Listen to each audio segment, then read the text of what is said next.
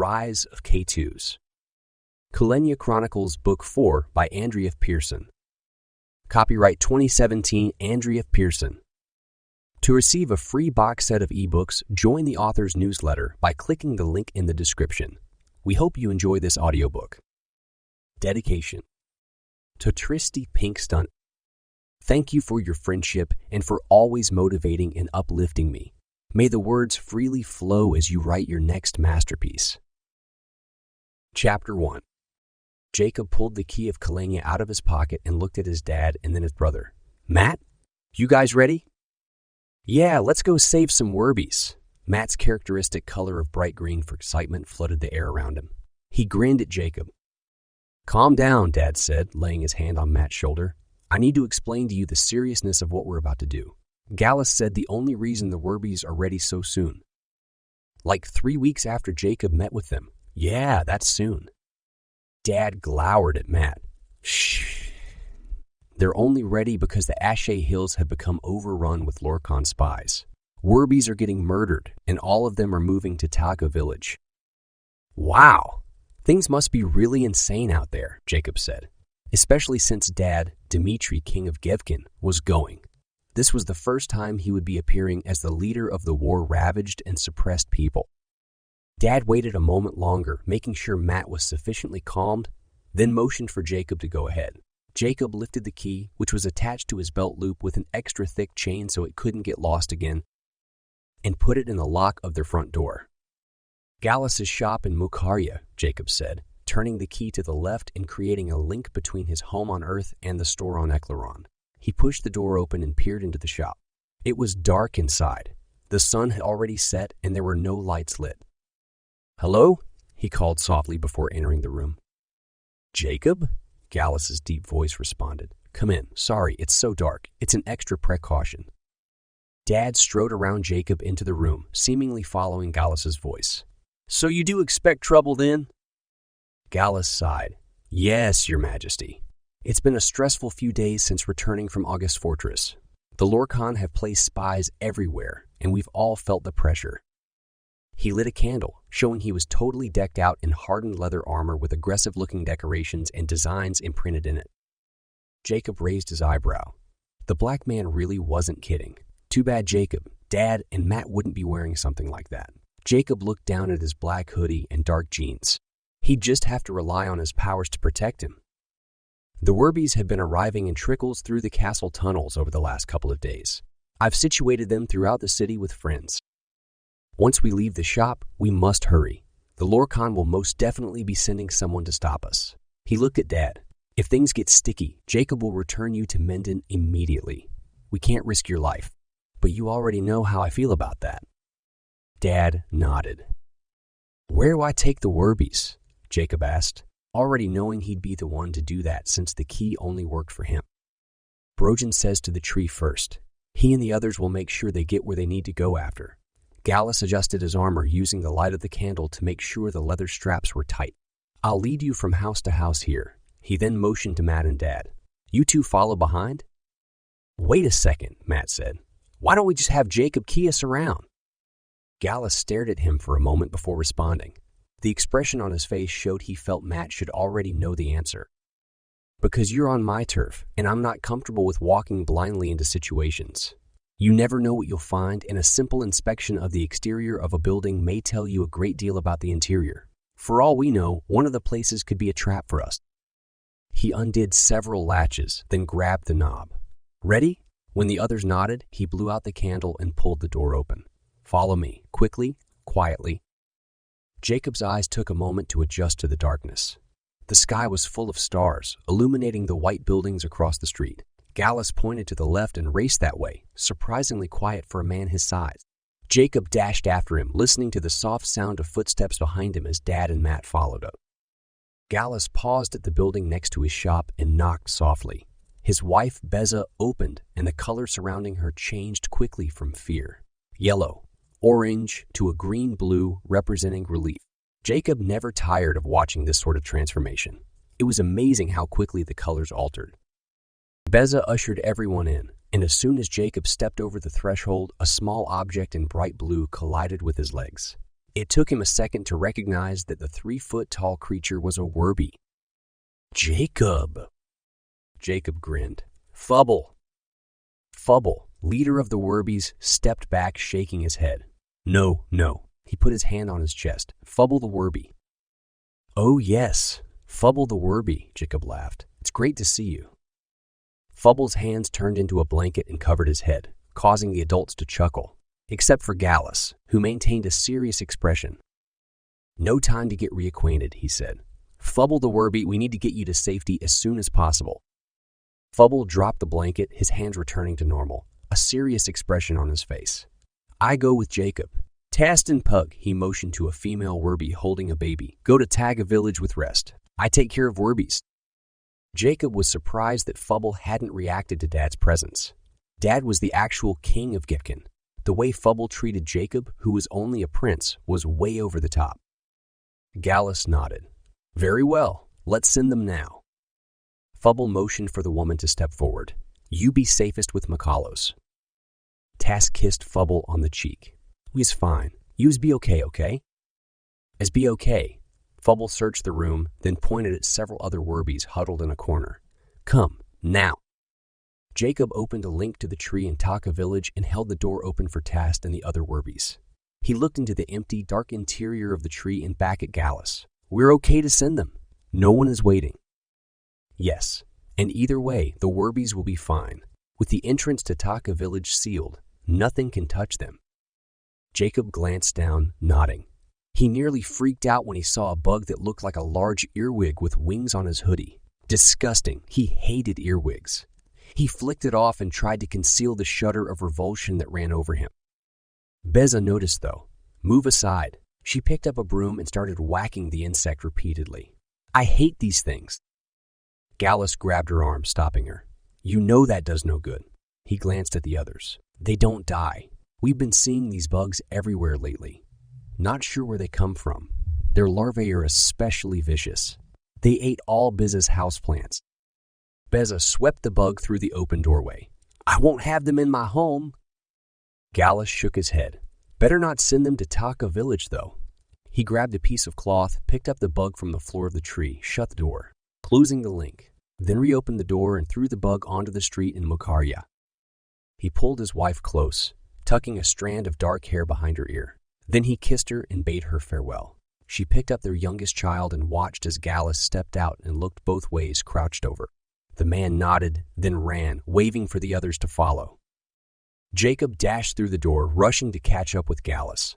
At the next building, Gallus knocked and was allowed to enter by a black man with a really long gray beard. Fubble took over once inside, surprising Jacob. He instructed one of the werbies to stay in Mokaria to help, then told the rest to leave through the link Jacob created to Taga village. The next several stops were similar to the first.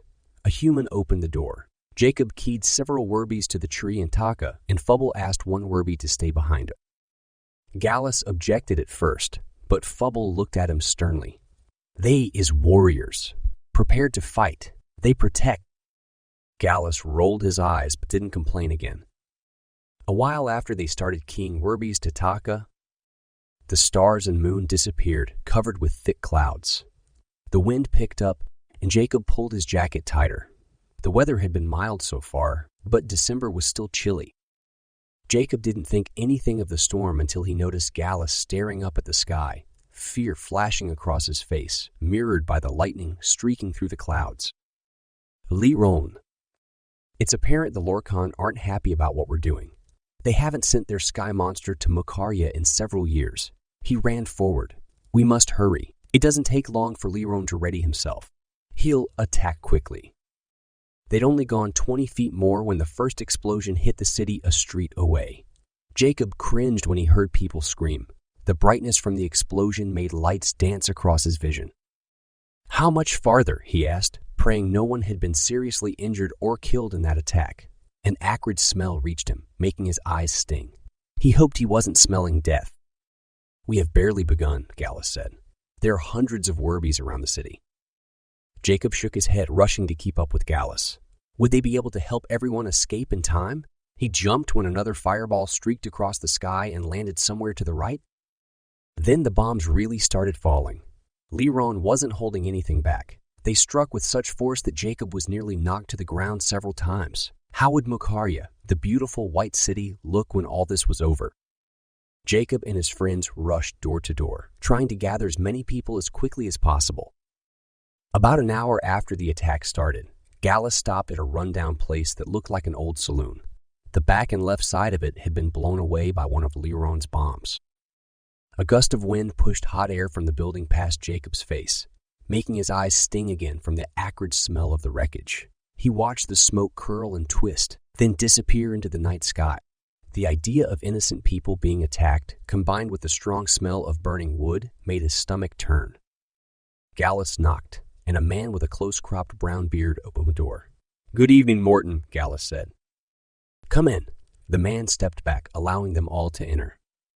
Somewhere, a baby was bawling. Morton shut the door and then peeked out a window, barely moving the curtain. Jacob was about to ask if the baby was okay, but stopped when he noticed the colors swirling around the man, a mix of red, orange, and purple, anger, nervousness, and distraction. That didn't sit right with Jacob. Everyone else had exhibited fear, panic, and in some cases, excitement. Not only that, but Morton's actions were jerky, abrupt. Jacob didn't know why, but a feeling of distrust flowed through him. This man wasn't being honest, but what did he have to lie about? Jacob's silent question was answered when Morton grabbed him, yanking him away from the others. Something sharp pricked Jacob's neck.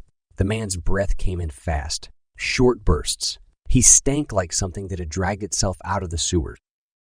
Gallus raised his hands and stepped carefully toward Jacob, but Morton growled at him to stop. Bright red in Jacob's peripheral vision caught his attention.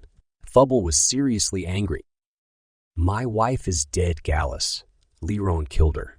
I've got a newborn and a 2-year-old. How am I supposed to take care of them without her?"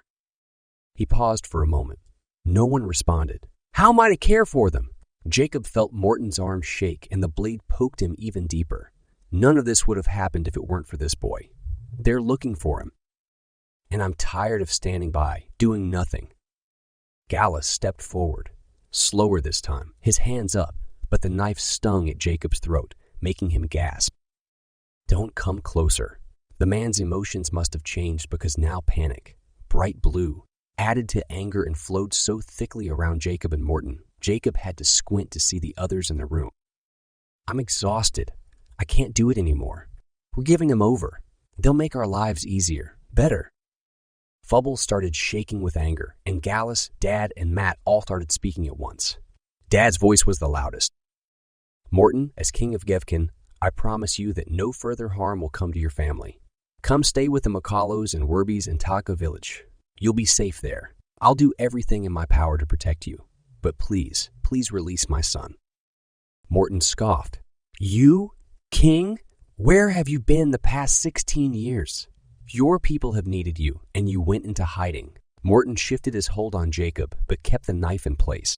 "No man of cowardice will leave me." Jacob watched to see his dad's response, but didn't get the opportunity. Fubble screamed and ran forward, holding a rope which he flung at Morton. It landed a foot away, and Morton laughed, kicking it. But the rope jerked into life. Being a Werby, Fubble had the ability to turn his hands into whatever he wanted. Morton stopped laughing, watching as the rope snaked across the ground and then grabbed him around the ankle and yanked his foot out from under him. Both he and Jacob dropped to the floor. Chapter 2. The knife fell away with a clatter, and Fubble pounced on Morton. A brief scuffle ensued, and Dad, Gallus, and Matt quickly joined in. Morton kicked and screamed, trying to bite whoever got close to him. Fubble tied Morton's arms behind his back with one hand acting as a rope, his other turning into a piece of cloth which he used to cover the man's mouth. Morton screamed out in rage and bit the gag. Fubble's hand. Fubble's eyes teared up, but he didn't let go. "You are not touching Jacob no more." Gallus pulled rope from his shoulder bag and tied Morton's arms and legs. Fubble pulled away, and Jacob watched with fascination as fingers and palms appeared where the Werby's ropes had been. Without the gag, Morton started screaming. "They'll be here to get him soon.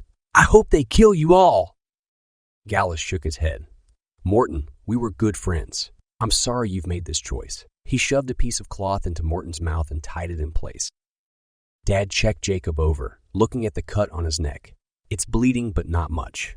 We need to continue. He got to his feet, helping Jacob up. Matt, Jacob, go search the rest of the house. Matt led the way, but stopped when he entered the next room where the baby was still crying. Jacob had to look away. The outer half of the room was demolished, and there were dead werbies everywhere. Sorrow and revulsion hit him. The poor, innocent creatures. He and Matt returned to the main room and reported their findings.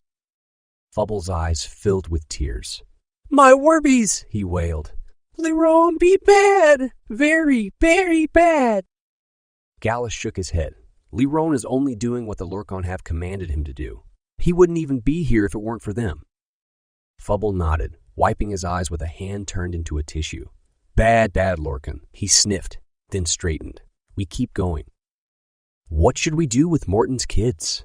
Jacob asked. Let's take them to Beza, Gallus said. She can care for them for now. I'll return and check on them later, and we'll decide then what to do with this pig. He poked Morton with his foot, and the man glared up at him. After moving the crying kids, Jacob and the others raced down another road. The next house was completely demolished. Jacob looked away from the destruction, not wanting to see any more death. He wished his group had time to stop and search for anyone still alive. But Lorkon's bombs continued to fall everywhere, and they couldn't risk losing more innocent lives. Cold raindrops fell from the sky, pinging against Jacob's skin like little whips. He pulled his hood over his head and continued running. At the next house, all the humans had been killed in an explosion, and only a group of werbies were alive. Women and children huddled in the corner. Fubble approached and put his arms around them, telling them it would be okay. Then Jacob keyed them to Taga. Several more buildings were in ruins, and the house Gallus led them to next was full of humans and werbies. They'd congregated together when Lorkon started attacking. Every one of the humans begged to be allowed to go to Taga with the werbies, and Dad approved. They continued running place to place, finding similar results. Jacob realized something. Lorkon hadn't attacked him and his group directly. Why not? They still had their hearing, and not once had a bomb landed really close. Maybe Lorkon had been instructed not to harm them, instead doing as much damage to the city as possible. At one point, Jacob saw Lorkon's makeshift face. The sky monster looked at Jacob's group, but deliberately threw a firebomb somewhere else. That confirmed Jacob's belief that the Lorkon didn't want them dead.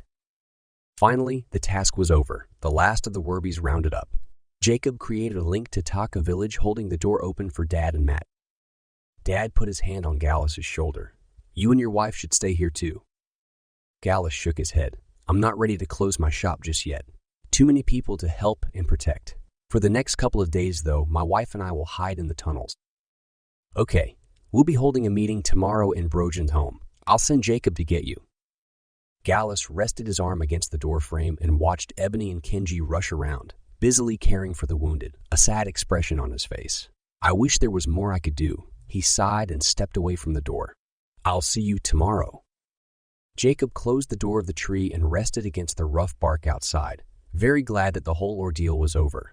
His heart still ached, though, for those who had died. Not long after, Brojan came down the stairs of the tree. The attacks on Mukarya have ended. He closed his eyes. Many were killed tonight. No one responded. Dad turned to Jacob, his eyebrows knitted, the colors of deep sorrow flowing through the air around him. Let's go home. The next day, Jacob made the usual rounds to get everyone to Taka village for the meeting. Dad started immediately, bringing up the werbies and asking about Brojan's plans for their care. We don't need to worry about them, Kenji said before Brojan could respond. They brought food and have already started building homes. He half smiled. They're amusing creatures. It seems they'll use anything to construct their houses, even garbage. Jacob chuckled. Kenji was right. The werby houses he'd seen a few weeks before had been made with plastic, banana peels, tile, pretty much whatever they could get their hands on. Very well, Dad said. Next, I've heard from Azariah. He'll be returning any minute to start training Jacob. Jacob groaned. Azariah wasn't going to be an easy teacher. He knew that much already. The Shingol was so temperamental and moody. And Dad continued, Jacob, as decided, you'll be studying with a tutor from your school soon instead of returning to classes. Jacob had nearly forgotten about that. He bit his lip, worrying over who the tutor would be and whether he would get along with that person or not. He really hoped it wouldn't be Shirley's mom. I still have to set up the time, Mom said. Just then, a Minya Jacob didn't recognize flitted into the room. Azariah is at August Fortress, waiting for Jacob to deliver him to Taka village. Dad chuckled. Speak of the devil. Wow, that was fast. Jacob's hands immediately started sweating. He hoped for a few more days before having to face the Shingle. How would Jacob react? Before, when he had thought about all this, he'd wanted to punch Azariah for not warning him that the Lorkon were about to kidnap him. But now, he'd rather just not be around the guy at all. Jacob pushed away from the table and walked to the door, hoping no one else would sense his hesitancy. He created a link to August Fortress, slowly pushing the door open, not ready for any repeats of his last visit there. He'd gone through more than his fair share, and he wasn't ready for any repeats. The key took him to his old cell, revealing Azariah standing in the middle of the room, staring at the slime on everything. Strong emotions, fear, stress, anxiety, and determination flooded over Jacob the moment he saw the room where the Lorkon had kept him. It took all his willpower not to slam the door. He didn't move an inch, refusing to enter. Azariah got to his feet and strode through the link, ignoring Jacob's distress. As soon as Jacob shut the door, closing the connection between Taga and the fortress, the emotions washed away. His breath rushed out of his lungs. He hadn't been prepared to react that strongly. Jacob returned to his seat at Brojan's table, shaking from the adrenaline that had flooded through his system. Azariah didn't sit down. Not surprising. He paced the floor. No one said anything, and Jacob figured they were all waiting to see what the Shingle would say or do. Azariah turned around. This is how things will happen with Jacob's training, he said. He'll finish mastering time seeing. Then we'll learn time traveling and all the rules that accompany it, he looked at Jacob. After you figure out traveling, you will go back and study how Keitus became a Lorkon. Even though this didn't surprise him, Jacob's heart still did a flop. He nodded, but then hesitated. What about Azariah? You can time travel, can't you? Why aren't you doing it? I have other things to deal with, and outside of training you, won't be focusing on this aspect of our Lorkon problem. Jacob's skin tingled when Azariah said our problem. What a relief. Azariah viewed the Lorkon as a common issue. That would make things easier in the long run. But still, aren't the Lorkon the biggest problem we've got? Wouldn't it be better if you helped me? Azariah stopped, hands behind his back, and stared at Jacob. We can't be effective in fighting them with all the damage they've done to the land. The wall by Myvril City must be torn down. Only a Shingle will be able to do that, and only a Shingle can figure out how it must be done. He resumed pacing. The Lorkon planned to awaken Lassia, the fire pulsar. I will focus on keeping her in place, and the Mogs must be brought to submission, or at least pacified. We can't have them wandering the land and joining Keitus' army at will.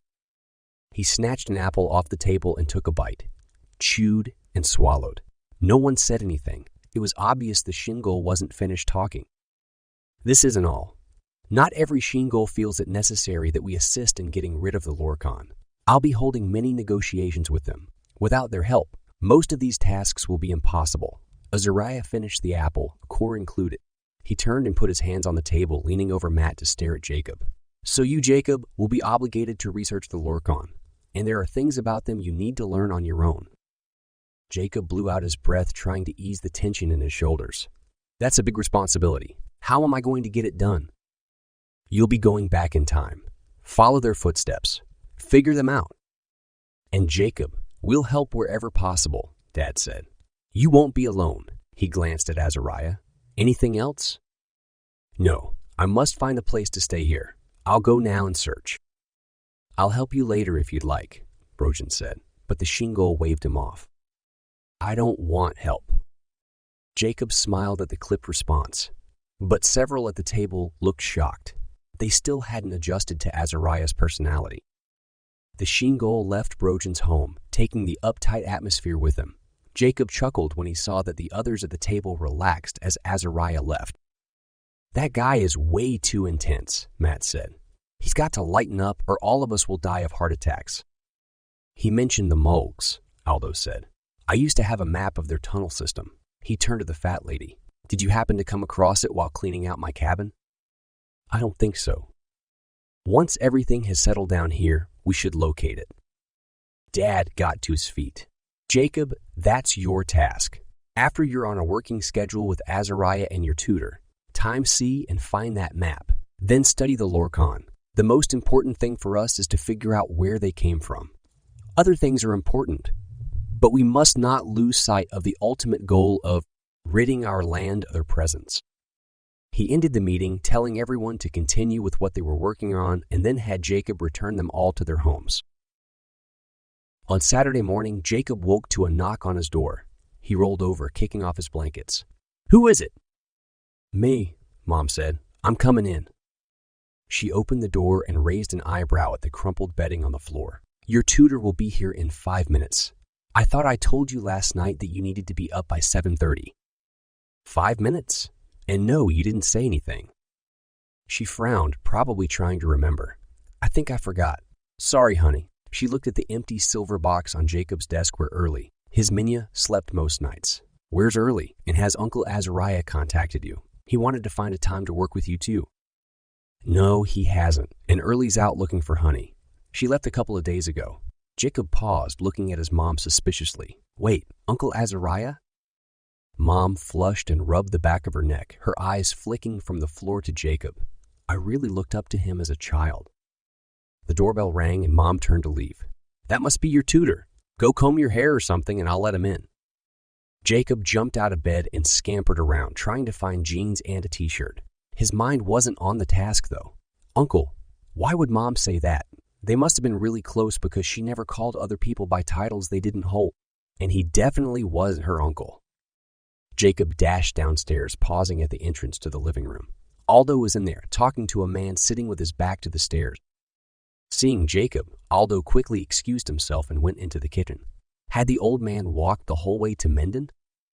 Mom pushed Jacob the rest of the way into the room, but he jerked to a stop when the man on the couch got up and turned around. Jacob's mouth popped open. "Mr. Coolidge?" Chapter 3. Jacob's former math teacher smiled, the colors around him showing satisfaction, possibly because of Jacob's surprised reaction. "Yes." Shocked, disappointed. "Sorry," he turned to Mom. "Where do you want us?" "You'll be using my study."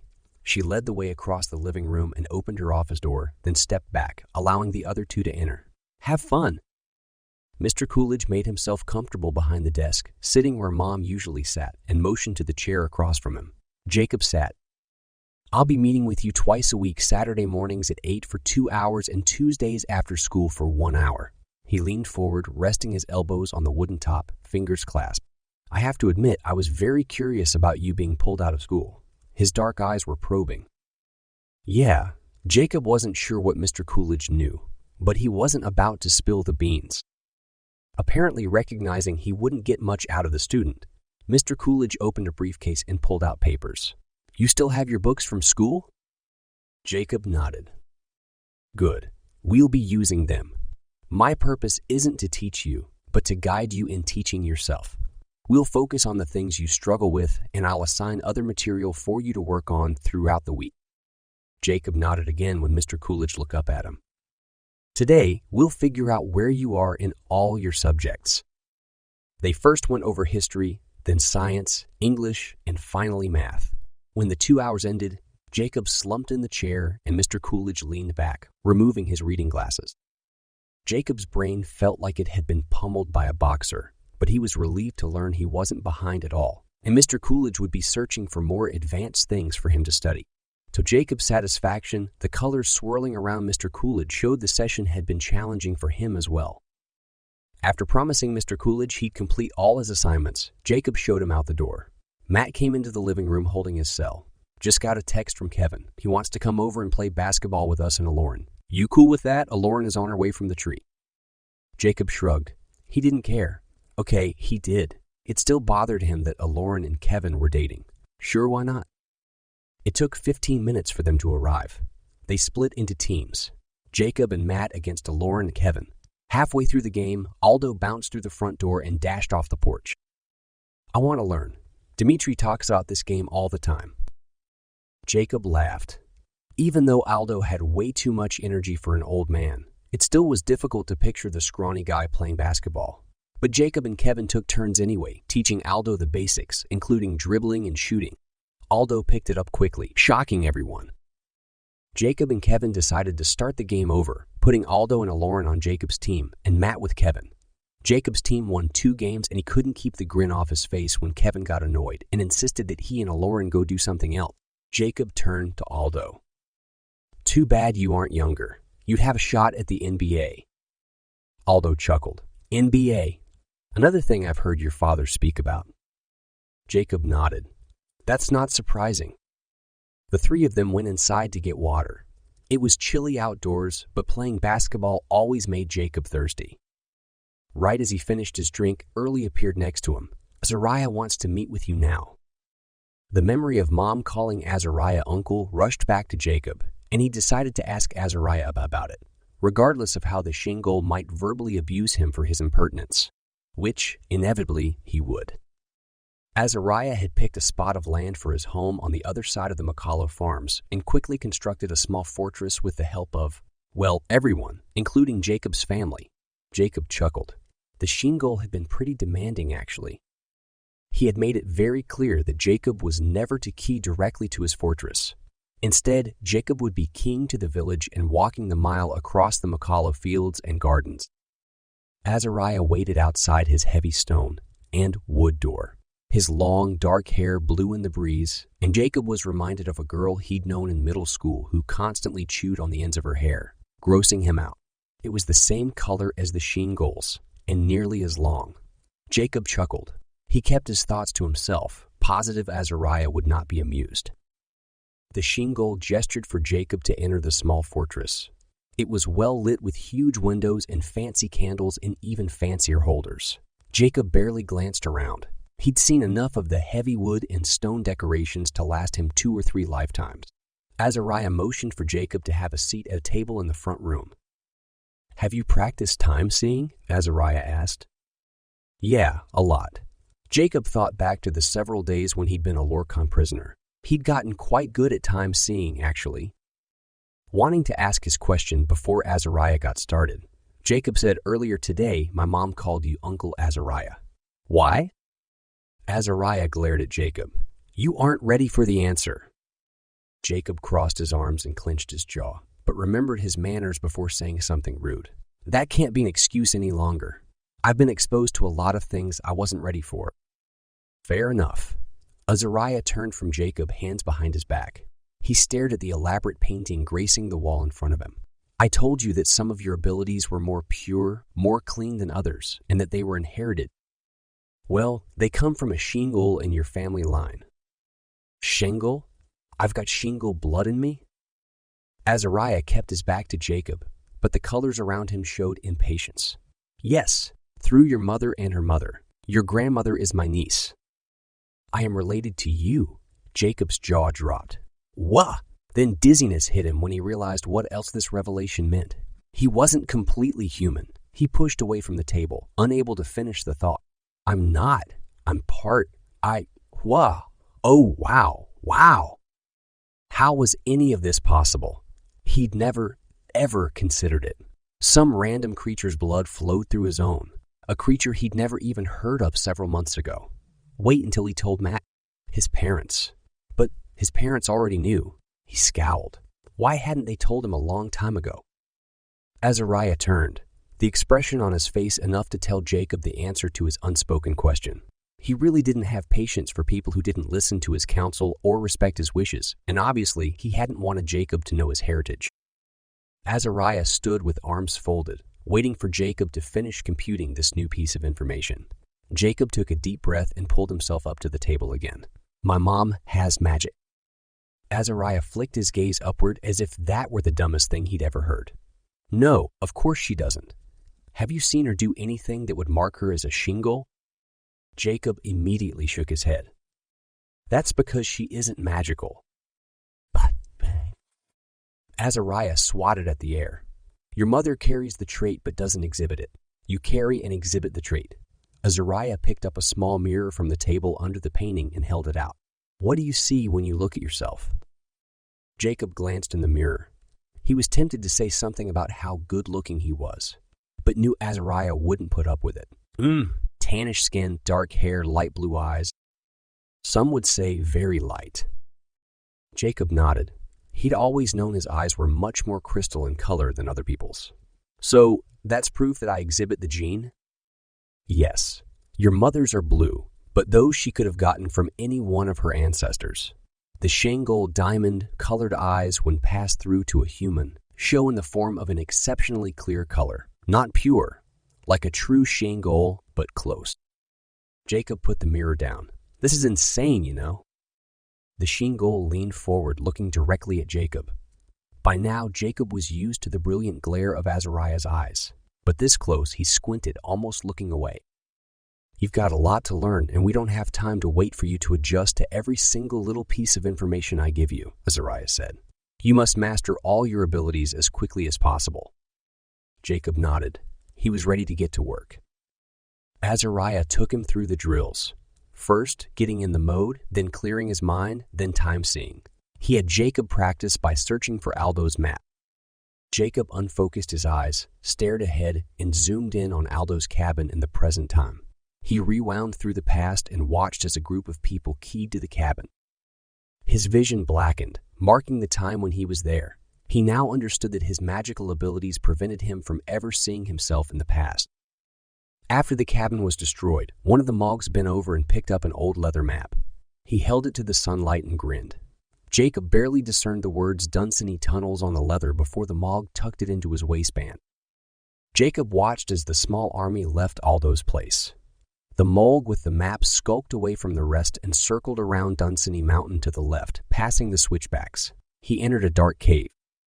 Jacob had no problem marking the progress of the Mog, but being able to see the beast even in the complete blackness still surprised him. The Mog entered large caverns with light trickling in from above and flowing with streams of water. The creature crossed one especially huge area, then entered more tunnels and stopped in a small lair off the main passage. Those huge caves had been very familiar, and it took a moment for Jacob to realize why. He was nearly pulled from his visions with the shock of it. The caverns they'd just gone through had been created by the mud bubbles, one of the original traps of the Lorkon meant to keep Dimitri from finding his princess. And Jacob had fallen into those bubbles. He felt horror, like ants, crawl across him as he realized that Rogs weren't the only things living in those tunnels. Pushing aside his feelings, Jacob focused on the Mog again and watched as it nailed the map to the wall and grunted, staring at it with satisfaction. Then the creature started doing other random things in its lair, including finishing the meat off a bone and rummaging through a pile of junk, some of which looked like books. Jacob wanted to see what the books were, then decided he could do that later. He needed to watch the map. He fast-forwarded to the present time, keeping his eyes on it. It stayed in place. They'd be able to get it by following the Mog's steps. He returned to Azariah's fortress and looked up at the shingle sheepishly, hoping he hadn't broken any rules by staying away too long. I'm impressed. You handled that very well. You are ready to start time traveling. Warmth spread across Jacob's chest and face. He couldn't remember Azariah ever complimenting him before. He scolded himself, though, realizing how silly it was to feel so delighted by the praise of a shingle. But this wasn't just any shingle. This was Jacob's uncle, and Jacob had never known any of his extended family. He allowed himself some satisfaction from the compliment. Azariah abruptly called the practice session to an end. Jacob looked at his watch. It had only been half an hour. Weren't they going to start training right away? I've got things for you to study and learn. Azariah motioned for Jacob to follow him, and they walked through the tapestry-lined halls of the fortress to a well-lit room in the back. A desk was in the center, with piles and piles of books and papers on top. Have a seat, Azariah said, pointing to the chair behind the desk. This is where you'll be spending most of your time. Jacob pulled the chair out and settled himself into it. Doing what? Memorizing everything in front of you. Jacob raised his eyebrows. You're kidding. Azariah ignored Jacob's comment and pulled out a book, starting with this one. Jacob opened it and inspected the weird, loopy-looking writing. It was in a language he didn't know. Azariah grabbed a sheet of parchment, glanced at it, and nodded. Here's the key to translating. I've got some extra paper and pencils, but next time you come, bring your own. What am I going to be doing? Translate that book into English, to begin with. You'll be learning, or at least becoming acquainted with, every ancient language of Eklaron, starting with the Shingol language. After that, I'll have you study the customs and traditions of all the Eklaron people, their magic systems, politics, religions, everything." Jacob nodded slowly, feeling overwhelmed. He didn't have to ask why any of that was important. He'd need to understand as much about Eklaron as possible, especially since he was a prince of this world. Jacob made little progress. The Shingol language was flowery, and most of the different letters looked exactly like other letters. They all blended together on the pages of the books. Several hours later, well after dinner time, Azariah finally let Jacob go and asked him to return on Monday. Jacob let out a pent-up breath of exhaustion as he walked away from the fortress. Couldn't wait to hit the sack that night. Chapter 4. Monday, on the way to Azariah's, Kenji stopped Jacob. "Has your dad, or anyone else, mentioned seeing bugs all over on Earth?" Jacob chuckled. "There are billions of bugs there." Kenji smiled, rolling his eyes. "Yes, I know. Okay, come, I'll show you." He took Jacob across the meadow to the trees nearest the path to Minden and had him wait. Nearly a minute later, something buzzed from one tree to the next, and Kenji pointed it out. "They're everywhere. We've never seen one before. Have you?" Jacob stepped closer, recognizing the bug right away. "Yeah, I saw one once." He'd forgotten all about the earwig with wings, but he frowned, staring at the thing. It had been after nightfall last time he'd seen one of these insects, but now its blood-red color was very visible. He cringed, thinking what it would be like to squish. "Messy. I found one on my clothes while we were getting the Werbies. We have no idea what they do, and I'm not sure if we should be concerned or not, but there are so many of them suddenly. I'll talk to my dad about it and see what he thinks." Jacob and Kenji parted ways, but Jacob couldn't help worry that he and the others had brought the bug to the village. What if something bad happened as a result? Azariah was waiting when Jacob arrived. His robes for that day were a brilliant blue with yellow print along the edges, and they swept out behind him as he walked. He was all business as usual and took Jacob to a large library with a stone fireplace, wanting to get started right away with practicing time travel. It's similar to time seeing in that you'll have to unfocus your eyes while picturing where you want to go. The Shingol tilted his head. "How long ago did you leave your home?" "It's been 15 or 20 minutes. "Good. Practice traveling to your bedroom, going back in the past by 10 minutes. You weren't there at that point, and that is very important. Also, as with time seeing, the farther in the past you go, the harder it will be." Azariah stepped away from Jacob, giving him space. "Try it." Jacob unfocused his eyes, picturing his bedroom 10 minutes ago. Learning how to put a specific time frame on seeing was easier than he'd originally thought it would be. All he had to do was think 10 minutes ago, and he could time see there. He hoped it would be the same traveling. His vision shifted, the library replaced with his bedroom, and he reached over to pick up Early's container from his desk. But nothing happened. He returned to the present with Azariah. "I'm just time seeing, not traveling. There's got to be something different for me to do as part of the process." Azariah nodded. "You must envision your body being transported there. But be careful. If you don't maintain your concentration, you'll get stuck somewhere in between, and that will be painful." "How painful?"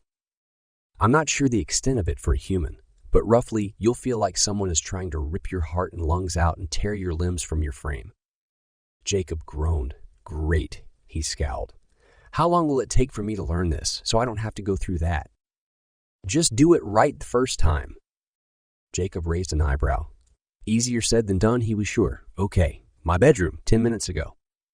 He first unfocused his eyes, concentrating on his destination, then thought of his body as a whole, imagining it crossing time and distance. With a pop, he stood in his bedroom. This time, when he reached for Early's container, he actually picked it up. "Awesome," he said, laughing. "Jacob, is that you?" Mom asked.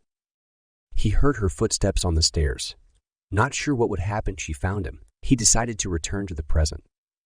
As with time seeing, he released his hold on the past. But something seemed off. What was wrong? His body felt weird, and he didn't return right away. Then, nausea struck him so hard he doubled over. His heart beat out of control, about to explode, and he couldn't breathe. His lungs were on fire. His arms, legs, hands, and feet started shaking, and black and white flashed in front of him. Was he about to die? Donnie Lo Leonti. A pressure was applied to Jacob's head, and with a ripping sensation making it feel like he'd left half his body behind, Jacob fell to the floor in front of Azariah. He lay there gasping, praying the pain would leave. He refused to move, too scared to do anything. Then he closed his eyes and took stock of his body. Everything was intact. He waited for the dizziness and nausea to pass. They did. Then the pain dissipated somewhat. "You did it wrong." Jacob didn't respond. He wasn't in the mood for a lecture. A shuffle of robes sounded nearby, and Jacob peeked. Azariah had crouched down. "This is interesting." Azariah grabbed Jacob's elbow. "Your human body doesn't react to time travel the same as a Sheen-Gull's." Jacob jerked to a sitting position, ignoring the resulting throbbing and stabbing pains in his body, and looked at his arms. He gasped at the bruises that covered them. An examination of his leg showed similar results. "What happened?" "I don't know, you tell me." "I traveled to my room. That part was easy, but when I tried to come back, things went completely out of control. You were flickering in and out of view, and I grabbed your head, pulling you the rest of the way." Jacob slumped, resting his chin on his knee. "I don't think I want you to do that ever again. It's better than having you stuck in the middle until you die," which, given the looks of your body, wasn't far from happening. "If you're careful next time, I won't have to do it again." "What did I do wrong?" "You didn't have problems until you tried returning." Jacob looked around for water, right? Probably knowing what Jacob wanted, Azariah got up and grabbed a glass and pitcher from a tall shelf. He poured liquid into the cup and held it out to Jacob. "And what did you do to return?" Jacob took a long drink of the refreshing water. "I release my hold on the past the way I do when time seeing. Usually, it just pops me back to the present." Azariah replaced the jug and started pacing. "That's where you made the mistake. Returning to the present must be done exactly the way you would go to the past. Picture where and when you want to go, then focus on moving your entire body. Simply releasing your hold will not work. Time traveling is more complicated than seeing." "Yeah, I figured that out." Jacob lay back down on the floor, trying not to damage his body further. "Now what?" he asked without enthusiasm. He was sure Azariah would make him practice over and over again. "Making another mistake like that will kill you. So I'm not sure. Ultimately, it's up to you. Would you rather wait a few days for your body to heal, or do you want to go again right now?" Jacob had never been one to take risks, and today was no different. "Wait, definitely." "Very well. We'll practice again on Friday. Go home." Jacob looked down at his body, exhaustion sweeping over him. "Can I key directly to my room from here? Just this once?" "Yes. Get in bed as soon as you can. Sleep will help the recovery process." Azariah extended his hand and pulled Jacob to his feet. Jacob felt like little ribbons all over his body were tearing, and he cried out, then felt stupid for letting his pain show. But Azariah acted like he hadn't noticed. Jacob was surprised at how, well, not mean Azariah was being. Jacob keyed home. He momentarily considered heading to Tosca Village to get some Kaede sap, but decided against it. He wanted as few people as possible to see him like this. He immediately looked at himself in the bathroom mirror. His face only had 2 small bruises creeping down from under his hair. He was sure his scalp didn't look good since Azariah had grabbed him there. But his arms, legs, and especially his chest were so bruised, the color of his skin was barely distinguishable. Jacob returned to his room, tiptoeing across the hall and closing his door quietly. He shut the drapes and got in bed, but sleep didn't come right away. He worried about how much rest he'd need to heal.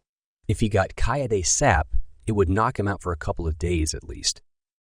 Unless the bruises weren't really serious, just traumatic looking. But without it, he'd never been injured badly without Kaede sap around. After a while, he let his mind wander to high school, wondering what everyone there was doing, how Coach Birmingham had taken him dropping out, and how team practices were going. They all probably thought he was throwing a temper tantrum. Even though there was nothing he could do about it, it still frustrated him. What really bothered him was the fact that he hadn't heard from Tanny, his best friend, in almost 2 weeks. Why hadn't she called or come by or something? It was very unusual for her to ignore him. Maybe she was dating someone or just really busy with homework. He rolled over, facing the wall. "Wow, Jacob, what happened?" He glanced back. Early stood on the edge of his desk, the color for concern. yellow, flowing through the air around her. I was practicing time travel with Azariah and made a mistake, and it, well, bruised me all over. She flitted across the room and landed on his bent knee. Are you going to be all right? I could get your mother if you wish. No, I'm fine. I'll talk to her about it later. Azariah said it's not life-threatening. She patted his knee. Okay, goodbye. Early zipped out the window and Jacob lay back down. This time, sleep came fairly quickly. Mom knocked on his door sometime after nightfall. Jacob? She opened the door and came in. Azariah contacted us. He said to let you sleep for a while, that you were in bad shape, but that you'd be okay. She handed him a cup of steaming liquid. Drink this. It's hot chocolate with Keitus sap. It'll help you get better sooner. He took the cup and sipped from it slowly. The chocolate didn't completely cover the bitter sap taste, but it helped. Mom sat on his bed. I'm afraid to turn on the lights. From what Azariah said, you look awful. Yeah, and I don't feel very good either. She put her arm around him, lightly touching his shoulders. I feel so helpless. I'm sorry all this is going on. If it were up to me, you wouldn't be doing anything but school and basketball. She sighed and rubbed her face. Sending children out to conquer the worst demons in the universe. How smart is that? Where's the common sense? I wish there was another way. It's okay, Mom. He decided not to mention the fact that he'd be a legal adult in less than 2 years. Neither said anything for a moment. She straightened, taking the empty cup from him. Get some sleep, okay, honey? He settled back into the bed. I will. A smile crossed his face as the Keitus sap started working and the warmth from the hot chocolate spread through his body. Chapter 5. The next morning, Jacob was stiff and sore everywhere, but in less pain than the day before. The bruises actually looked worse. He sighed, staring at himself in the mirror. Why was he still bruised after the Keitus sap? Had he not gotten enough to be healed? He made sure to dress in pants and a long-sleeve shirt, attempting to cover everything up. But his face, he couldn't do anything about that. Those bruises had spread down across one eye and over his left ear, making it look like he'd been in a boxing match. He debated staying in his room, but shrugged off his pride and went downstairs. No one reacted the way he thought they would. Apparently, Mom or Dad or someone had told them not to act shocked. Instead of acknowledging him, though, they completely ignored him. Only Amberly said hi.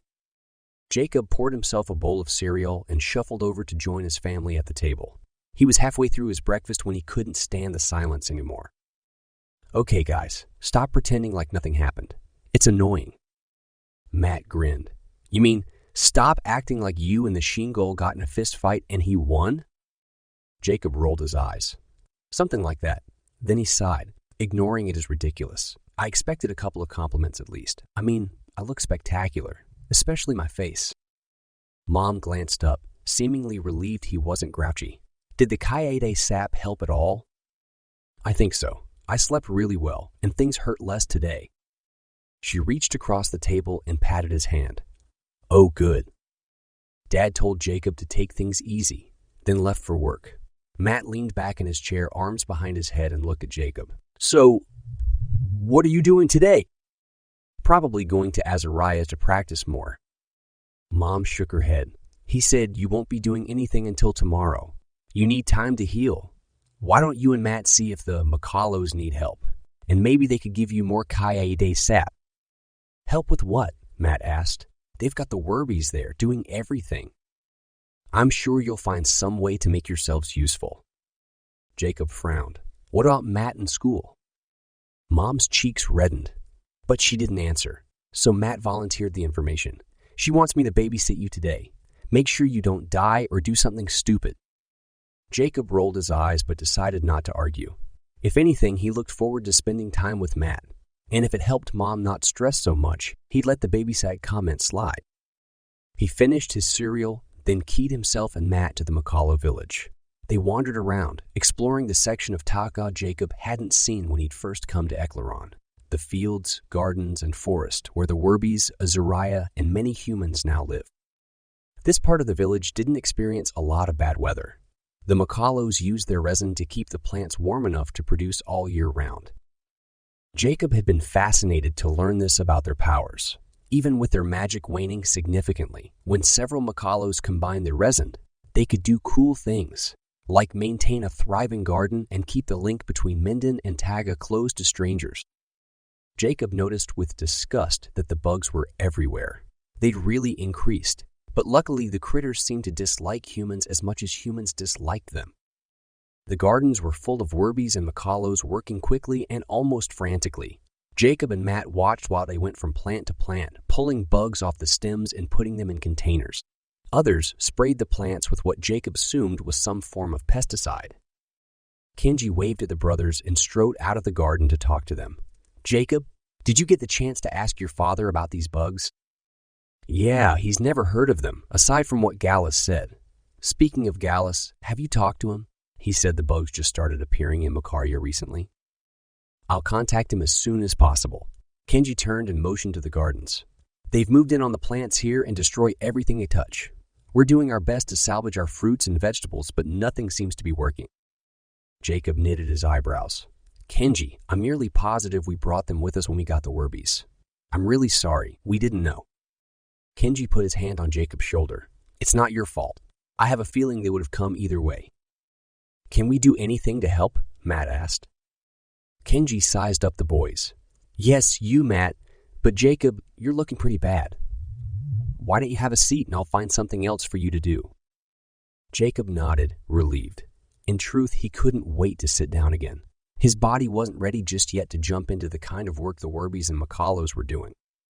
Kenji pointed him to some lawn chairs, then scurried off in the direction of the village. Jacob sat down. Cold. The warmth from the garden didn't extend to the furniture, apparently. The macallos and werbies became more frantic as time passed, and Jacob wondered if what they were doing was pointless. He wished he could help. 30 minutes after Kenji left, he returned carrying a large stack of books and a blanket. "Figured you would be cold." He handed the blanket to Jacob, then the books. "Go through these and see if you can find anything that mentions the bugs." "Where did you get them?" "From the tree. We've got quite a collection there." Jacob nodded. He'd forgotten that the macallos used the tree not only as a storage place, but a library too. He started with the top book and worked his way down, learning all sorts of things. About Anyev, who was an earlier macallo patriarch, the macallo plans for Taka village, how to help a cayenne tree flourish, and how to gather the sap, which was similar to gathering sap for maple syrup. It didn't surprise Jacob that the process was similar. Even though cayenne sap didn't taste a thing like maple, it sure smelled like it. Nowhere in the books did he find mention of the strange bugs, however. A couple of hours after he'd started, he set everything aside, needing a break. The werbies and macallos had moved to a different garden and new ones had replaced them. Matt was far away, easily visible in his jeans and bright red hoodie. Sometime later, Kenji called it quits and everyone dispersed from the fields. Matt, Kenji, and Sweet Pea joined Jacob, slumping on the other lawn chairs. "I don't know what we're going to do," Kenji said. Sweet Pea wiped his hands off on his pants. "Starve is what. I'm really looking forward to it. I've heard it's a great..." "This is why they invented Walmart," Matt said. "I'm sure my dad could help you get enough food." "For this many people," Kenji motioned to the workers as they trickled out of the fields and into their small huts. "Not for very long. We need a permanent solution. We must find out how to get rid of these bugs." He sighed, then pushed himself up. "Time to go see how Ebony is doing." Jacob and Matt followed Kenji back to the village. Then Jacob keyed them home. He really hoped the bugs wouldn't destroy every living thing in Taka. Chapter 6. Bright and early the next day, Jacob went to Azariah's fortress. He was very hesitant to practice again. But once more, Azariah wasn't pushy, grouchy, or temperamental. Jacob wondered how long that would last. "Travel to your room again, but this time make sure you return the exact same way you go." Jacob nodded. He took a deep breath, wiped his sweaty hands on his jacket, and tried to control the doubt he felt. This wasn't impossible. He could do it, easy as anything. He followed the necessary steps and appeared in his bedroom. He picked up his basketball, showing himself he actually traveled. After being there for only a minute, he felt a familiar tightening pain in his chest. He needed to go back. His heartbeat sped up, the sweat on his hands increasing. He put the ball down and ran his fingers through his hair. "It's just like coming here," he said to himself over and over again. Except if he made a mistake, he'd be dead. Jacob unfocused his eyes, pictured Azariah's fortress, and willed each section of his entire body to return to the present. For a second, he got stuck in the middle again, but this time he knew what to do. He doubled his concentration and forced himself through. It worked.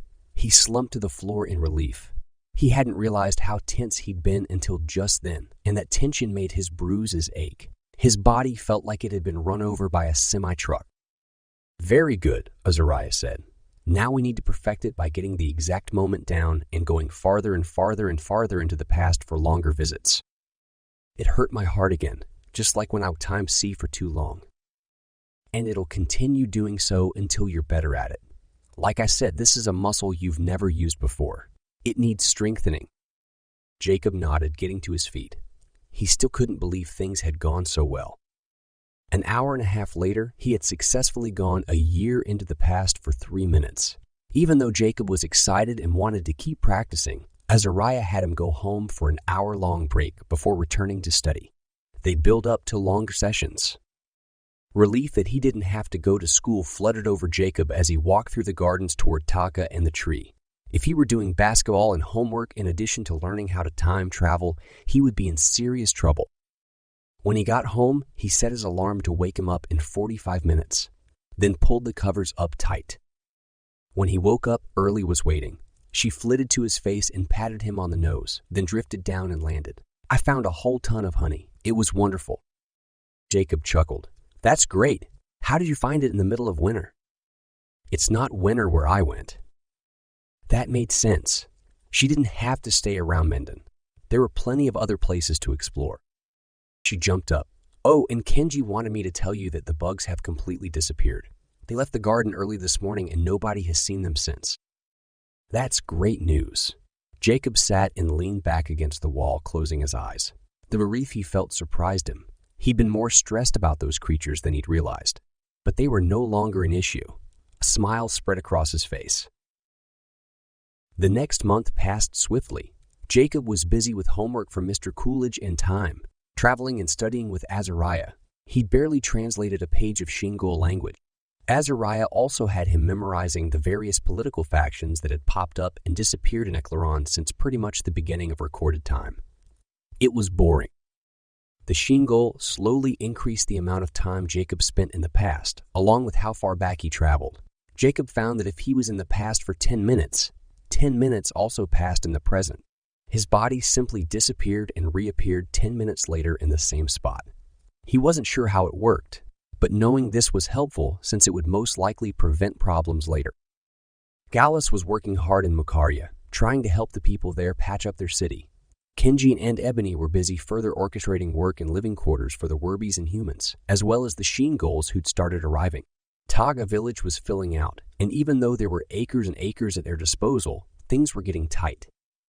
Meetings didn't happen often. Everyone was too distracted with work, study, and winter. When Jacob asked if they'd be getting the Mulg Tunnel map soon, Dad told him they were waiting for warmer weather. This worried Jacob. The Lorkon weren't waiting. What if they attacked? A couple of weeks before Christmas, Shirley, the annoying girl from school, came for a visit. They sat on the couches in the living room. Jacob played with a pillow, trying not to seem too eager to have her there. Even though he really didn't enjoy her company, he found himself prolonging her stay, trying to get as much information from her as possible. She didn't give a lot, though, and when she left half an hour later, he was depressed and discouraged. Why hadn't Tanny come? Seriously, Shirley's crush on Jacob had lasted since the 3rd grade, but Tanny and Jacob had been best friends since preschool. It crossed his mind that maybe Tanny was waiting for him to do something. He dismissed that idea quickly. Tanny didn't wait for other people. She took charge and made sure things went her way. By now, she definitely found a new group of friends, but he still missed her. Because of the influence the Makalas had on nature in and around Taka village, spring came earlier there than it did in Minden. In February, the trees started blossoming, flowers bloomed, and the village became really beautiful. One day in mid-February, while Jacob was practicing time travel, Kenji dropped by Azariah's fortress in a complete state of panic. "Emergency meeting. Now," he said. "Jacob, go get Gallus, the fat lady, and your parents. Dad's at work. Get him anyway. This can't wait." Jacob blinked. Kenji was never snappy or impatient. Something was wrong. He jumped up and keyed himself from Azariah's fortress, gathering everyone to Kenji's home. As soon as they were all in place, Kenji started the meeting. The bugs, the larvae and the bugs, left the gardens for a reason, he said, his words stumbling over themselves. They found the Kaede trees.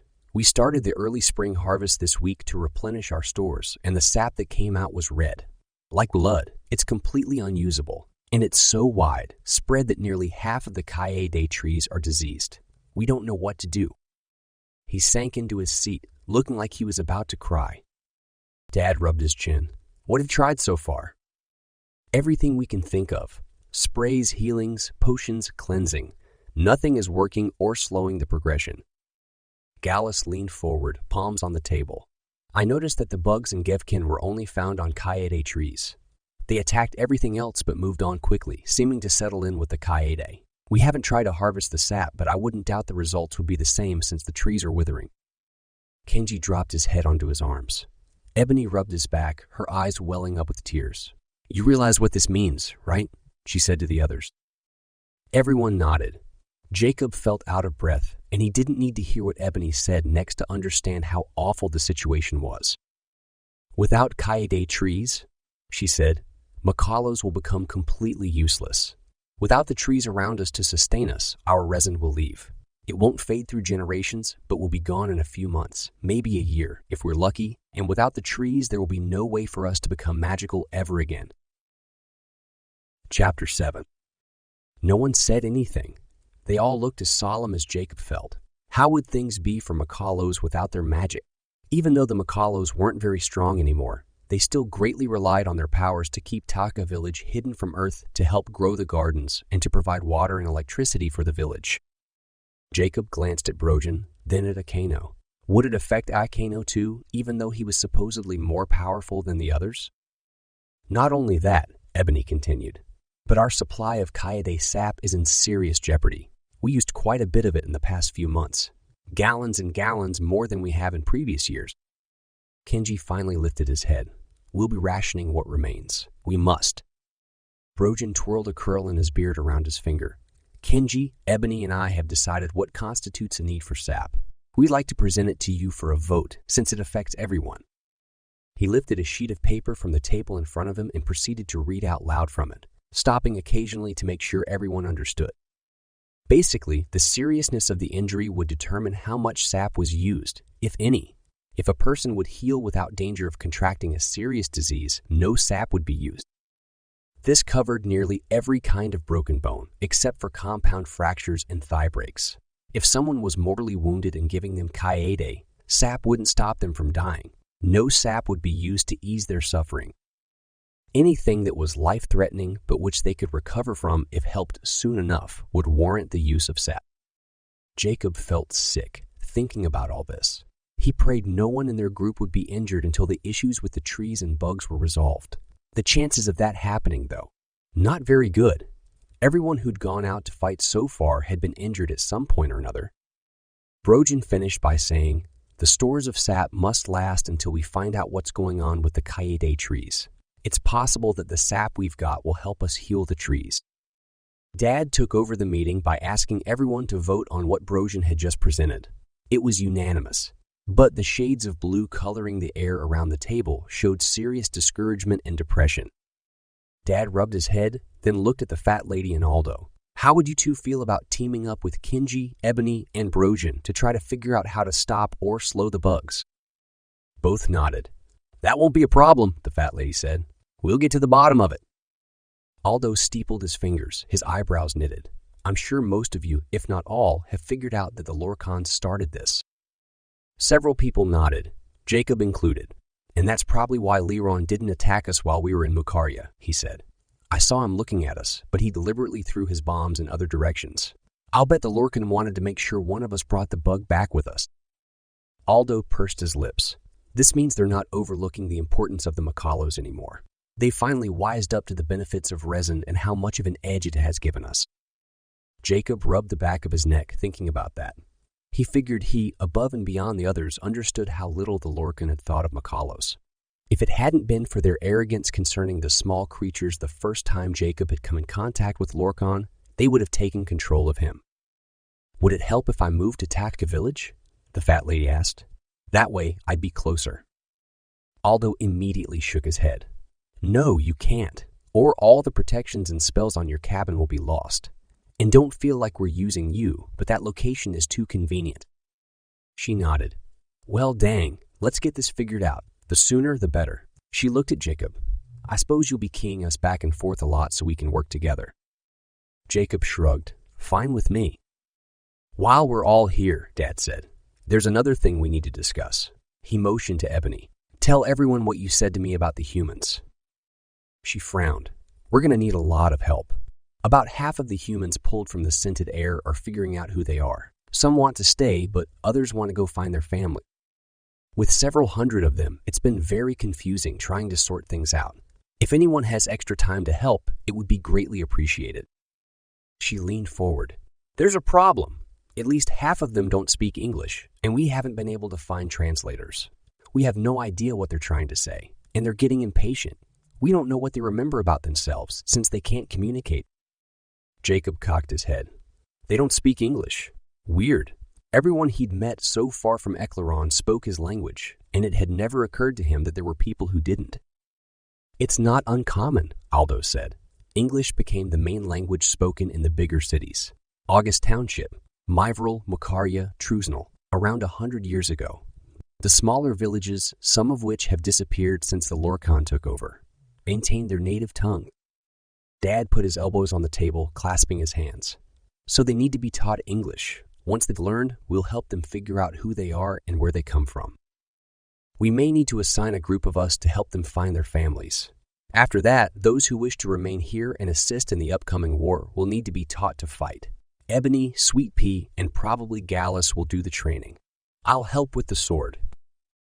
Everyone agreed, and Dad started to dismiss the group, but Eklaron stopped him.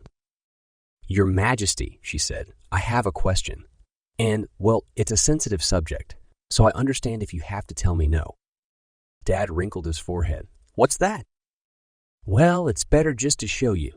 She jumped from her chair and opened the door, motioning to someone outside. Kevin walked in. Jacob's jaw dropped. He looked at Mom and Dad, wanting to see what their reaction would be. Neither seemed fazed, however, and none of the other adults seemed to care. Mom even smiled at Eklaron, who had a silly grin on her face. Why was no one else taking this seriously? Eklaron pulled Kevin forward. "We're wondering, well, we'd like to know if it would be all right for Kevin to come help out in the village. Ebony did say they need volunteers, and I was thinking they'd appreciate all the help they can get." Kevin nodded. "Yeah, and their stress makes Eklaron." He shot a glance at her. Also stressed and a little grouchy. He stepped away from her before she could smack him, and her hand hit the air instead. They laughed and hugged. Jacob rolled his eyes. He was glad he didn't have to be around them all day at school anymore. Things had been easier since he'd started getting tutored at home. Kevin continued, "Her happiness is important to me, and this place is really cool, and I want to help as much as possible." Mom and Dad's eyes met. "We need to talk this over," Dad said. "Would the two of you please wait outside?"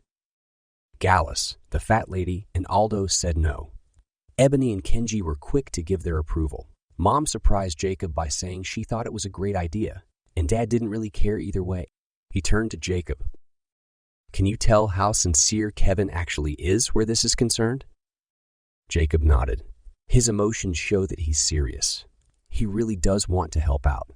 And he likes Eklaron a lot. I don't think he'll do anything to hurt her, including giving away any secrets. He paused. He already knows everything that's going on, and it's obvious we need the extra help. Everyone stared at him for several seconds before saying anything. Jacob held their gazes. Why were they staring? Was it that weird for him to voice his opinion? No, he did it all the time. Whatever. Adults were hard to figure out sometimes. Gallus sighed. "Well, I suppose it would be fine." The fat lady and Aldo nodded, though the fat lady grunted. "We're spoiling that girl, you realize. She gets everything she wants." "Then it's settled," Dad said. "Ebony and Kenji, we'll leave you in charge. Keep the boy busy." Ebony grinned. "We will. We'll have him start teaching English." Just then, the alarm bells in the village sounded. Everyone at the table froze, then jumped up, knocking chairs to the floor as they all rushed out of Kenji's house. As they ran along the trail, weaving around the houses, Jacob could hear screaming and shouting from the meadow. They reached the ledge and Jacob's jaw dropped. An ember god was there, flames flying, swords flashing, swinging at the Makalos and Werbies who were unsuccessfully trying to stop him by throwing things and using their hands as ropes. The long grass around him was smoldering and the tree was on fire. Ebony and Sweet Pea exchanged glances and rushed off, probably to get their weapons. Gallus flung himself over the side of the canyon wall, and Jacob and Matt both leaned forward to watch as he landed unharmed and dashed forward, pulling out his three-bladed sword. Ever since the attack on Mukharya, he'd been wearing his hardened leather armor and carrying his sword everywhere he went. Jacob had wondered if it was a bit much, but now put aside any thoughts of the black man being overprepared. There was no way to be too ready for something like this. As soon as Gallus joined the fight, the Makalos and Werbies backed off and began putting out fires with buckets of water. Starting with the tree first, Jacob and Matt watched as Gallus and the Ember God parried. Neither seemed to gain the upper hand, and Jacob had a feeling that the Ember God was holding back. But why? "Who is he?" Matt asked. Jacob shook his head. "Not Sanso. I've never seen this guy before." The adults joined Jacob and Matt at the wall and watched. Ebony and Sweet Pea returned, decked in armor and weapons. They scurried down the side of the canyon and jumped into the fight. Jacob smiled eagerly, sure things would become even now that it was 3-1. But the Ember God merely adjusted his technique. He had no problem keeping up with his opponents. He seemed to be more skilled than the Ember Gods Jacob and his friends had found in Myvril City. Flames dripped and spit at Sweet Pea and Ebony, forcing them to jump away. This obviously was what the Ember God wanted because he grinned and fought only Gallus while the others were preoccupied with not getting burned. A large man came running from the garden carrying weapons. Jacob recognized him as one of the people he and the others had pulled from the scented air a few months back. "Corin!" Dad called to the man. "Give me a sword!" Corin tossed one to Dad, and both of them joined the attack on the Ember God. Jacob's jaw dropped as he watched the fighting intensify. This Ember God was seriously good. He didn't seem to be bothered at all that he was up against 5 people, but used his flames to keep 4 of them away while focusing on one person at a time. He alternated between Gallus, Dad, and Corin. Jacob and Matt met eyes. "Why'd the Lorkon send just one?" Matt asked. Aldo blew out a breath. "What I'd like to know is how he got here." Mom's hands were shaking and she hugged herself, looking at the others. "It doesn't make sense. There must be more, hiding somewhere." Jacob agreed. "I'll see and find out." He and Matt ran to Kenji's house. Jacob figured that would be the best place, since it was away from the action and he wouldn't get injured while gone. It only took a couple of seconds to see that the village was empty of any other threat. But as he was pulling back, Jacob noticed something outside of Taka village near the entrance. A small creature, built like a hairless, cat-sized squirrel, was cautiously exiting the forest. Jacob's lip curled when he saw an extra arm with a 4-fingered hand on the creature's back. Ugly, it pointed to the village entrance and the creature dashed in that direction, entering the short tunnel. Jacob followed it with his time-seeing eyes and watched as the thing started picking at the wood Jacob had sealed into place last year. A moment later, several more of the creatures joined the first. He watched them with fascination, then realized they had to be Yons, the Eklaron animal that broke through magical barriers. The creatures were only at it for a couple of seconds before a Lorkon joined them, followed by a couple of huge wolves. He pulled out a bag with various instruments and tools spilling out of it. Then it dawned on Jacob. The Ember God was a distraction. The Lorkon wanted to break into the village without being noticed. Jacob pulled back to Kenji's place and found Matt still there, waiting. "What did you see?" "There's a Lorkon trying to get into the village." "Are you serious?" Matt followed as Jacob ran from the house. "What do we do?" "Get Dad. I don't know if we can stop the Lorkon, but we have to try." They reached the canyon ledge just as Gallus stepped away from the Ember God, who was on the ground near the tree. Matt and Jacob scaled down the canyon wall as quickly as they could. The Ember God was dead. Jacob barely noticed this before grabbing his dad's arm. "He was a distraction. There's a Lorkon trying to get into the village right now." Dad spun, motioning to those who fought with him. "Let's go." He and the rest dashed up the trail toward the entrance. Jacob and Matt followed. Jacob knew they wouldn't be a lot of help in an actual fight, but at least he could use his abilities to reinforce the entrance or slow things down. Jacob wasn't sure what he'd been expecting to see when they got there, but the entrance looked just as it had last time he'd seen it. Strong, secure. He closed his eyes in time, saw to the other side, but the Lorkon wolves and Jans had left. He spotted them running away, already halfway through the infected forest. And Jans had left. He spotted them running away, already halfway through the infected forest. Jacob returned to this side of the entrance. They're gone. Looks like they're heading back home. He put his hand against the wood he'd sealed in place, sensing his own magical touch, and turned to Dad. It's just as strong. They didn't do anything to it. Probably testing our defenses. Dad shook his head. I don't like this.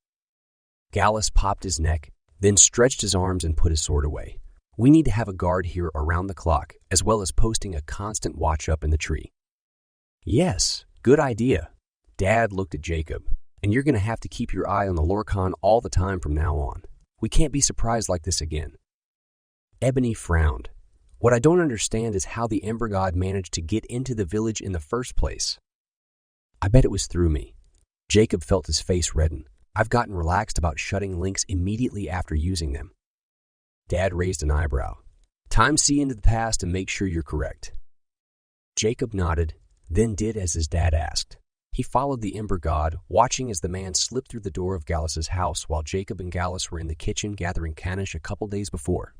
Jacob took a deep breath, then returned to the present. He went through the link earlier this week while Gallus and I were getting Kanish. Why did he wait to attack? Ebony asked. Dad rubbed his arms, which were probably sore from the fight. I guess he wanted all of the important people in one spot. Easier to keep track of that way. He shook his head. We can't afford this sort of carelessness. Gallus stared at the ground, and even though he looked angry, Jacob could tell by the colors around him that he was more embarrassed than anything. It's just as much my fault as Jacob's. Ebony sighed. The fact is, we've all relaxed. The Lorkon haven't put any efforts lately to get to us. We all need to be more diligent, to remember the danger we're in.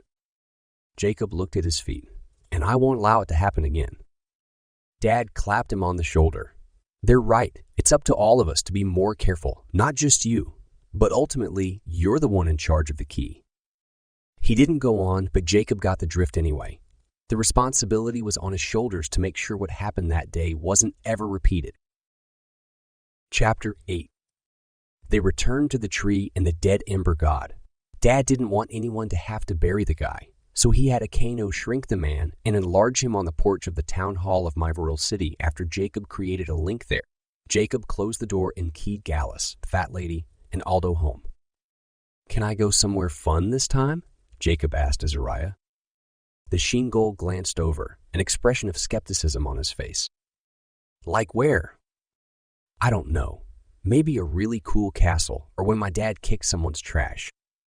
Azariah retied a sash around his long robes. Go to your parents' wedding. Are you serious? A wedding? Personally, I don't see the point in going anywhere fun. And their wedding would be educational for you. You need to learn about the social customs of Gevkin. While you're there, try talking to someone. It would be good for you to adjust to that aspect of traveling. Jacob sighed and got in his usual time travel position, standing straight, hands at his sides, staring ahead. He felt himself leaving the present time, and he ended up in a quiet hallway in the castle the Lorkon now inhabited. Following the sounds of laughter and music, he walked around a corner, down some steps, into another corridor, and stepped inside a huge room that was full of people. A couple stood at the front. Jacob recognized them immediately as his parents. The woman Mom wore a light blue dress. She was so young, and Dad wore a matching suit with all sorts of fancy decorations all over it. Jacob stayed in the rear and leaned against a wall as someone who looked like Aldo asked Mom and Dad to repeat things while holding hands. They gazed into each other's eyes, listening to the man. This was something Eklaron or even Amberly would like, but Jacob quickly got bored. He spent the next several minutes looking at other people. Many were dressed in robes and very rich-looking clothing. Others were in drab browns and creams. An older man strolled into the room, catching Jacob's attention, and paused in the back. "This was Aldo!" Jacob almost called out to the man, but caught himself in time. Was he sure it was him? It certainly looked like him. Jacob frowned, staring. It had to be. But what about... Jacob looked at the man in the front again. He looked like Aldo, too. One of them was the real guy, right? Jacob compared them to each other, then finally decided the guy in the back had to be Aldo. Then he smacked his forehead as he remembered something. Aldo had a brother named Ezra. Weren't they twins? Realizing he'd just hit himself in public, Jacob shrank against the wall, hoping no one had noticed. It looked like Aldo had because he approached, a twinkle in his eye. "Did a fly land on your face?" he whispered. Jacob stifled a chuckle. "Sorry," he whispered.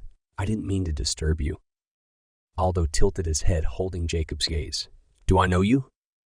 Jacob's insides froze. "No, I don't think so." But Aldo shook his head. "I have to know you. Where are you from?" A tightness started in Jacob's heart and slowly circled outward, reaching to his lungs. He coughed, trying to get it to go away. That didn't work, and the tightness began burning.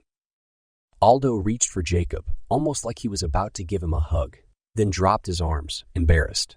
"Sorry, I must know you. I feel like you're my long-lost son, though that doesn't make sense." The burning increased until it made Jacob double over. It felt like someone had kicked him in the chest, then twisted their foot on his skin. Realizing he was about to be torn from the past, he dashed around the corner and into an empty hallway where he stopped, gasping, trying to control the pain in his heart. The agony increased with every breath, though, and he had no choice but to go back to the present.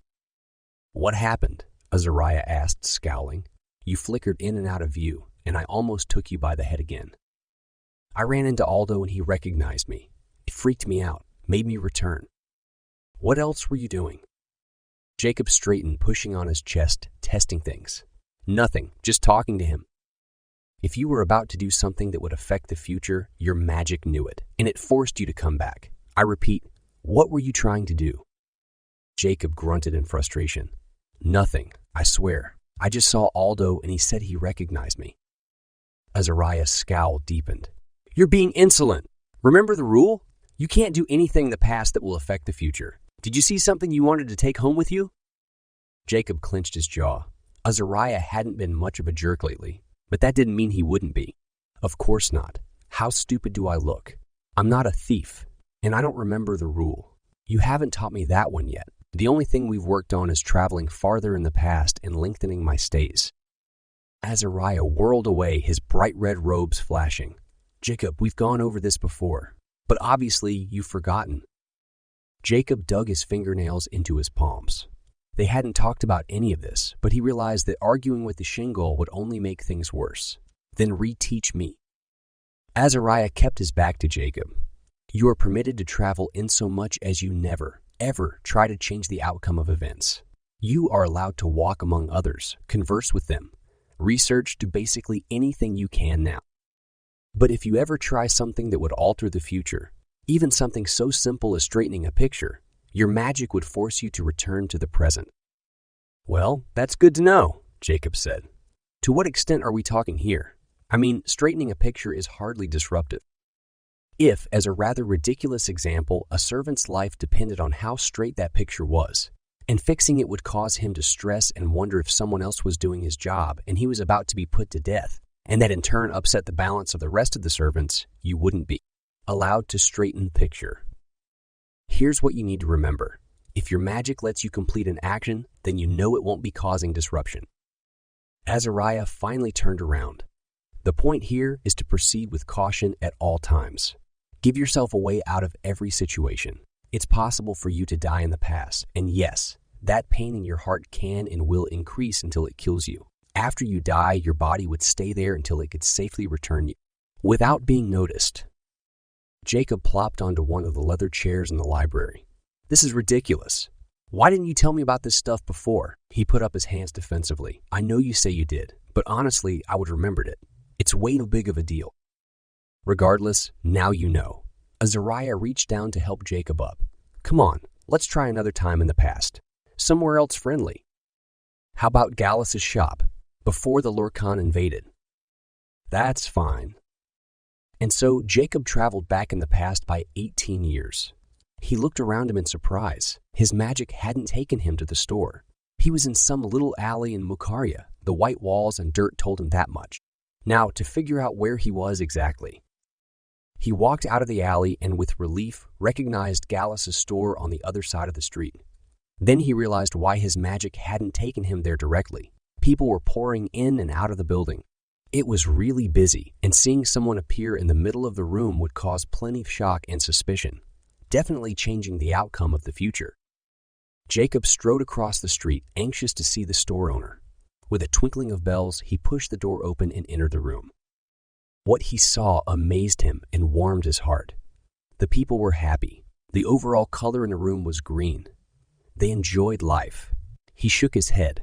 So much had changed since the Lorkon took over. Hopefully, Jacob's group would be successful in restoring it all. Then he saw Gallus. The guy had hair, and lots of it. Why did he shave it all off? It was like an afro, and so cool. Jacob stepped between shelves and stopped grinning like an idiot when Gallus turned toward him. No sense drawing attention to himself. He wandered down the aisle looking at merchandise. He'd gone halfway when a black woman with long braids approached. "Can I help you?" she asked. Jacob shrugged. "I'm just looking." She turned and stared at the items on the shelf, the colors around her showing confusion. "What are you looking at?" Jacob almost chuckled. On Earth, saying "I'm just looking" would tell the person you didn't need help and to go away. Nothing, really. I've never been here before. Just then, Gallus walked up and put his arm around the woman's waist and pulled her close. He gazed at Jacob, tilting his head. "You look an awful lot like Prince Dmitri. Has anyone told you that?" Jacob glanced away, cringing inwardly at the lie he was about to tell. "Oh, no." "Well, you do," Gallus smiled. "Anyway, we're almost finished with another batch of Kanoosh. Would you like to?" He frowned, staring. "You look like the prince, yes, but I'm positive I know you somehow." Jacob shook his head and the tightness in his chest returned, making it difficult to breathe. "Not again." Gallus stepped forward. "I feel like I should still be a little upset with you for something you've done, but also that I should protect you. I apologize. I don't understand any of this." Jacob couldn't get in enough oxygen to respond. He could only shake his head, wave goodbye, and struggle to the door, which he flung open. He ran across the street, grabbing at his chest, and barely made it to the little alley.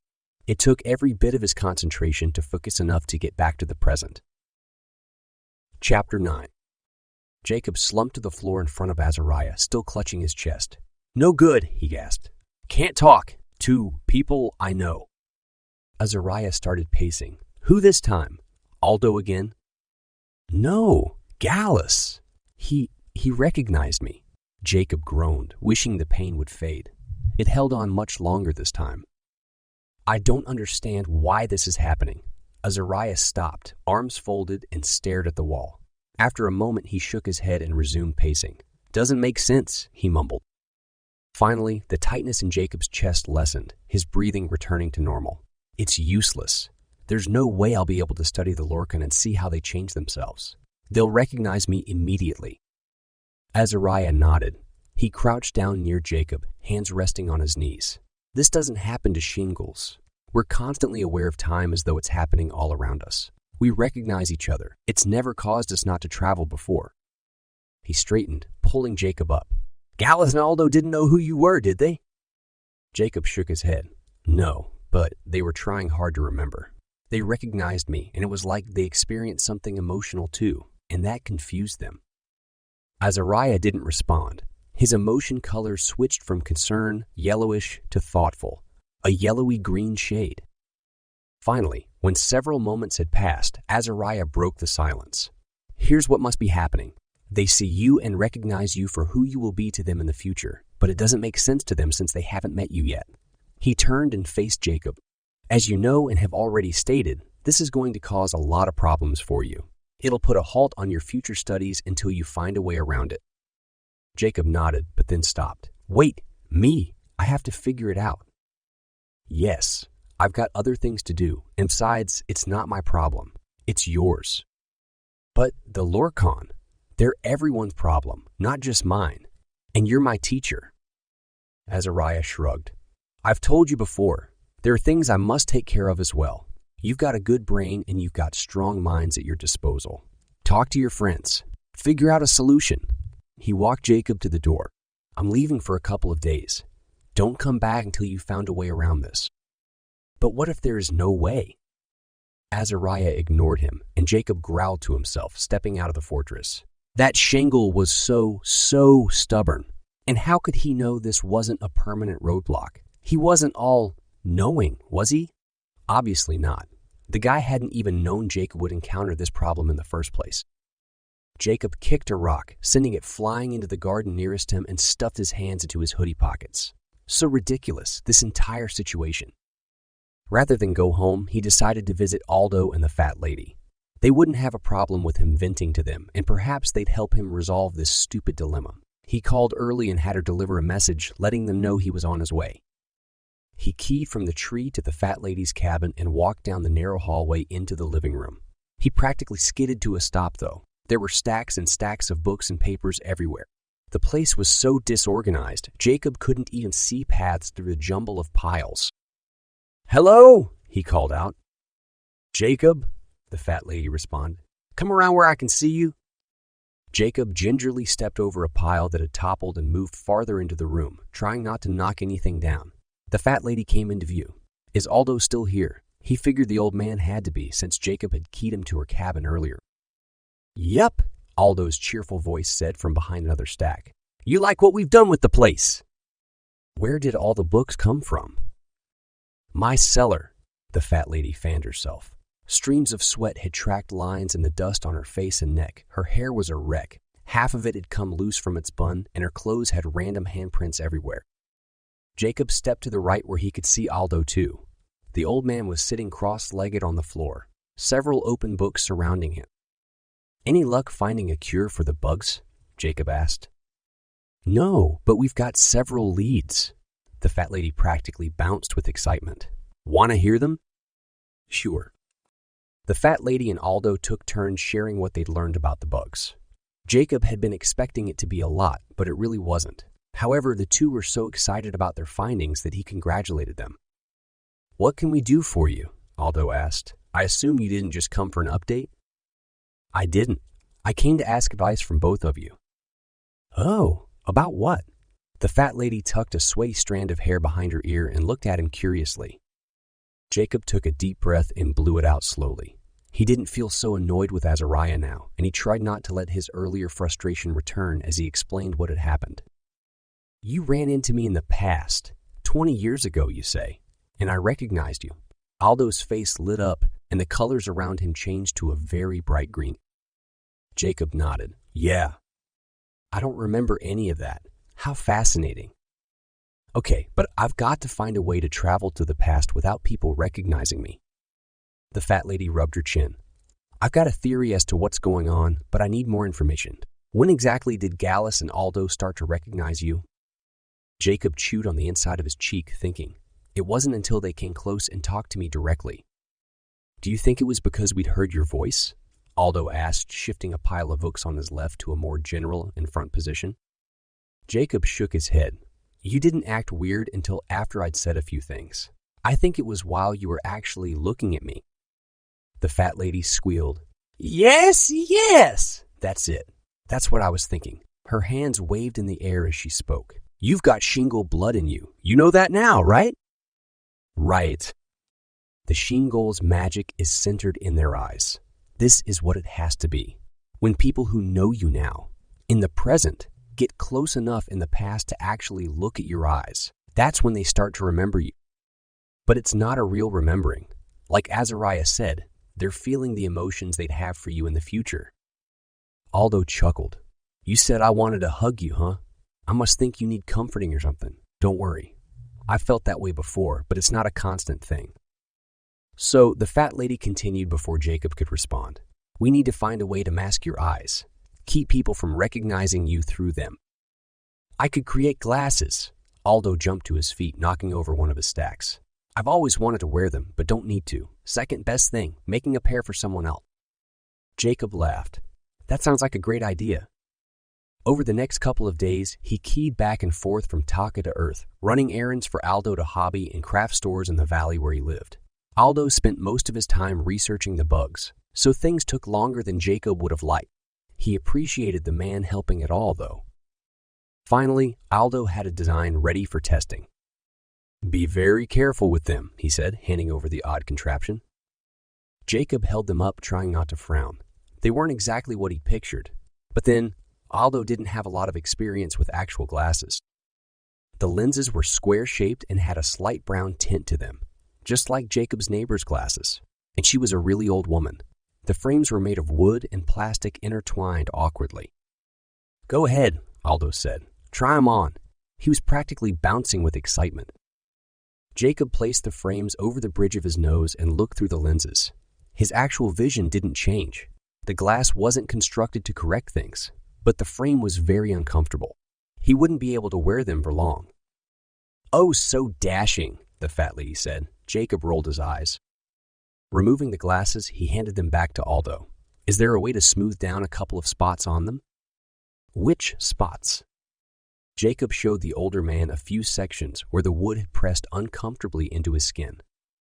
"Easy enough. Give me just 1 second." Aldo jumped over a stack of books and grabbed a box of tools, pulling out a knife. After hunching over the glasses for a moment, he handed them back to Jacob. "Try them out again." Jacob put them on. "Oh, that's much better." "Great. Go ahead. See how they work." Jacob cleared his throat. He'd only time traveled in Azariah's presence so far, and wasn't sure if doing it away from the Shingol was allowed or not. But it would take too much time to walk to Azariah's fortress and back, okay? He got in his familiar stance, stared across the room, and unfocused his eyes. He decided to go to the wedding again, but when he got there, he wasn't able to enter the room. Then it dawned on him that he couldn't be in the same room with himself. Since Aldo hadn't been there right off the bat, Jacob decided to wait outside for the old man. He didn't wait long. Aldo strolled down the hall, whistling to himself.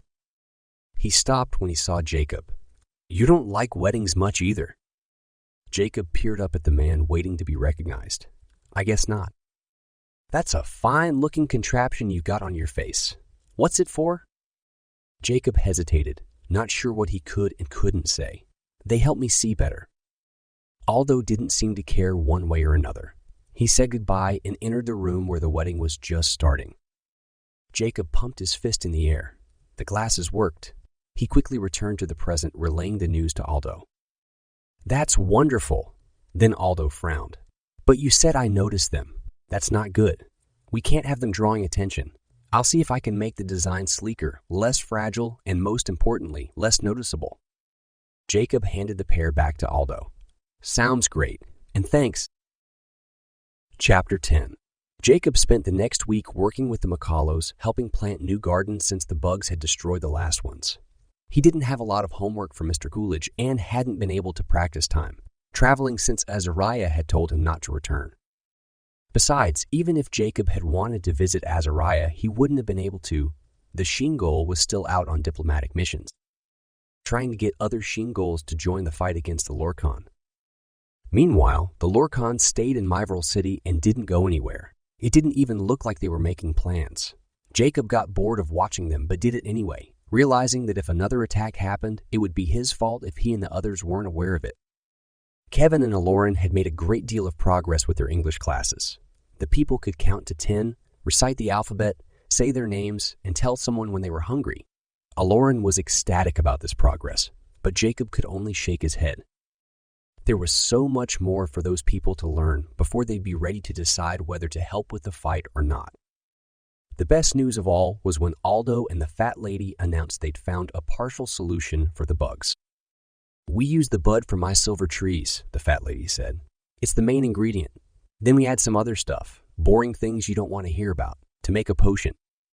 Jacob was about to ask what the other things were. He actually wanted to know, but Sweet Pea was less patient. "Okay, so what do we do with the potion?" he asked. The fat lady's eyes lit up. "We apply it to the unaffected trees to keep the bugs from spreading to them." Ebony shook her head, her eyebrows knitted. "There aren't many of those left. You're sure it won't work on the diseased trees?" "Yes, And you have to realize this isn't a complete cure. It'll wear off in about 2 months, and since the bud only comes every 3 months, we won't be able to make a new potion until a month after the bugs have started spreading again. Ebony didn't look convinced. Well, if it's all we've got, we'll try it. Then she smiled. It's definitely better than nothing. Here's how the potion works, Aldo said. It focuses on the good trees, but enters the air and affects the bugs on the bad trees. It then slows the bugs down significantly, doesn't kill them or stop them completely, but it prevents them from having the energy to transfer to trees. But there's 1 month when the bugs can do what they want, Brosian said. The expression on his face said he wasn't happy about that. The fat lady shrugged. Give or take, and it's the best we can do. Dad leaned forward in his chair. How much potion will the recipe make? About a quart's worth, Aldo said. We'll have to dilute it greatly with water and apply by spraying it. Dad nodded. We can go to a hardware store to buy something that'll get the job done. The meeting over, Jacob returned everyone to their homes. He was used to keying Aldo to the fat lady's cabin every day now, but this time, Aldo made him wait while he got something. The old man returned quickly, holding another pair of glasses. I talked to your dad and he gave me many ideas. These should be much better. Jacob took them, already sensing a much higher quality. They were lightweight and sleek, completely of plastic. Whoa, how'd you do this? I stole away into your world and found a place that makes things with plastic. They made them for me, actually. You were on Earth. Yeah, I go there all the time. You should know that. But that's a really long walk.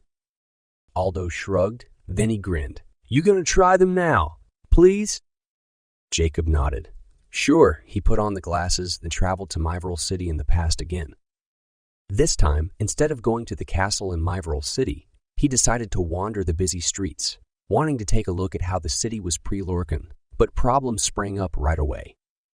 He hadn't gone more than 20 feet before several people were staring and pointing. Pretty soon, a crowd had gathered around him. They wouldn't let him go forward, asking him what he had on his face, what they did, and where he got them. The familiar pain in his chest returned, restricting the wind in his lungs. He nearly collapsed in the street but pushed his way through the people and ran into what he hoped was an empty building. He returned to the present time and sank to his knees, grateful to have made it back to the fat lady's cabin. What's wrong? Aldo said, bending over to look at Jacob. You look terrible. Jacob wished he didn't have to say anything. Aldo had been so excited about these glasses. He shook his head. They won't work, caused way too much of a distraction, and my magic forced me to come back. He handed the glasses to Aldo, hating to disappoint the old man. He'd spent so much time on the things. I'm really, really sorry. Aldo squared his shoulders. It's all right, not your fault. Let's go talk to your dad, see if we can get this figured out. Jacob keyed them both to his house. Dad should be back from work any minute. He sat on one of the couches and Aldo on the other. Again, I'm really sorry. These glasses are much better than the last. I wish I could use them. No matter. Spectacles are very rare in Eklaron, pretty much non-existent. I should have realized they draw a lot of attention. They talked about the potion while waiting. Everything was ready. Dad just had to find a big enough pressure pump thing to spray it with. Jacob wasn't sure what it was called, but it was exciting to know things were progressing. A few minutes later, the garage door opened and Dad entered the kitchen. He greeted Mom, and then they both came into the living room where Dad hung up his coat. Aldo handed the glasses to Dad. They're not going to work. The design is much, much better, but when Jacob wore them, everyone noticed, and it was a problem. Dad frowned. That's too bad. He looked at Aldo. I'm guessing you'll have to try contacts instead. Contacts? What are contacts? A smile spread across Dad's face. You're going to love them. He proceeded to give a detailed description to Aldo. They'll take a lot of practice to get just right, though. Aldo nodded. They sound very complicated. Do I need machinery? Yes, most likely. I'll help you get what you need. Dad sat on the couch, motioning for Aldo to join him. How do you make it so people don't recognize Jacob's eyes? Aldo leaned forward, using his hands to talk. I inject a potion into the glass while it's hot. The potion is made from the dung of mushroom beetles and... Jacob's stomach turned. No wonder the glasses were slightly brown. Disgusting. The doorbell rang just then and he jumped to get it, grateful for the distraction. Tanny was on the other side. Jacob stepped back. Her face didn't show it, but the colors swirling in the air around her were evidence enough. She was livid. Jacob. She folded her arms. Can we talk? He shrugged. Course. He led her into the kitchen. How have you been? She asked. Good. You? She flipped her hair. Something was different about it. It took Jacob a moment to recognize that she'd highlighted it with blonde and red streaks. Oh, you know, school's a pain. Basketball is boring without you there, and all of the girls are seriously in mourning. For the longest time, they acted like you died. She glared at him, just like you died. Is something wrong? Her response came fast and strong. Jacob leaned back while she yelled, Do you really have to ask? Huh? Jacob, you've seriously changed, and I don't know why, but it's not in a good way. You're slacking off on school. I mean, you dropped out, and you never talk to your friends anymore. And basketball, Jacob. Basketball. Basketball? Hey, wait, I didn't just drop out. Mr. Coolidge is tutoring me, and I guess you could say I'm homeschooled now. But listen, Tanny, it's for a reason, and I'm back in school again. Really? How soon? Honestly, I don't know. And why on earth didn't you call and tell me you were quitting school? I had to learn it from Shirley way after you stopped coming. And I haven't heard from you since before Thanksgiving. It's like I don't even exist anymore. Dude, you've never been such a jerk in your entire life. Wait a second. I've been waiting for you to call me. Man, you've really got things backward. You dropped out. You do the calling. Seriously. It's like you don't even care about anything anymore. And what's so important that it takes you away from home all the stinking time? Huh? Don't tell me it's nothing, because something's been going on for a long time. Since before school even started. I wish I could tell you really, I do. But I'd get in trouble if I did. Whatever. That's the stupidest excuse I've ever heard. But it's true.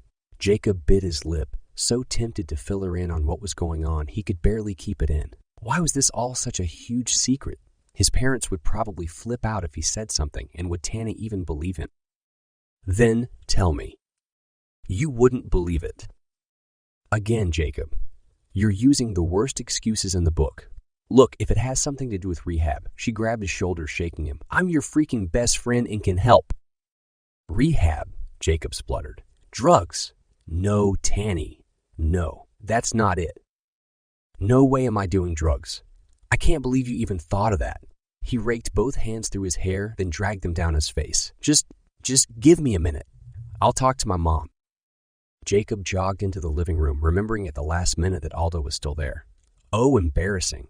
The old man was sitting on the couch, his mouth open, and Mom and Dad were on the couch opposite him, both looking shocked. Girl, trouble?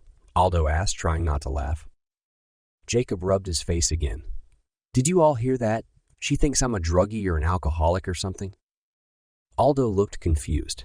I know what an alcoholic is, but what's a druggie? Someone who does recreational drugs. Recreational? I don't understand. Jacob waved his hand through the air. Never mind.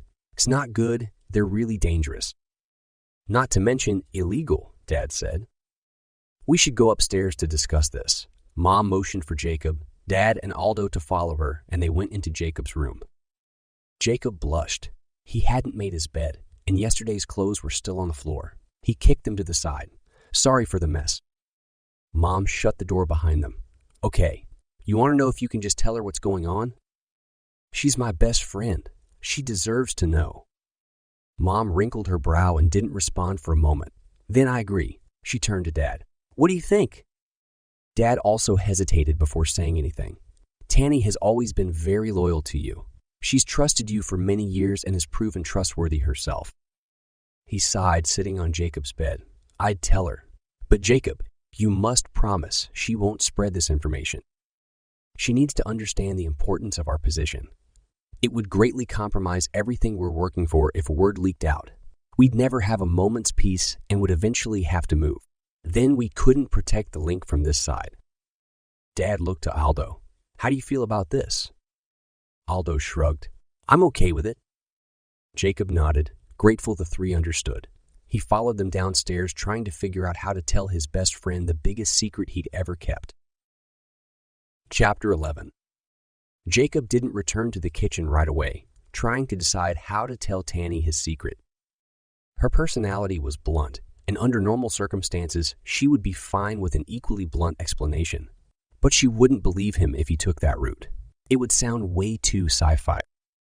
Jacob finally stepped into the kitchen.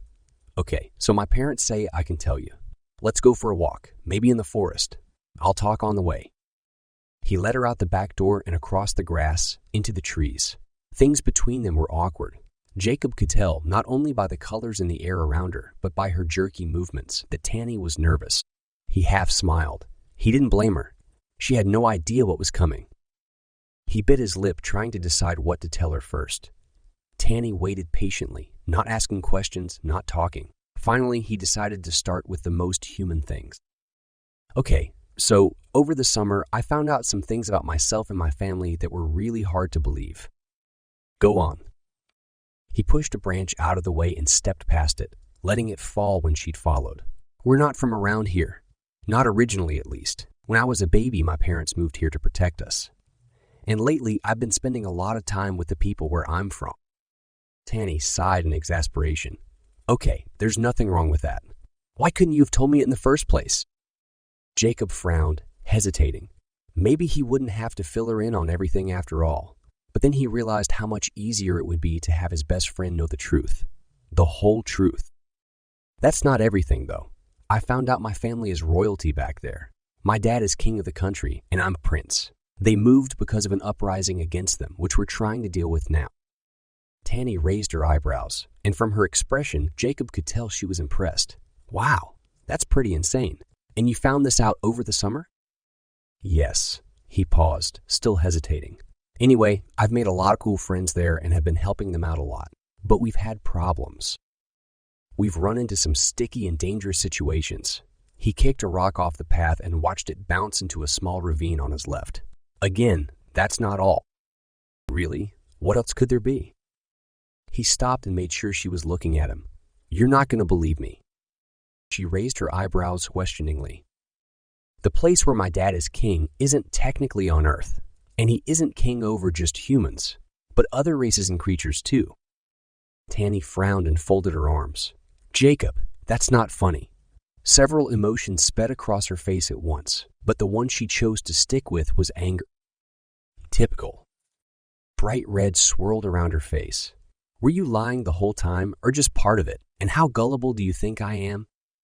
Tanny, I'm being completely and 100% honest. I promise. Why should I believe you? How am I supposed to know when you're telling the truth now? She turned, storming back the way they'd come. Jacob stared at her for a moment, not blaming her, but still surprised at her anger. He jogged to catch up and grabbed her arm. Wait, stop! I can show you? Tanny, please. Just a few more minutes and you'll understand everything. He looked around the forest, recognizing they weren't far from Taga village. You'll be able to see for yourself. Did you make new friends who dress up weird and act out scenes from plays? 'Cause I think I'll know if you're trying to pull a trick on me. Jacob scowled at her and she sighed in exasperation. Fine, 5 more minutes. Come on. He dashed forward, pulling her to make sure she didn't escape. But then the branches and bushes stopped her, snagging her clothes. He growled. Dang rule, I forgot. He dug in his pocket, pulling Early's container.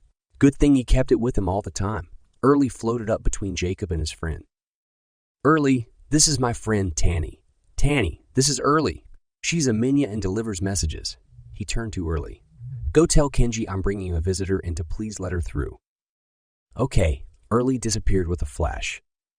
Jacob glanced sidelong at Tanny and tried to hide a smile at her reaction.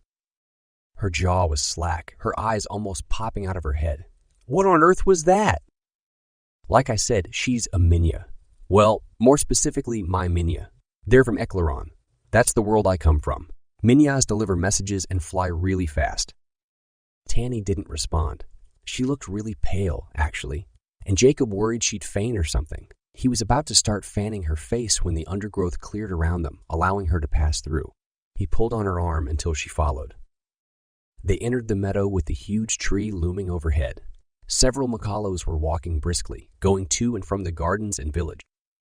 Tanny stopped and stared, but she covered her surprise quickly and dropped her gaze.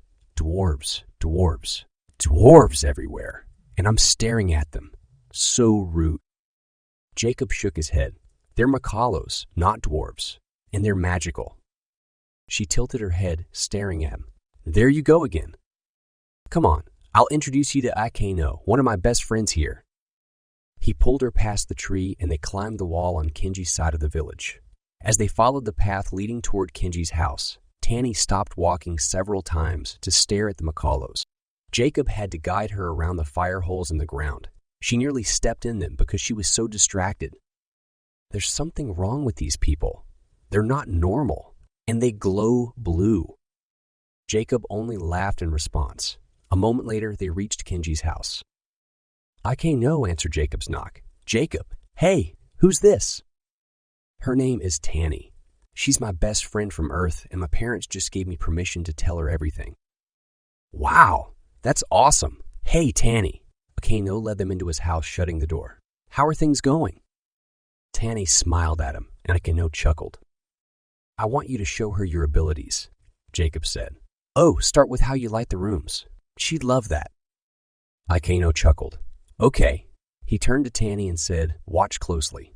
Then he put his left ring finger up to the wall near the door, touching a glowing stream of silver. The lights in the room went off, and Tanny gasped. "Just wait," Jacob said. "The best part is turning it all back on." Akeno pressed his finger to the stream again, and light erupted from his fingertip, trailed up the wall, and connected with streams that zigzagged across the ceiling. Tanny slumped against the wall, staring up, her mouth open.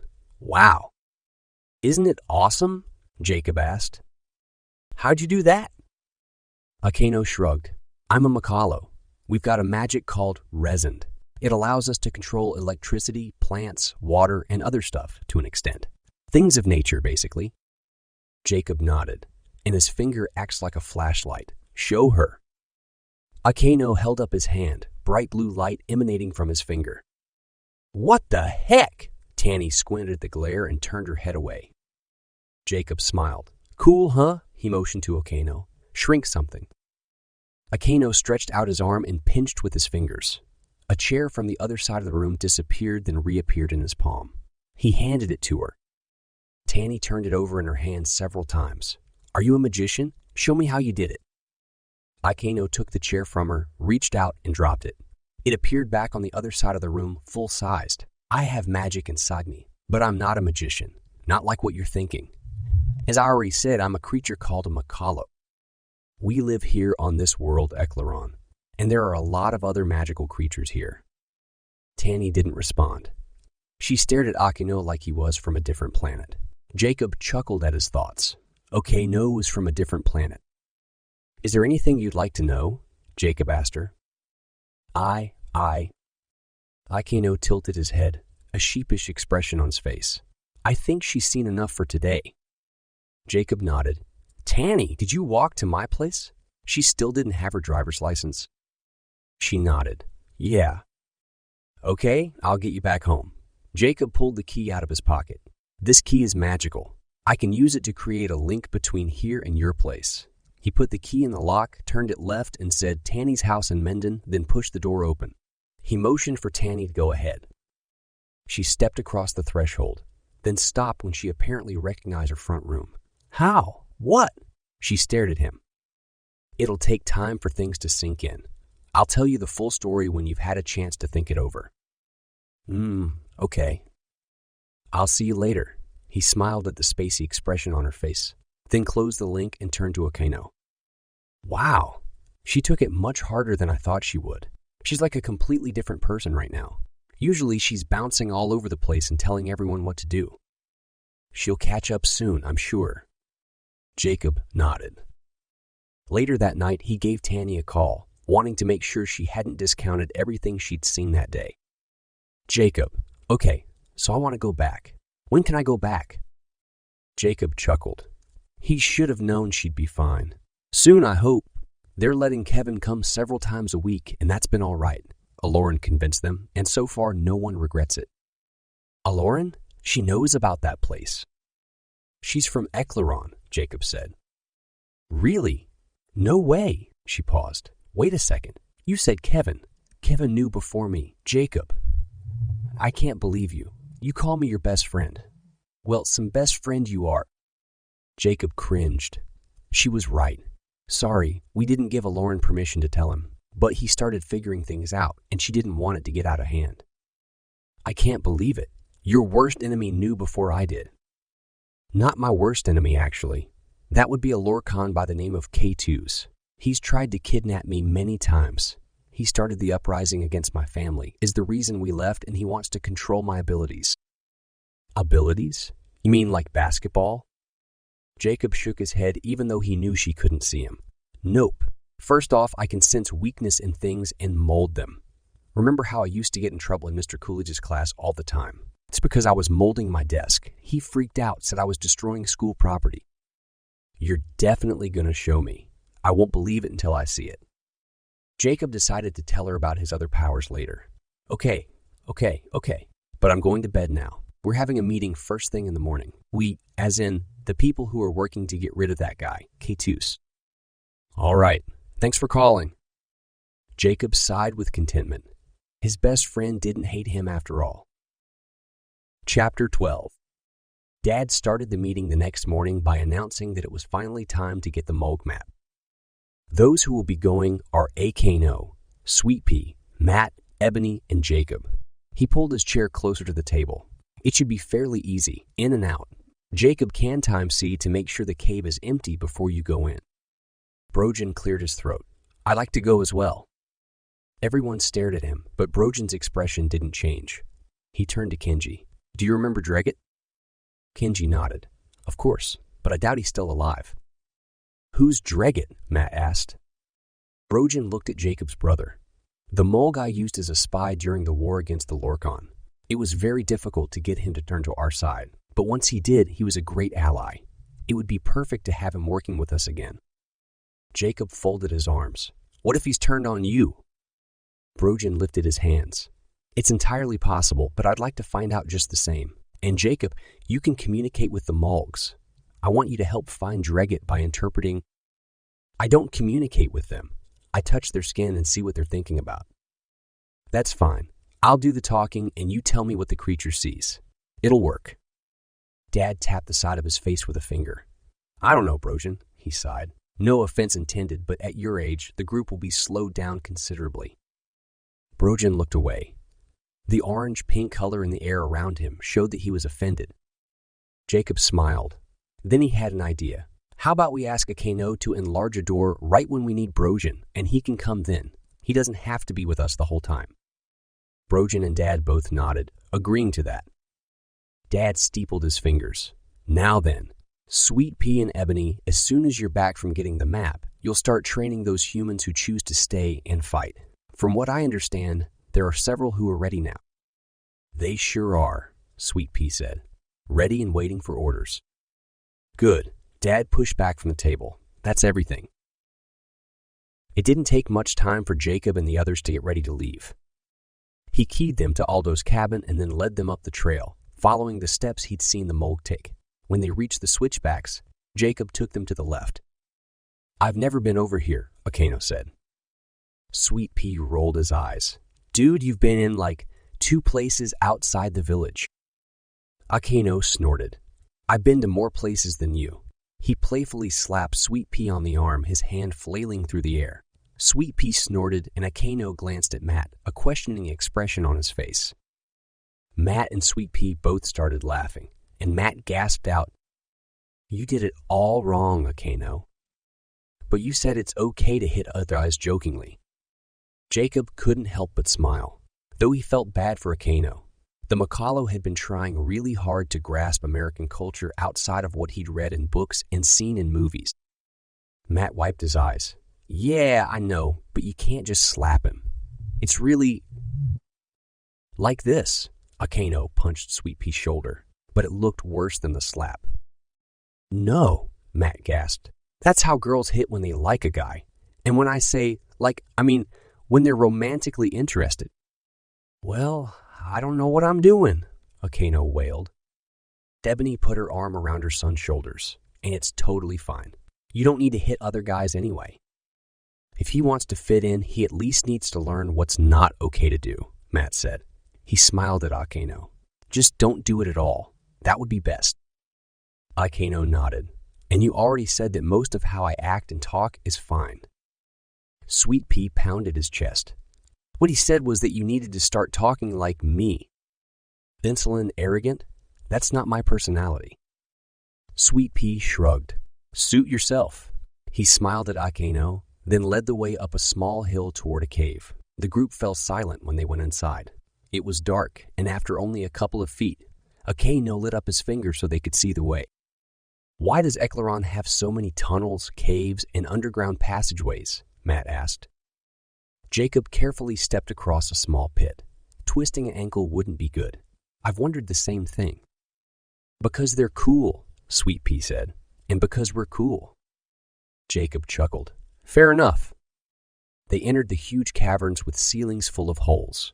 The sun was at the right height, directly overhead, giving them a good amount of light to see by. Awesome, Matt said. He took off running across the vast space. Many of the bubbles had broken along their sides, forming rough arches and large passageways that connected the caverns to each other. Come on, Matt called. He jumped across a stream and turned, splashing the others. A very cold water fight broke out. Ebony caught up while the boys were soaking each other with the nearly frigid water. Careful, I don't want you to get sick. It's freezing here. Not when you've been running, Sweet Pea said. The boys calmed down as the group continued. When they reached the tunnel at the other side, Jacob stopped them. Should we set up the door before or after we find a mole? Akeno shifted from foot to foot. I'd feel much more comfortable doing it before, just in case, and to keep it out of sight of the mole. Then we should do it here. The map isn't far. While Akeno enlarged a door and Matt and Sweet Pea put it in place, Jacob saw into the tunnels ahead of them, moving past the map's location. A Mog was wandering fairly close to the group. Okay, Jacob said, pulling back. There's just one Mog, and it's a little guy. I'll go get Brojan. We'll talk to the beast, then let's grab the map. The others waited while Jacob created a link to Brojan's place, opening the door. The patriarch was sitting at his table, dressed in warm clothing and holding a walking stick. He stood and walked through the link. When everyone was ready, Akeno held his hand up, helping the others see, then led the way into the tunnels. Akeno, Jacob whispered, dim your light. I don't want the Mog to go berserk before we find it. Jacob alternated between time-seeing and telling Akeno which turns to take. Not long after, they caught up to the Mog. Catching it was easy. Akeno maxed out his light and shone it in the creature's eyes right when Ebony, Sweet Pea, and Matt jumped and pinned the beast to the ground. They tied it with ropes, then turned to Brojan and Jacob. Holding his breath and trusting the others would keep the Mog from attacking, Jacob approached and put his finger on the beast's forehead. He nearly recoiled from the feel of the clammy skin. Instant visions entered his mind: boredom, aimless wandering, lust after a female Mog, and frustration with rules from the Lorkon. Last was the irritation at being stopped by humans, followed by a fleeting thought about delicious-looking creatures. We need to hurry, Jacob said. He wants to eat us. Brojan nodded and approached cautiously. Mog, my name is Brojan. I want to ask you a couple of questions about one of your own. I used to know. The creature under Jacob's hand didn't do anything, just stared at Brojan. But Jacob saw the patriarch in the Mog's mind. You've got his attention. His name was Dreget. The Mog roared and jerked around, reaching for Brojan. Jacob lost contact with its skin. The beast nearly broke free, even with the ropes and people holding it down. As soon as the others regained their control over the monster, Jacob put his hand back on its forehead. He gasped as he saw strong visions and felt intense emotions, then looked at the Mog's face. The hatred there was intense, the color swirling around it confusing. Jacob wasn't adept at reading the emotions of Mologs, but he knew they weren't positive. Chapter 13. What is it? Ebony asked, not loosening her hold on the beast's left arm. It's obvious he's super angry, Sweet Pea said. Tell us what you saw. Jacob quickly relayed the visions as they came to him. Dreget is dead. He turned against the Mogs to help Brojan. It caused a huge war within their civilization that didn't end until the Lorkon killed him. Many Mogs died. Oh, gross! Mog eat their dead. He swallowed, willing that particular vision to leave his mind. When the Lorkon came, they took control, establishing some order within the civilization. The Lorkon taught the Mogs to depend on them to kill any of their kind who ever turned again. Jacob looked up. This Mog is young, only around 10 years old, but they passed their stories down, and his hatred for Dreget is not to be underestimated, nor is his loyalty to the Lorkon. He wants to kill you, Brojan. He wants the recognition that will come from destroying the one who caused the Mog War. Brojan shook his head. His face showed impassiveness, but he took a slight step backward. Only a small amount of nervous yellow flashed around his face. He won't be able to get to me. The patriarch looked at Ebony. Do you have the map? Not yet. We brought you as soon as Jacob saw a Mog nearby. Let's get it. What do we do with this thing? Matt asked. Sweet Pea grunted. Kill it, obviously. Ebony frowned at the Makalo. That wouldn't be right. He's not attacking. But he would, if given the opportunity. Let's just leave him here, Matt said. Make the knots tighter so he can't get away. Jacob nodded, and I'll mold the rope into the cave wall just as a precaution. He warmed the stone right behind the Mog, then waited as Matt fed a thick, knotted chunk of the rope into the hole he'd created. Then he sealed it all up and cooled the stone, making it stronger than before. Done! Akeno and Jacob led the way, Akeno using his finger to light the tunnel and Jacob using his abilities to find the correct place. They made it to the map without a problem. Ebony pulled it off the wall. Jacob, remembering the books the Mog had in his pile of junk, got on his knees next to the pile and started shoving as many as possible into the backpack he brought. Who knew if one of them would be useful? He got up and was about to lead the way when Ebony put her hand on his arm, stopping him. Let me use the map to get us out. We need to familiarize ourselves with it as much as possible. He nodded and stepped back so Akeno could light the old leather while Ebony studied it. When she was ready, she took them forward around a few turns and past several forks. But after 10 minutes, Jacob realized she was lost. It hadn't taken that long to get inside. Want me to time, see? No, I can figure this out. Just give me a moment. Jacob leaned against the cave wall with Matt and was about to start a conversation when a slight noise behind them made him jump. What was that? Matt asked, turning. Not a Mog, I don't think. But Jacob wasn't sure. He, Sweet Pea, and Matt faced the tunnel, pulling out their knives. They didn't say anything for several moments, and Jacob wished Ebony would hurry and figure out where they were going. Then they heard the sound again. Do you think the Mog escaped? Jacob whispered. From my knots, Sweet Pea snorted. Not likely. And I'm an Eagle Scout, Matt said. Tying knots is second nature. Jacob rolled his eyes. Okay, whatever. Should we go check, just in case? Sweet Pea lit his finger and took a couple of steps forward, his light nearly dying while he moved. He stopped and the light went brighter again. Only if Akeno is the one lighting the way. He's better at it than I am. I say we get out of here, Matt said. The others agreed and they turned back to Ebony, but she wasn't there anymore, and neither were Akeno and Brojan. Jacob frowned. Where did they go? Matt folded his arms. Rude! They left without us. Ebony, Sweet Pea called out, holding up his finger. The light dimmed considerably. He looked at Jacob. You should time see and figure out where they went. Jacob nodded and did so. They've gone a few tunnels to the right and are almost to the exit. I think they just figured out we're not following them. They look panicked. Let's catch up. The boys jogged forward. Sweet Pea's finger wasn't nearly bright enough, and Jacob bumped against the tunnel walls more than once. He would probably have bruises. As they were running, he thought he heard something rushing in the tunnels behind them. Guys? I can hear it too, Matt said. Go faster, Sweet Pea. Hurry. Just as they caught up with the others, a Mog roared, barreling past Jacob and knocking him down. Jacob's head hit the ground with a loud thwack and bright lights flashed in front of his eyes.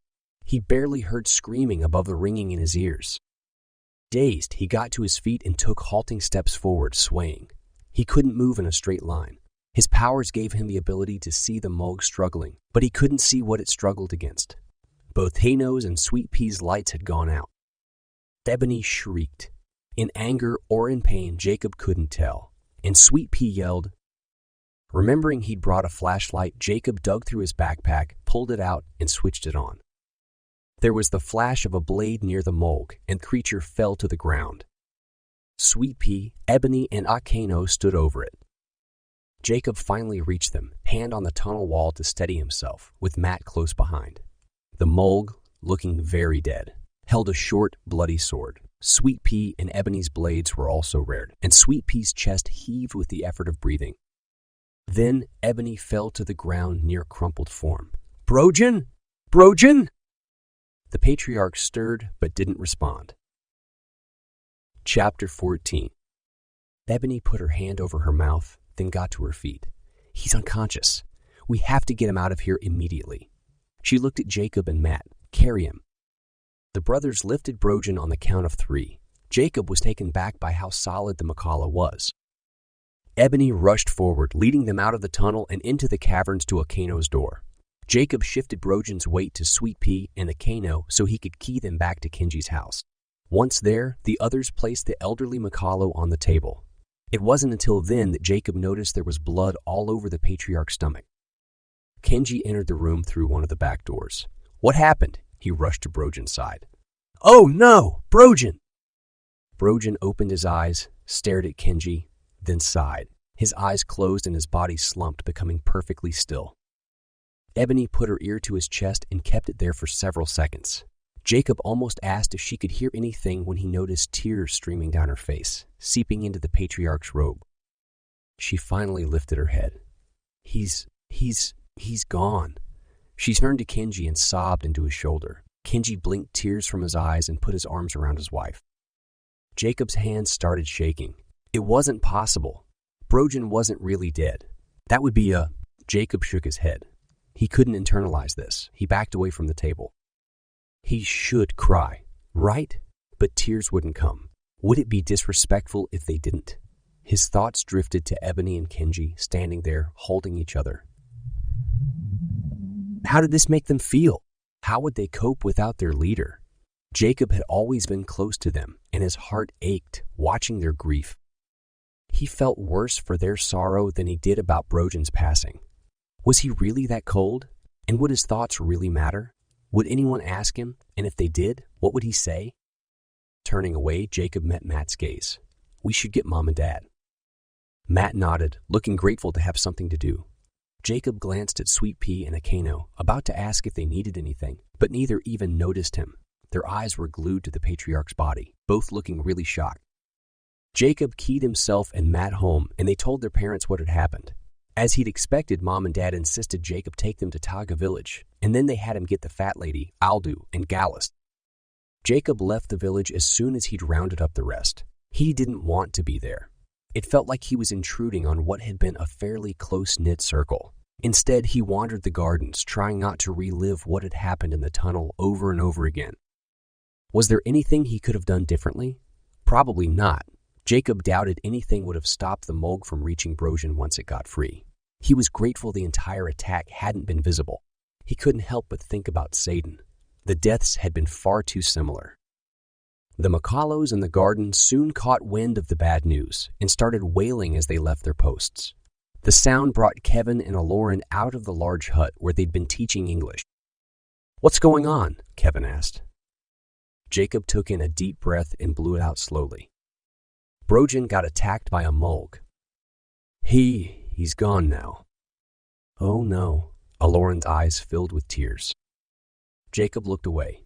She'd known Brojan about as well as he had, but she knew the correct response. It made him feel weird. Eklaron looked at Kevin, grabbing his hand. "Can we go see Kenji and Ebony? They'll need comforting, and I'm sure they'll want help taking care of things." Kevin nodded, and the two of them left Jacob alone. He wasn't sure if he wanted that or not. Jacob continued wandering the mostly empty gardens. Leaving wasn't a good idea in case someone needed him, but being around the mourning people right now would be hard to handle.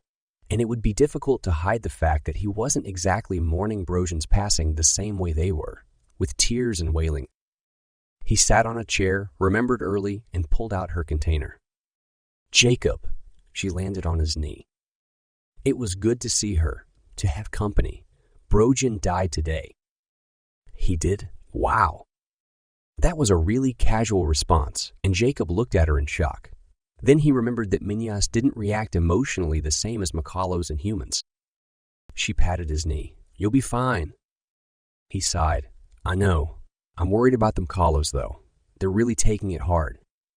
"What are you going to do now?" "Don't know.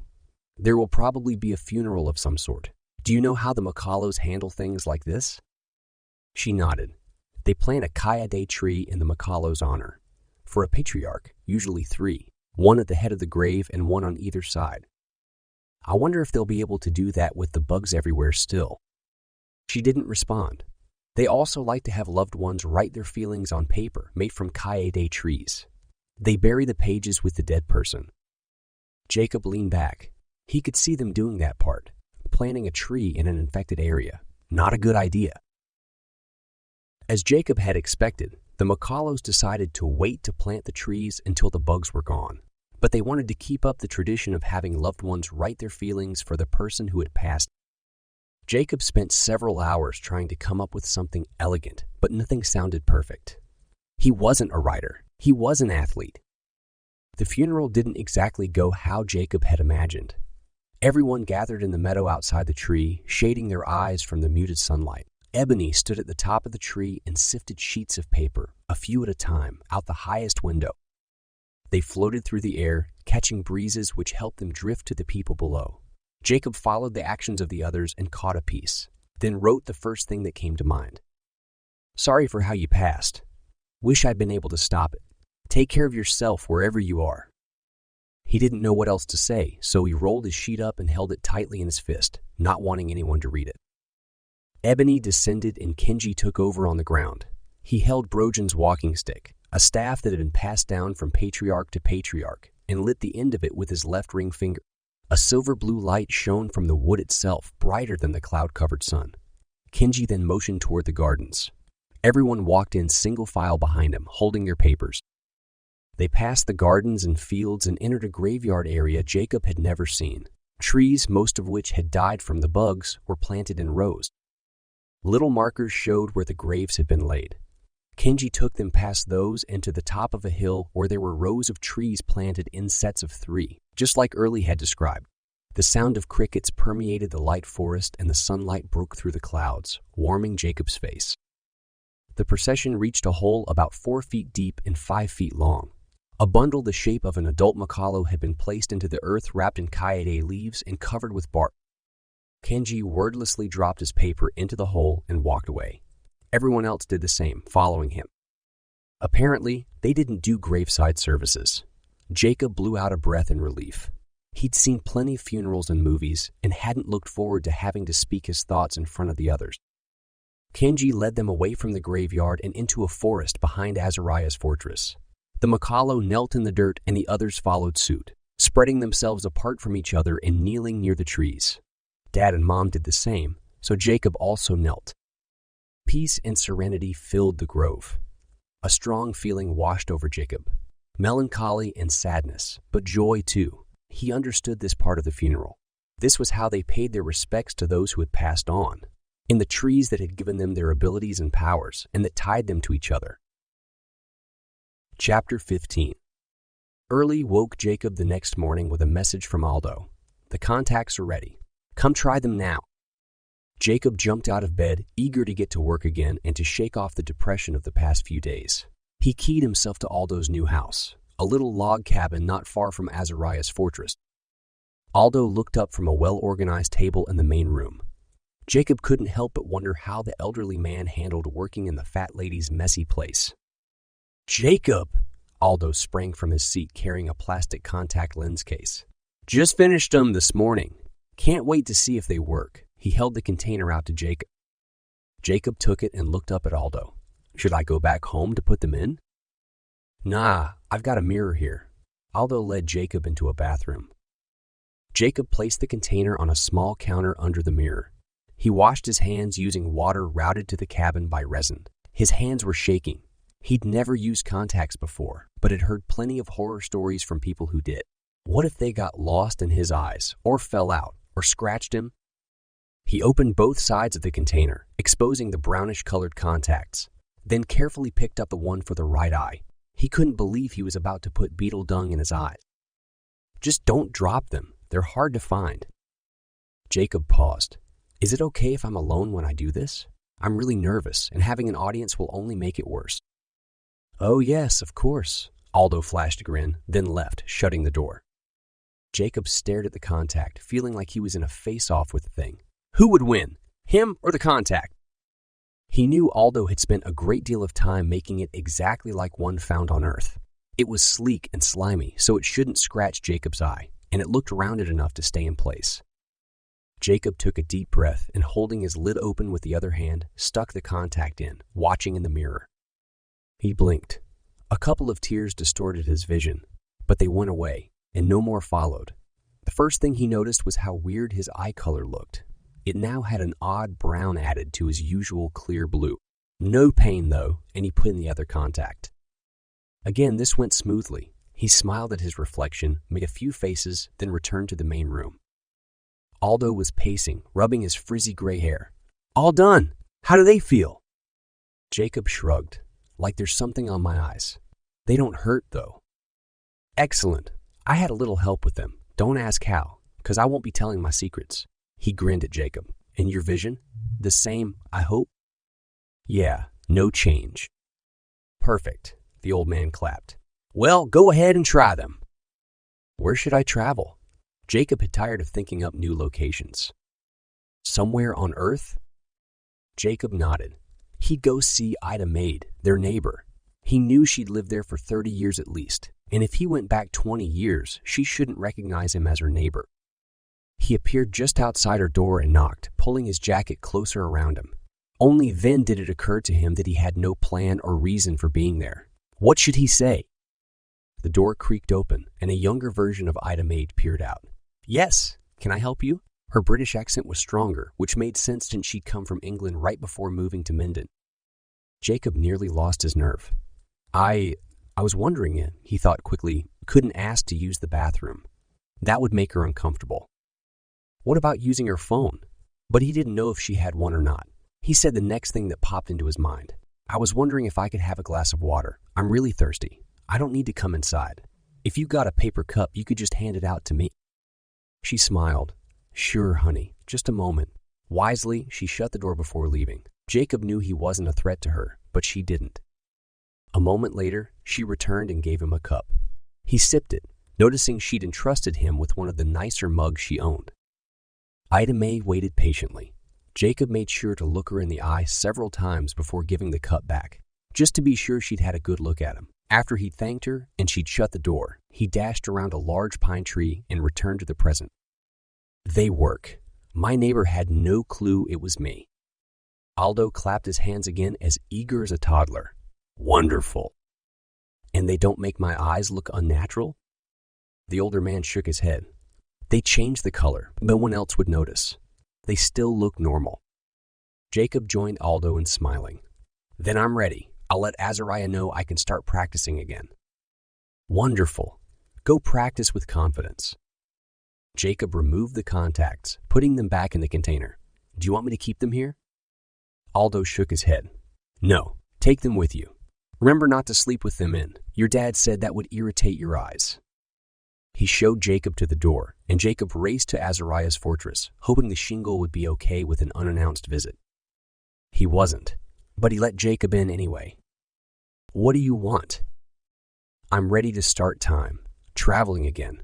We've resolved the issue. Azariah led Jacob into the kitchen area and sat on a wooden chair, folding his arms. How? Not so much of a question as a demand. Aldo made contacts. See? Jacob opened the container, showing them to Azariah. People don't recognize me when I'm wearing them? Azariah glared at Jacob. And you think they'll last? That they'll work for an extended period of time? Jacob hesitated. They work for at least 5 minutes, for sure. He didn't know what else to say. It hadn't occurred to him to ask Aldo for an expiration date on the magic or the plastic. But I'm positive that they don't last for a long time. Aldo will be able to make more. And better ones that go for a while. Azariah grabbed a plate of food from the table near him. He must have been eating breakfast when Jacob arrived. Great. He took a bite from what looked like lettuce wrapped around an omelet. Weird. Setting down the dish, Azariah leaned forward. On another matter, I've been thinking about your abilities. There's no reason why you shouldn't be able to take someone with you when you travel to the past. Jacob raised an eyebrow. Can shingles do that? Azariah tilted his head, smirking. No, but you can. He folded his arms. It will make everything easier if you have someone on your side while you're studying the Lorkon. That doesn't mean it'll be possible. Azariah waved his hand. Shingles can't travel together. They can't take people with them. But several times when you've been time-seeing, I've been able to see what you're looking at, and this isn't possible for full shingles. Therefore, your other abilities are instrumental. He rubbed his face, staring at Jacob. Let's talk through your powers. Name them. Okay. Jacob settled in a chair at the table. I can see emotions. That's a shingle power. I see evil creatures in the dark. Lorkon power. I mold things and sense weakness. Resin. Azariah paused. That's it. The resin in you is visible to my eyes. It shares its presence with me to a certain degree. A portion of it must be triggered when you're time-seeing and traveling, allowing me to know what you're viewing. Sensing weakness is only a part of this ability of yours. At one point, Mkalos could use their hands to change and alter things around them, similar to what you do. Azariah jumped from his chair and strode to the door to his fortress, thrusting it open. He pointed at a Makalo who was working in the garden nearest the shingle. Get him? Jacob jogged out to the Makalo. Azariah wants you to come. The Makalo immediately dropped his rake and followed Jacob to the fortress. Azariah held the door open, then shut it, leading them to the library where Jacob usually practiced. Take the Makalo's hand, he said. Jacob stopped moving. He'd never held a guy's hand before. He looked at the shorter person from the corner of his eye. The Makalo didn't hesitate, but took Jacob's hand. Obviously, Makalos didn't have the same reservations most American guys had. Jacob looked at Azariah for further instruction. Warm it slightly. Not enough to burn. Then when you've done that, time travel while holding on to him. Jacob's jaw popped open. Are you serious? How am I supposed to know if I'm burning him or not? He'll tell you. The Makalo looked at Jacob with his eyebrows raised. His hand started shaking, and Jacob could tell by the emotions flowing around him that the Makalo was just as nervous and unsure about this as Jacob. Chapter 16. I can't do that. It's insane. I'll roast him alive. Only if you're not careful. Jacob held back a retort, realizing he would only further freak out the volunteer. Okay. He glanced at the Makalo. What's your name? Gremul. All right. Just tell me if it gets too hot. Gremul nodded and squared his shoulders. Jacob bit his lip, cringing as he slowly started warming Gremul's hand. Before Jacob felt he'd done anything, the Makalo jerked away. Too hot. Too hot. He cradled his palm to his chest and blinked rapidly as tears sprang to his eyes. Jacob vacillated between wanting to apologize to Gremul and wanting to throw something. Anything. At Azariah. He opted for the apology, which he gave, then spun to the shingle.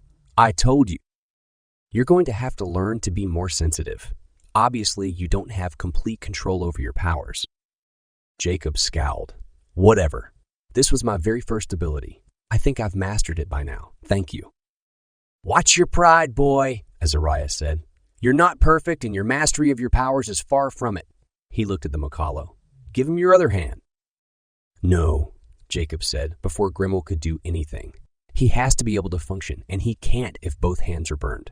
I'll try it on someone else, not him. Fine. Go get another person. Jacob turned and stormed from the fortress, leading Gremul through the building. When they'd exited, Jacob turned to the Makalo. Let me see what I did to you. Gremul frowned and showed Jacob his palm. Blisters had sprung up all over the surface. I'm very sorry, Jacob said again. Azariah can be a jerk. He's so bossy. Yes, well, unfortunately now I'll have to slow down my workload. With the Kaede sap shortage, this will take days to heal. Jacob nodded, recognizing that the Makalo had reasons to be grouchy. If it makes a difference, I didn't know Azariah was going to make me do any of that. Gremul sighed. I know. That shingle... Judging by the colors swirling through the air around the Makalo's face, Jacob could tell he'd been about to say something not very kind, but true to Makalo nature, he stopped himself. You should ask for volunteers. If they know what it's for, they'll be more likely to help. Jacob nodded. Thanks, I'll do that. He turned around, deciding he needed to let Azariah know he might not be back right away. He knocked on the shingles door and explained what Grimiel suggested. Azariah clasped his hands and tapped his lips. Yes, do it, but make sure they know we need those volunteers today, as soon as possible. He paused. Oh, and tell Aldo to start making more contacts. We'll want them for you and those who travel with you. Jacob stopped by Aldo's cabin and relayed the message, then hurried to Kenji's place. He figured the Makalo would best know how to ask for volunteers. Kenji opened, fully decked out in green clothing, the color of mourning for Makalos, and let Jacob enter. How are the training sessions with Azariah going? Aldo mentioned he was close to finishing the contacts. Jacob sat at the table with Kenji. He finished them this morning. They're perfect. And about the training, okay, I guess. But Azariah wants me to find volunteers. He's positive I'll be able to take people back with me when I travel. Kenji raised an eyebrow. Interesting theory, he sighed. Finding volunteers shouldn't be difficult. What will they need to do? Jacob hesitated. Well, you know how I can sense weakness in things and heat them up? Azariah thinks I should be able to heat up the person's hand and take them back with me that way. That sounds potentially painful. Exactly. I've already burned one Makalo this morning. Grimoel, I feel bad. He suggested I get volunteers, and Azariah says we need them as soon as possible. Kenji nodded. I'll send word around by Minya and have everyone meet at Azariah's fortress. You might want to have them meet by Aldo's new place instead. Azariah's in a bad mood today, and he'd get ticked off if they were waiting outside his door. A smile briefly crossed Kenji's face before disappearing. I'm sorry to say this, but I'm glad it's you who gets to work with him and not me. Jacob rolled his eyes. Thanks. Sweet Pea was just about to knock when Jacob opened the door to leave. His face lit up. Hey, Sweet Pea said. Haven't seen you around for a few days. Wanna come with me? It's my turn to check the trees, and I was going to see if Eka. No wanted to do it, but you're right here, so I'll ask you instead. Jacob chuckled at Sweet Pea's long explanation. Sure. He followed Sweet Pea to the ledge. Even though the Makalo wore green clothing, the color swirling through the air around him showed he was pretty chipper. Jacob figured there probably weren't many things that could get Sweet Pea down for long. Aminya flitted up to the Makalo and told him about Jacob's need for volunteers. She explained the possible dangers. Tell Kenji I'm all over it. Jacob frowned. Even if you're going to get your hand burned? Sweet Pea shrugged. Don't matter. They're pretty calloused anyway from working in the garden so much this year. The Minya left and Jacob climbed down the ledge, following Sweet Pea through the meadow. They entered the forest. Can I ask a question? Jacob said. Who's going to be the next patriarch? And is it going to be a guy? And how will he be elected? Sweet Pea laughed. That's not one question. He led them off the path and deeper into the forest. First, we don't know who the next one will be. They've decided to put it off for a while. I don't know all the particulars, but with everything going on, the council that takes over directing things, headed up by Kenji, by the way, has decided that's the best thing right now. Jacob frowned. Wouldn't getting one fast be better? That way, they'd be able to figure things out more quickly. Sweet Pea shrugged. Honestly, I don't know. Makalos don't like making decisions in the midst of a lot of emotions. And Patri's Lorkon problems, and even having Azariah around, things are really emotional. He glanced at Jacob. Azariah is great and all, but he can be really demanding. Tell me about it. Sweet Pea paused in front of a tree and pulled a branch closer. Look around for bugs. When they're still stopped by the poison, they're mostly pink in color. If they're turning back to bright red, the potion is wearing off.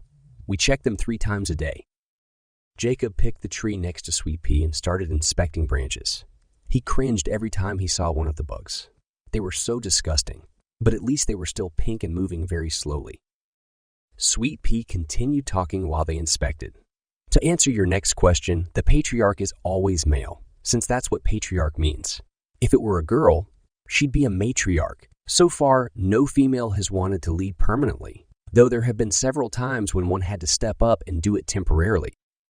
Does a patriarch need to be a certain age? Generally over 40. Again, that's not a hard rule. And there have been exceptions. They'd both checked more than 3 trees each, and Sweet Pea stepped back, hands on his hips, surveying the forest. Everything looks good. The bugs aren't getting over the poison just yet. He started back toward the trail. To continue answering your questions, the last patriarch usually chooses the next one before he dies. If he passes away before that can happen, like Brosian did, all the Makalos over the age of 40 get together and vote anonymously on who will be the next leader.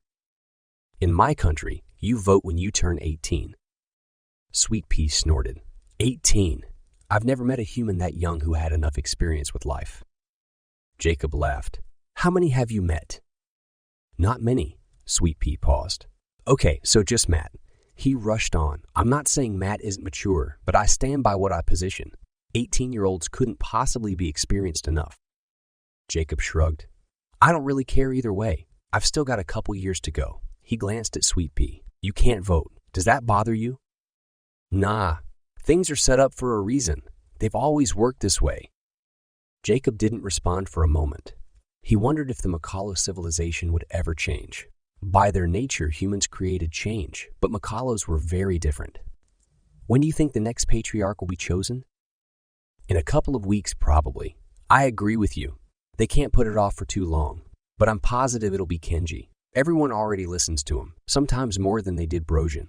He's really good and really experienced. Jacob nodded. Kenji will be a great choice. Not long after they left the trees, they arrived at Aldo's house. Jacob was surprised. Only a few Makalos had come, but 2 Werbies and several humans showed up to act as volunteers. His throat felt thick and his heart raced as he thought of their willingness to help even knowing it would hurt. Wow, he said. Thank you all so much. I hope I figure things out fast so as few of you as possible get burned. One of the humans, a man with blonde hair and a red beard, nodded. Your Highness, we're ready and willing to do anything needed to remove the Lorkon from the throne and put your father back on it. Several of the other humans murmured their agreement. Jacob took a quick count.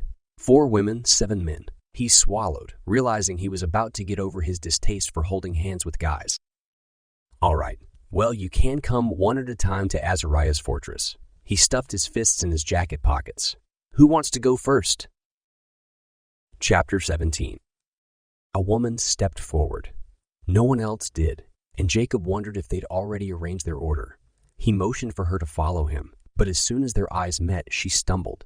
Her mouth popped open and her blue eyes widened. The colors for shock flowed through the air around her, and she stared at Jacob, making him shuffle his feet. What was her deal? He decided to ignore her strange behavior and started toward the fortress. She stayed a full step behind him. If he slowed down, she slowed too. It took him a moment to realize she was doing it out of respect. All of it. The oddness. Everything. That made him feel weird, and he didn't know what to say as they walked.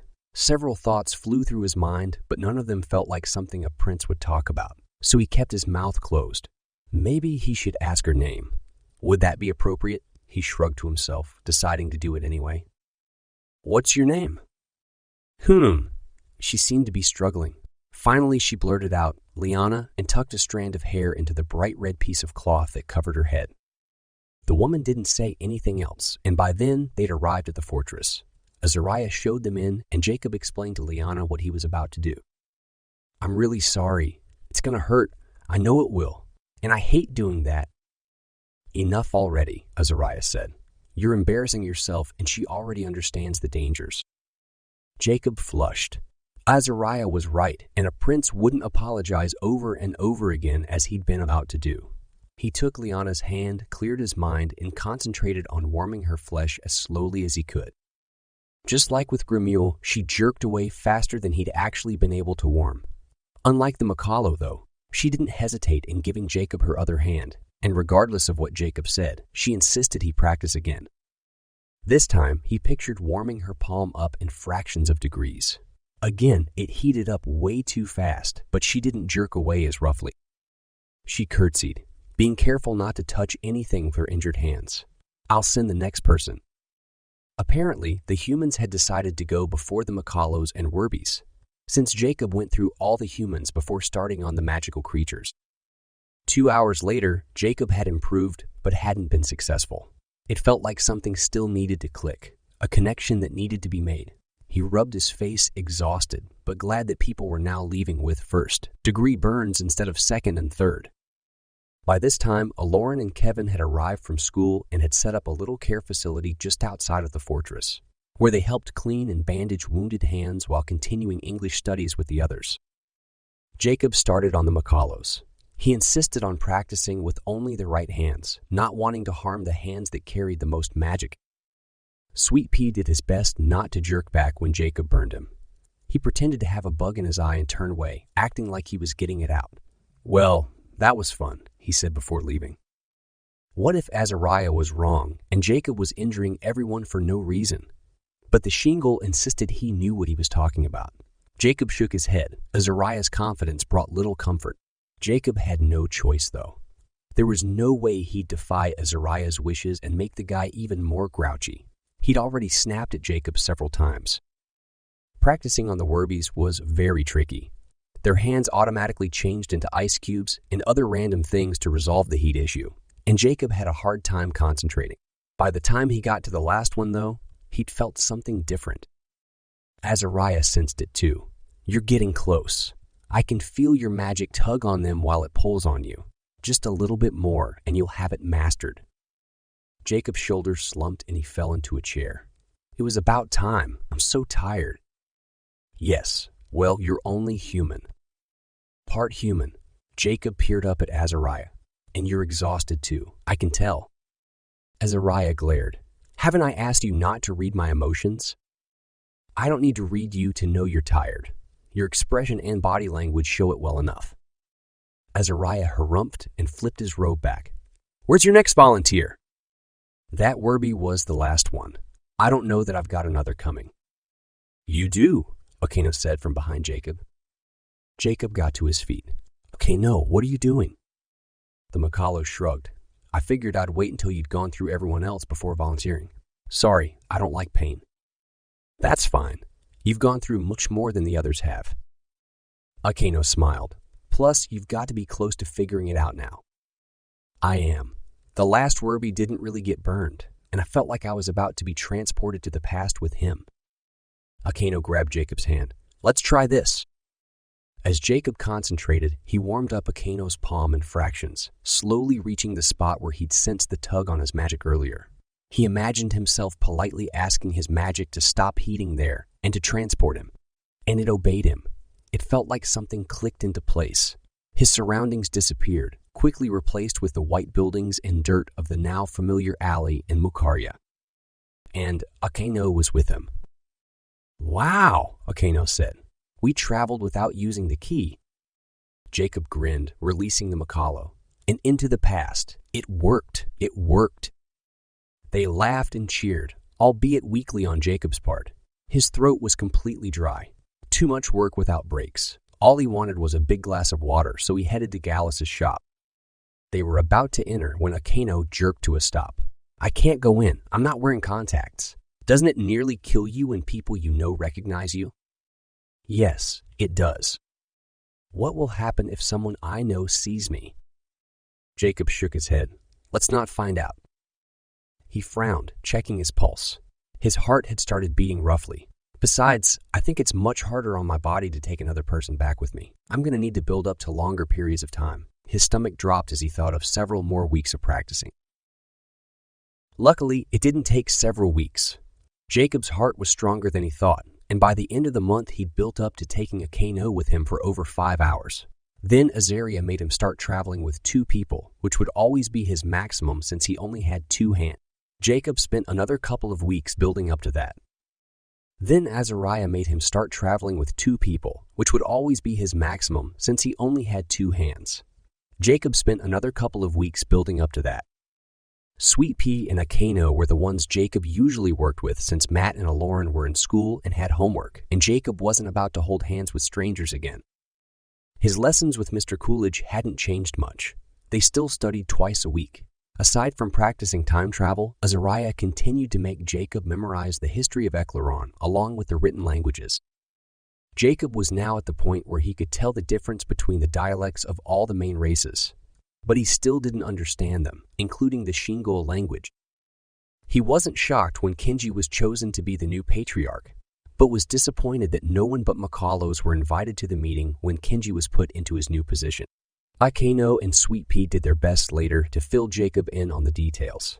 To his relief, he hadn't missed anything. The meeting sounded long and boring. The potion wore off on the trees, and everyone waited nervously for the next bud to grow. Jacob continued to key Aldo to the fat lady's house, where they concentrated on finding a better solution to the problem. Kevin and Eklaron were having a lot of success teaching English. They'd just gotten to the point where those who wanted to help with the upcoming war could say so, and others could ask to go home. Jacob keyed them to Gallus's shop, where Gallus and his wife helped them figure out what had happened to their families. Several people wanted to stay in Takai to help. Jacob felt constant pressure every time he went to the village. He was there every day, so he was used to being treated like royalty, but the expectations everyone placed upon him were overwhelming. Word had trickled out that he was able to travel to the past, and for 2 whole days, Jacob spent hours researching human families for people who had no clue where theirs had gone. This made his studies with Azariah impossible. He wasn't comfortable saying no to anyone, not when he had an ability that could help so many. So Dad and Kenji made a new rule. Only they or Azariah could ask Jacob to go back in time. That made things much easier. Chapter 18. Jacob straightened in his seat, his jaw dropping. He put down his pencil, got up, and started pacing the room. How had he forgotten? He'd been studying American history for Mr. Coolidge and had been totally involved in the Civil War stuff when a random thought entered his mind. Brojan's secret. Brojan had told him something important and had given him permission to talk to Akeno about it after the patriarch passed away.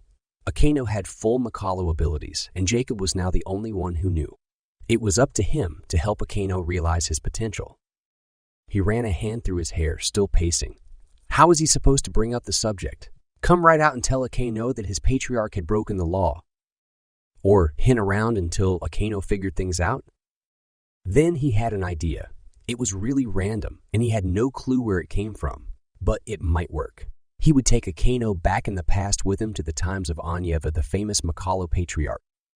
Maybe by doing so, Akeno would recognize that he was similar to the Makalos back then and would figure it out on his own. He'd grow stronger and wouldn't feel like he needed to be weak like the Makalos in Taga village. Jacob put his homework away, eager to try out his idea. While he was attaching the key to his belt loop, though, it occurred to him he should ask Ebony and Kenji for permission. After he put his shoes on, he keyed straight to Kenji's place. Kenji looked up from the table where he had several books open in front of him. "Is Ebony here?" Jacob asked. Kenji got up and went into the back of the house, looking for his wife. Jacob knitted his eyebrows, thinking of the changes that had come over Kenji since he'd been chosen to be patriarch. He looked much older and spent a lot of time studying. Jacob didn't understand why. Kenji had always known more than Brojan, and the Makalos were hardly a huge civilization anymore. There wasn't that much to keep up on. "Where's Akeno?" Jacob asked when Kenji returned with his wife. "It's his turn to check the trees," Ebony said. She and Kenji sat at the table, and Jacob followed suit. "Okay, well, I've got a question for you." Jacob seriously considered telling them what had happened when Akeno was born, but decided against it. Akeno still didn't know, and it wouldn't be fair to him for his parents to learn first. "I wanted to see if you would be all right with me taking Akeno back to meet the Makalos at the time of Anyev." Kenji immediately nodded. "That's a great idea." "And an excellent learning opportunity," Ebony said. Her cheeks flushed with excitement and bright green flooded the air around her, and from Patriarch Anyev himself. Jacob frowned. "I'm not sure if we'd be able to meet Anyev, actually. For now, we could just go back and let Akeno observe the people." "What would be the point of that?" Ebony asked. "Anyev would have no problem meeting Akeno." "You're sure?" "Of course. It's our nature. We're curious about other Makalos, and our customs would grant an opportunity for them to meet anyway, so let's take advantage of that." She sprang from her chair and grabbed a bunch of books from a small shelf in the corner of the room. She spread them across the table. "We just need to figure out the customs of the city so you won't be lost when you go." Kenji leaned back in his chair. "Would you take him to Silver City itself, or to the place they built after deciding to leave the trees?" "Either. Which would you prefer?" After they left, Ebony said, I want him to see the people and the results of that choice. It would be great to have him come back and tell us all about it. She flipped through a book, opening to a map that spread across both pages. For the next hour, Kenji and Ebony pored over the books, helping Jacob memorize the city and learn Makalo customs. His traveling ability usually put him in an empty area, and he'd need to know how to find his way out of wherever he and Adekano were placed. They also needed to know how and when it was appropriate to approach a patriarch during that time. Things had naturally changed in the Makalo culture since they'd been reduced to a very small civilization living in Taiga village. Akano returned from checking the trees soon after Jacob's eyes had started blurring from studying. Kenji told his son what was going on, and Akano nearly bounced off the floor with excitement. Ebony turned to Jacob. "When will you leave?" "As soon as Azariah gives permission, possibly today." "Let's go now." Akano dashed to the door, opening it. "Come on, we can convince him together." Jacob chuckled. "Okay. I'm ready to take a break anyway. Besides, I think I've got enough information for us to figure things out. And Akano can help you fill in the blanks. He learned all of this years ago." Jacob nearly asked why they'd bothered to study anything if Akano already knew it, but then realized that if he were separated from Akano, he'd need to be able to function as well. The two friends left Kenji's house and practically jogged to Azariah's fortress. It was a warm day, and Jacob had to take off his jacket. By the time they arrived, they were both out of breath, and Jacob felt sticky from sweat. Azariah opened his door, letting them in. Jacob didn't even wait for the door to close behind them. "We want to go back in time to visit Patriarch Onyev, the Makalo leader." Azariah nodded. "Yes." Kenji sent Aminya. He waved his hand for them to follow him to the kitchen, where he proceeded to sit at the table. "I'll be finishing my food. Enjoy your trip." Jacob stopped in the doorway, surprised at how readily Azariah accepted this new plan, but decided not to press his luck by saying anything. He and Akano quickly cleared their minds and got ready to travel. They'd found it was easier for Jacob if his companions also concentrated on the location where they were traveling. Rather than ending up in the city itself, Jacob's ability took them to the outskirts. Akano pointed to a sign that welcomed visitors. "You knew that's the name of this city, right? Gratitude?" Jacob shook his head. "I wasn't even sure what language they'd speak here until earlier today." He'd been glad to hear that it was a form of English, again due to connections with Earth. He and Akano started down the massive brick road that led to Gratitude, which appeared to be both a forest and a city. Jacob couldn't stop staring at everything. Other humans joined them on the road, and Makalos were everywhere, smiling or waving. They walked with confidence. None had their heads covered, and all were cleanly dressed. The Makalos glowed blue. Jacob had a hard time looking away from them at first. He couldn't help but wonder why Akano didn't glow as brightly. Their clothing was elaborate but not pompous. Bright colors, vivid decorations. The Makalos wore robes or pants and shirts with patterns that led the eye to their left arms and hands. Jacob stole a glance at Akano. He, too, appeared to be enthralled with the people around them. They joined a steady trickle entering the unwalled city, and Jacob looked up in awe when they stepped inside. It was absolutely beautiful. Broad, branched trees grew so tall he could barely see their tops. They gleamed in the daylight, shining with multiple colors just like a prism. The greens and blues were the most noticeable. Stone and elaborate wood, adorned with gold and silver decorations, had been used to construct the buildings. Stairs were affixed and circled around the outsides of the trunks. The city was almost completely integrated with the forest, which grew sparsely, branches touching each other and forming a canopy overhead. Jacob tapped Akano's shoulder. "I thought they decided not to live in trees anymore." "They used to live separately from each other, every person in his or her own tree. Now they live as families. The forest, along with stone, is incorporated into their designs." The street wound around huge trunks and through a market-type area, intersecting several times with other brick roads. Jacob led the way. He knew the patriarch's residence was at the end of this main street. One thing that fascinated Jacob: the buildings weren't cramped together, and there wasn't a whole lot of undergrowth. Huge roots, several feet wide, poked up through the earth, glowing just like the ones that grew behind the fat lady's cabin. The street led them to a massive house, which was built to circle upward around an equally massive tree. By this time, Jacob and Akano were alone. approaching a set of Makalos standing outside the large wood and gold doors. "How can we help?" the Makalo on the right asked. Jacob realized they were guards. They were relaxed. They didn't have weapons. He figured their magic was much more powerful than a bow or gun. It was hard to read their emotions because of the overwhelming Makalo blue that surrounded them. Jacob cleared his throat. We're visitors here and would like..." Akeno stepped forward and took charge, completely surprising Jacob. He watched, mouth open, as Akeno explained to the guards that he'd never met Anyev, and it was his lifelong dream to do so.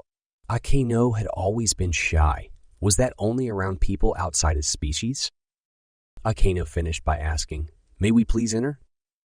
The guards summoned a Minya to deliver a message to Anyev, and the Minya returned with a positive response. Akeno shot a confident grin at Jacob as the guards opened the doors to reveal a huge room that ended in a staircase.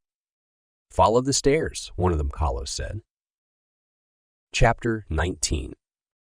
After a couple of rotations, the stairs led them outdoors. Jacob gasped. They were already several stories up with a magnificent view of Gratitude City.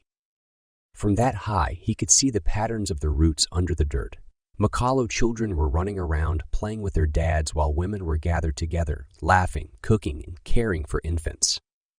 Jacob couldn't help but admire the obvious happiness these people shared. There wasn't even a speck of dissatisfaction in the air around them. The stairs continued to wind around the tree, leading Jacob and Akeno indoors again.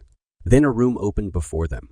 At the end was a set of large doors with two more guards, who opened the doors as Jacob and Akeno approached. Jacob fully expected a throne room, but instead they entered a large garden with benches and flowers. The ground underneath changed from stone to squishy, uneven wood, and Jacob suspected they were now walking on top of one of the branches. A Makalo was roaming the garden with a watering can, pulling weeds. His hair and beard were silver, and he wore a beautiful, ornate robe made of cream, gold, and green. It was obviously Anyev. Jacob nearly stopped walking. He couldn't believe he was in the presence of the Makalo patriarch who'd created the key of Kilenya. Wow! Should he say something? He put his hand in his pocket, fingering the key. He gripped it, almost pulling it out, but the pain in his chest let him know that wouldn't be allowed. Anyev turned and greeted them with a smile. Just then, Akeno fainted, falling to the ground. Jacob dropped to his knees by his friend. "Akeno?" The Makalo's eyes fluttered, then opened, and he sat up, his face redder than Jacob had ever seen it. "Oh my gosh! Did I really faint?" He stared at his shoes, refusing to look at Anyev, who was approaching. Anyev laughed, pulling Akeno up. "I haven't had that sort of response in a while." He stepped away, tapping his cheek. "You're right. We've never seen each other. I thought I'd met every Makalo on Eklaron." Jacob found himself immediately fascinated by how the patriarch spoke. His accent was different, almost musical, and sounded like it originated in Africa. He was very understandable. Anyev looked at Jacob and then back at Akeno. "You aren't ordinary people. There's something very different about you." He turned his attention to Jacob. "You're part Shingle. That much is easy to see." He cocked his head, then took a step back and fell onto a bench.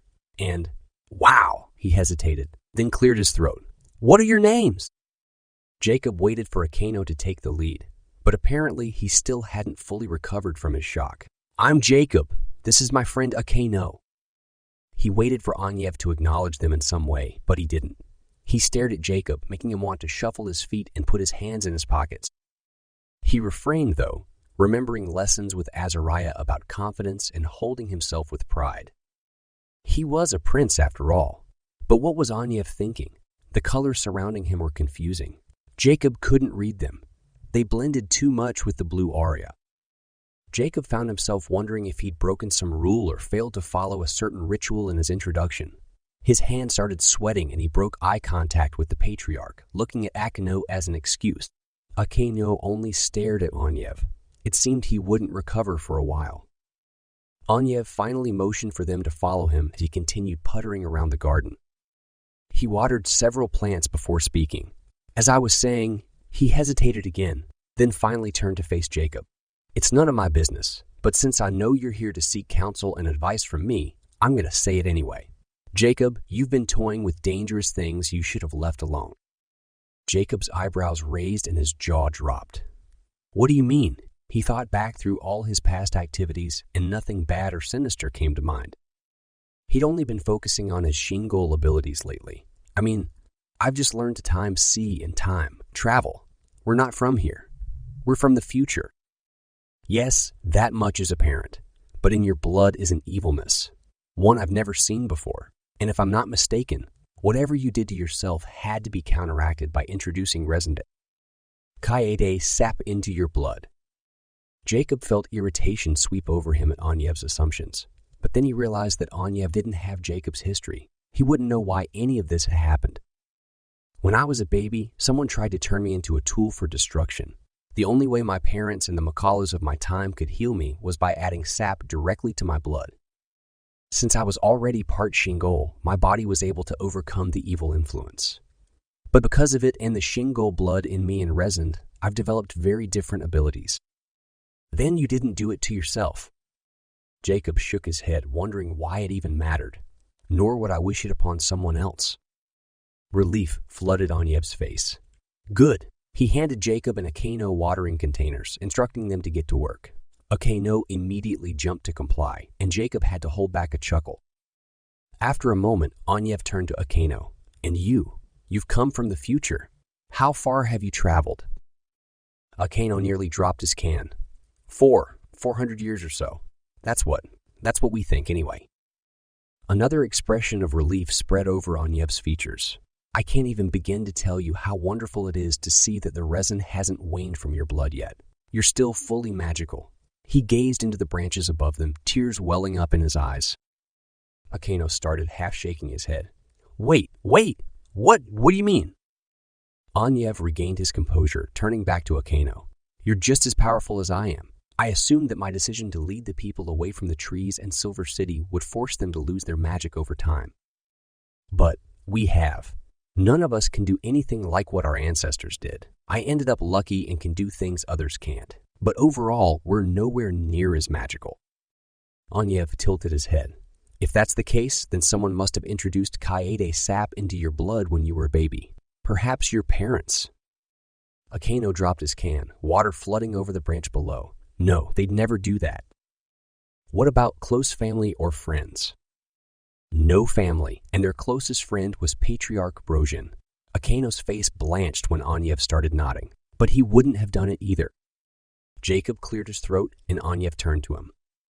Jacob knows something of this, don't you? He nodded and looked at Eklaron. Brozhin told me a few weeks ago. He did it because of the Lorkon, because the Makalos were so weak. He felt it was the only thing that would eventually save us in the end. Eklaron's shoulders slumped, and a ton of different emotions registered themselves as colors in the air around him. Confusion, fear, anger, surprise, panic, irritation, disappointment. He didn't say anything at first. Then, why didn't he tell me? He didn't want you to know while he was alive. And he called himself a patriarch, Anyev asked, his eyebrows raised. A patriarch doesn't hide his actions. Brozhin was different, Jacob said. He was still a good person, though. Eklaron attempted to pick up his watering can, but it didn't seem to want to stay in his hands and fell to the ground once more. But you're sure he did that to me? Anyev answered before Jacob could. Of course. Can't you feel the resin flowing through your body? Well, yes, but... Anyev chuckled. You wouldn't know the difference, not having experienced anything else. He sat on a garden bench, motioning for Jacob and Eklaron to sit on the one across from him. It's apparent you have a lot of learning ahead. He looked at Jacob. This is the reason you've come to my time, isn't it? Jacob nodded. Well, let's get started. Another multitude of emotions raced across Eklaron's face, but panic won out. Right now? With you? Are you sure? I don't know anything about your time, but if Patriarch Brozhin felt strongly that a Makalo infant needed Keitus sap put in his blood, I'll bet your Makalo abilities are greatly needed. Jacob felt relief spread like warm butter through his body. He wouldn't be the only one with abilities. Eklaron could help. The destruction of the Lorkon wasn't completely up to him. How will you train me? Eklaron asked. I'll start with the journals written by our forefather, the first Makalo who was healed by Keitus sap. Anyev frowned, looking at Jacob. But if I correctly remember the rules of traveling, you won't be able to take them back to your time. Jacob shook his head. Nope. Would you be able to leave Eklaron here to study? Jacob tilted his head, thinking through what he'd learned from Azariah. I think so. But if something happens to him, he'll be jerked back to the present, and without my help, it would probably kill him. I'll personally ensure he's safe. We don't have enemies. This is a wonderful time to be a Makalo. Jacob nodded. Okay, well, I guess I'll leave you two alone then. I'll come check up on him in a few hours. Anyev agreed. As Jacob left the room, Eklaron shot him one last look of panic. Jacob only waved and smiled. He waited until he was sure he was alone, then returned to the present. Chapter 20. Where's your little friend? Azariah asked. You didn't forget him, did you? He's staying back there to study. Azariah grabbed Jacob's shoulder. Do you realize what you've done? Have you thought this through? Jacob hesitated. I think so. It's okay, right? It depends on how strong you are. Eklaron is still sapping your magical energy, even though you're here. Keeping him in the past requires effort on your part. He will only be able to stay there so long as you're able to keep him there. And if you don't retrieve him in time, you'll both be jerked somewhere in the middle, apart from each other, and you'll never find him. Jacob clamped his mouth shut. That was worse than he thought it would be. What should I do? Visit him every few hours until you're strong enough to let him stay longer. For the next few days, don't leave him there overnight. You might not wake up. Okay. And tell his parents. They need to know what's going on. Jacob nodded. He'd been planning on doing that anyway. He was about to leave when Azariah grabbed his shoulder again. You must start researching the Lorkon. Figure out where they originated so you can prepare to go to their country. All right, I'll do that this weekend. Sunday was 3 days away. Jacob loved how relaxing it usually was. He almost never had anything to do after church was over. That would give him plenty of time to complete the task. Jacob left the fortress and walked to Kenji's place. Upon arriving, he told them about the visit with Anyev and how the patriarch wanted to instruct Eklaron. They were nervous about their son being left behind and in complete awe at how much Anyev was able to figure out just by looking at Jacob. Then Jacob took a deep breath. He hesitated for a moment, but finally spilled everything about Eklaron and Brojan. Kenji slumped into a chair. Brojan did that. Why? He looked at Ebony. Why didn't he tell us? Ebony stared at the wall, expressionless. It seemed she hadn't heard Kenji's question. I just can't believe it. Kenji sighed, the colors in the air around him switching from surprise. A pale yellow to calm, a light blue. Well, at least Eklaron is now studying under one of the wisest Makalos ever. Ebony's colors still hadn't switched to anything other than shock, and Jacob figured, with her being Eklaron's mom, it might take her more time. She got up from the table and started pacing. But what does this mean for him? How will it affect and change him? Kenji stood and put his arms around Ebony, forcing her to stop walking back and forth. It will only make him stronger. His personality will be the same. She looked into his eyes, her colors swirling into those that exemplified love. Mostly blue and green, and Jacob decided he'd rather be home studying for his next session with Mr. Coolidge. He quickly excused himself. Several hours later, Jacob returned to Anyev's time. Eklaron was bubbling with enthusiasm and excitement even though he hadn't really learned anything yet. They'd mostly focused on how his ancestor had been injured and why the Makalos of the time had gone to such drastic measures to heal him. After Eklaron had dinner in Taka village, he insisted on being taken back for a couple more hours. The next 2 days were a blur. Jacob traveled back and forth between the present and Anyev's time so often that it was difficult for him to remember specifics between that and his study sessions with Azariah. With permission, Jacob filled his parents in on Eklaron's situation. Mom and Dad were surprised at Brojan's actions, but like everyone else, felt that Eklaron's extra abilities would come in handy in the future. And Eklaron was starting to learn some cool things. He showed them off whenever Jacob came to get him. Anyev has me figuring out how to control plants now, Eklaron said on Saturday after his session with the patriarch had ended. More than what I could already do. And Jacob, I actually made a seed grow. It was so awesome. It listened to me. I put my hand on a part of the tree and sent messages to the thing on the other side of the room, and it started growing. Jacob laughed at Eklaron's enthusiasm. That's cool. He was a little envious at how quickly Akeno was figuring out how to use his powers. It had taken Jacob months to make as much progress as Akeno had made in days. Akeno turned to walk backward in front of Jacob so he could talk as they headed away from Azariah's fortress. He said next time he'll show me how to get wood to grow with stone in it. Jacob raised his eyebrows. That would be cool and definitely helpful. I know. Jacob took Akeno back once more that day, but asked for a break on Sunday so he could rest and focus on researching the Lorkon. Sunday afternoon, Jacob lay on his bed, wanting to be comfortable while he figured out where the Lorkon had come from. He unfocused his eyes, staring at the ceiling above, and rewound through the past until he got to his mother's chambers before the Lorkon kidnapped her. From there, he continued rewinding quickly, not wanting to get bogged down by little details. It was really confusing to compute everything as he watched it in reverse. From what he could tell, the Lorkon, just 3 at this point, had the help of a castle guard. Apparently, they stayed in an abandoned house in Myvril City for several months while making plans. How did the people there not find or notice them? Then they arrived at the city. Jacob was surprised when he saw which way they came into Myvril. There was a road he'd never seen on the other side of the city that led through the mountains and hills behind the fat lady's cabin. This road circled south, around Ashe Hills. The trip probably took days, but to Jacob it was only minutes. The Lorkon had ridden the Sindons as far as the foothills outside of Myvril and then left them while they went into the city. It made Jacob dizzy, watching everyone and everything walking backward. The Lorkon reached what appeared to be their point of origin. The Sindons were kept in a huge barnyard, tight place on the outskirts of a dirty, very poor-looking but large city. The Lorkon walked backward through the streets, abusing the people who begged at their feet. There wasn't royalty anywhere from what Jacob could see. Some of the buildings looked like they were once beautiful and grand, but were now crumbling and falling apart. It was sad, actually, and he wondered what had happened. Then he realized that the Lorkon had happened. They spread misery everywhere they went. As he followed the Lorkon backward, Jacob was shocked to see people wandering around who looked like the villagers in Myvril, the diseased, misshapen villagers who tried to stop him from getting Eklaron. Something was wrong with them, though. These particular people didn't fear the Lorkon.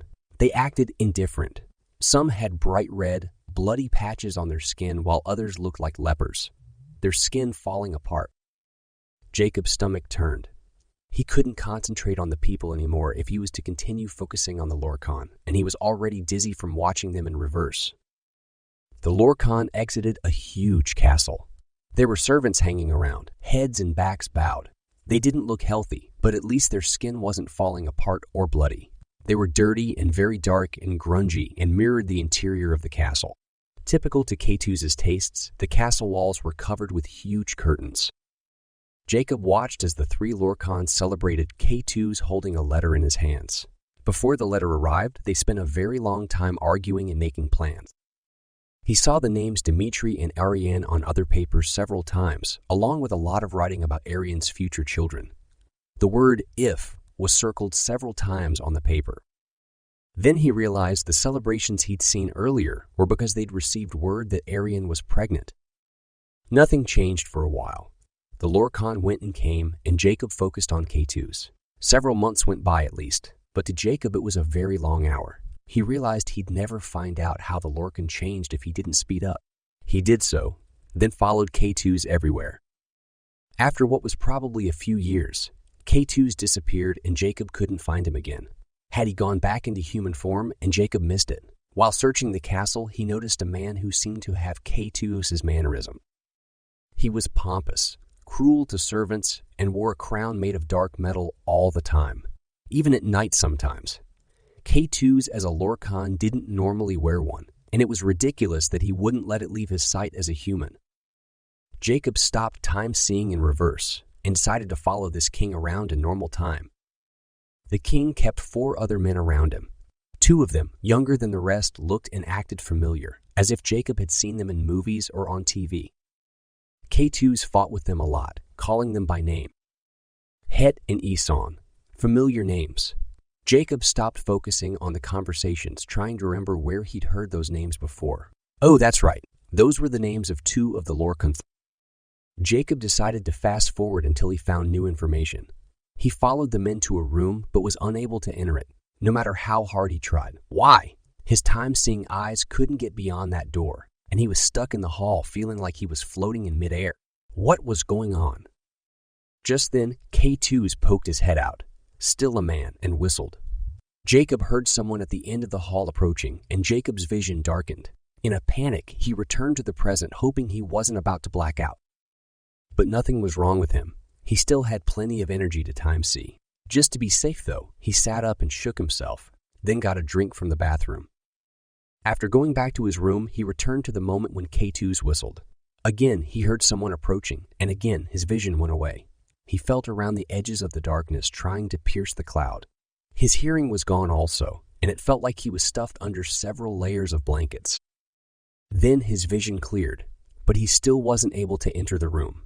If Jacob had really been in the castle right then, he would have kicked the wall in frustration. All he could do, however, was wait until Keitus and the rest emerged. They never came out as humans, though, and only 3 exited as Lorkon. Had the others been turned into wolves, Jacob almost felt sorry for them.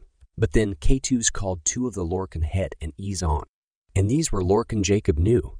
He'd been around them plenty of times over the past few months. Why had Keitus called his wolves the same thing?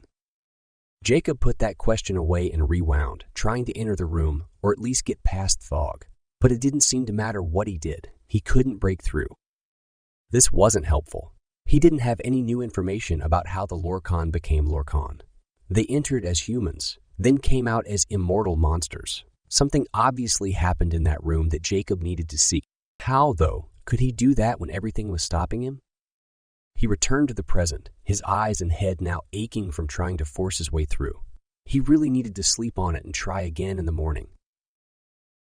Chapter 21.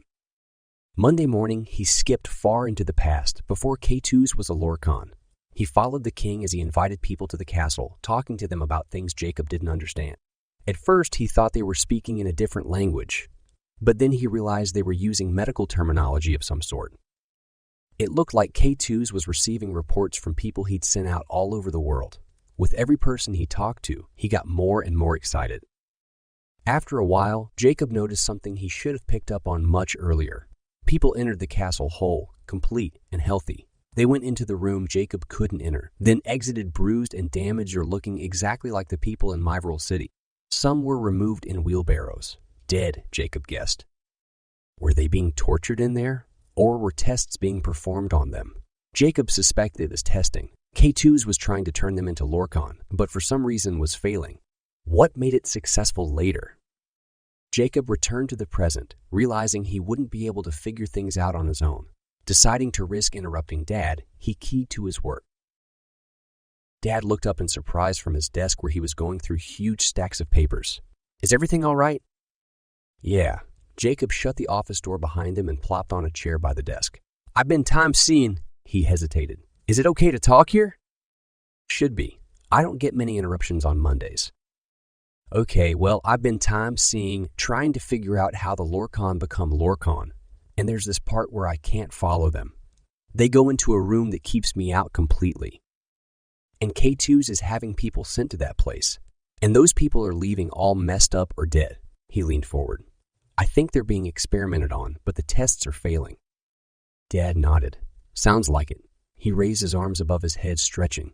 Have you talked to any of the others about this? Not yet. I needed a break and decided to come see you. We should have a meeting. Why don't you gather Mom, Kenji, Ebony, and Azariah, then come get me? I was planning on eating lunch in 10 minutes anyway. Jacob jumped from the chair, glad to have an assignment that wasn't impossible. He did as his dad asked, making sure everyone knew what the meeting would be about. Dad started as usual, but turned the time over to Jacob to explain what had happened and what he discovered. Jacob started with how he had followed the Lorkon in reverse. As expected, both Mom and Dad were disturbed to learn that the Lorkon had been in Myvril City for several months before kidnapping Arian. Jacob continued with his narrative, telling them about the road the Lorkon took, as well as the Sindons. As he spoke, Ebony and Kenji pulled out maps, trying to follow Jacob's description. Wait a second, Jacob, Dad said, frowning. He pointed to the map. Show us the exact path as you remember it. Jacob did so, even indicating where the Lorkon had left descendants. Dad straightened, yellow swirling around him. Surprise. He looked at Jacob, jabbing the map with one finger. You're sure it was right here? You're sure it was this city? Jacob nodded. Yeah, they stayed there for several years in the castle. That's where they turned into Lorkon. Dad shocked Jacob by jumping to his feet and grabbing Jacob's shoulders. Did the Lorkon attack and kill the royal family there? Did they destroy the city and the people? Jacob shook his head, trying to get out of Dad's tight grip. Not from what I saw. I mean, they looked comfortable, like they'd lived there forever. But two of the Lorkon, Het and Izon. Mom and Dad both gasped, and the blood rushed out of Dad's face. He slumped in his chair, his head in his hands, and Mom rushed to his side, putting her arms around him. She looked up at Jacob. Those are the names of your father's older brothers. Jacob felt like the wind had been knocked out of him. The men were familiar. The way they walked and talked and their coloring. He looked at his dad, realizing why it seemed he'd known the two men before. They were Dad's brothers, which meant they were Jacob's uncles. Jacob sank lower in his seat, rubbing his eyes. You've got to be kidding me! Azariah spoke. His back was to the group, arms behind him. It seems the Lorkon have a vested interest in this family for a reason. He glanced over his shoulder to Dad. Their family. No one said anything for what felt like an eternity. Jacob was busy trying to digest this new information, and he was positive his parents were having a hard time with it as well. Finally, Ebony broke the silence. Trucinal, who would ever guess the Lorkon originated from Dimitri's home country? We don't know that for a fact, Azariah said. These Lorkon, yes.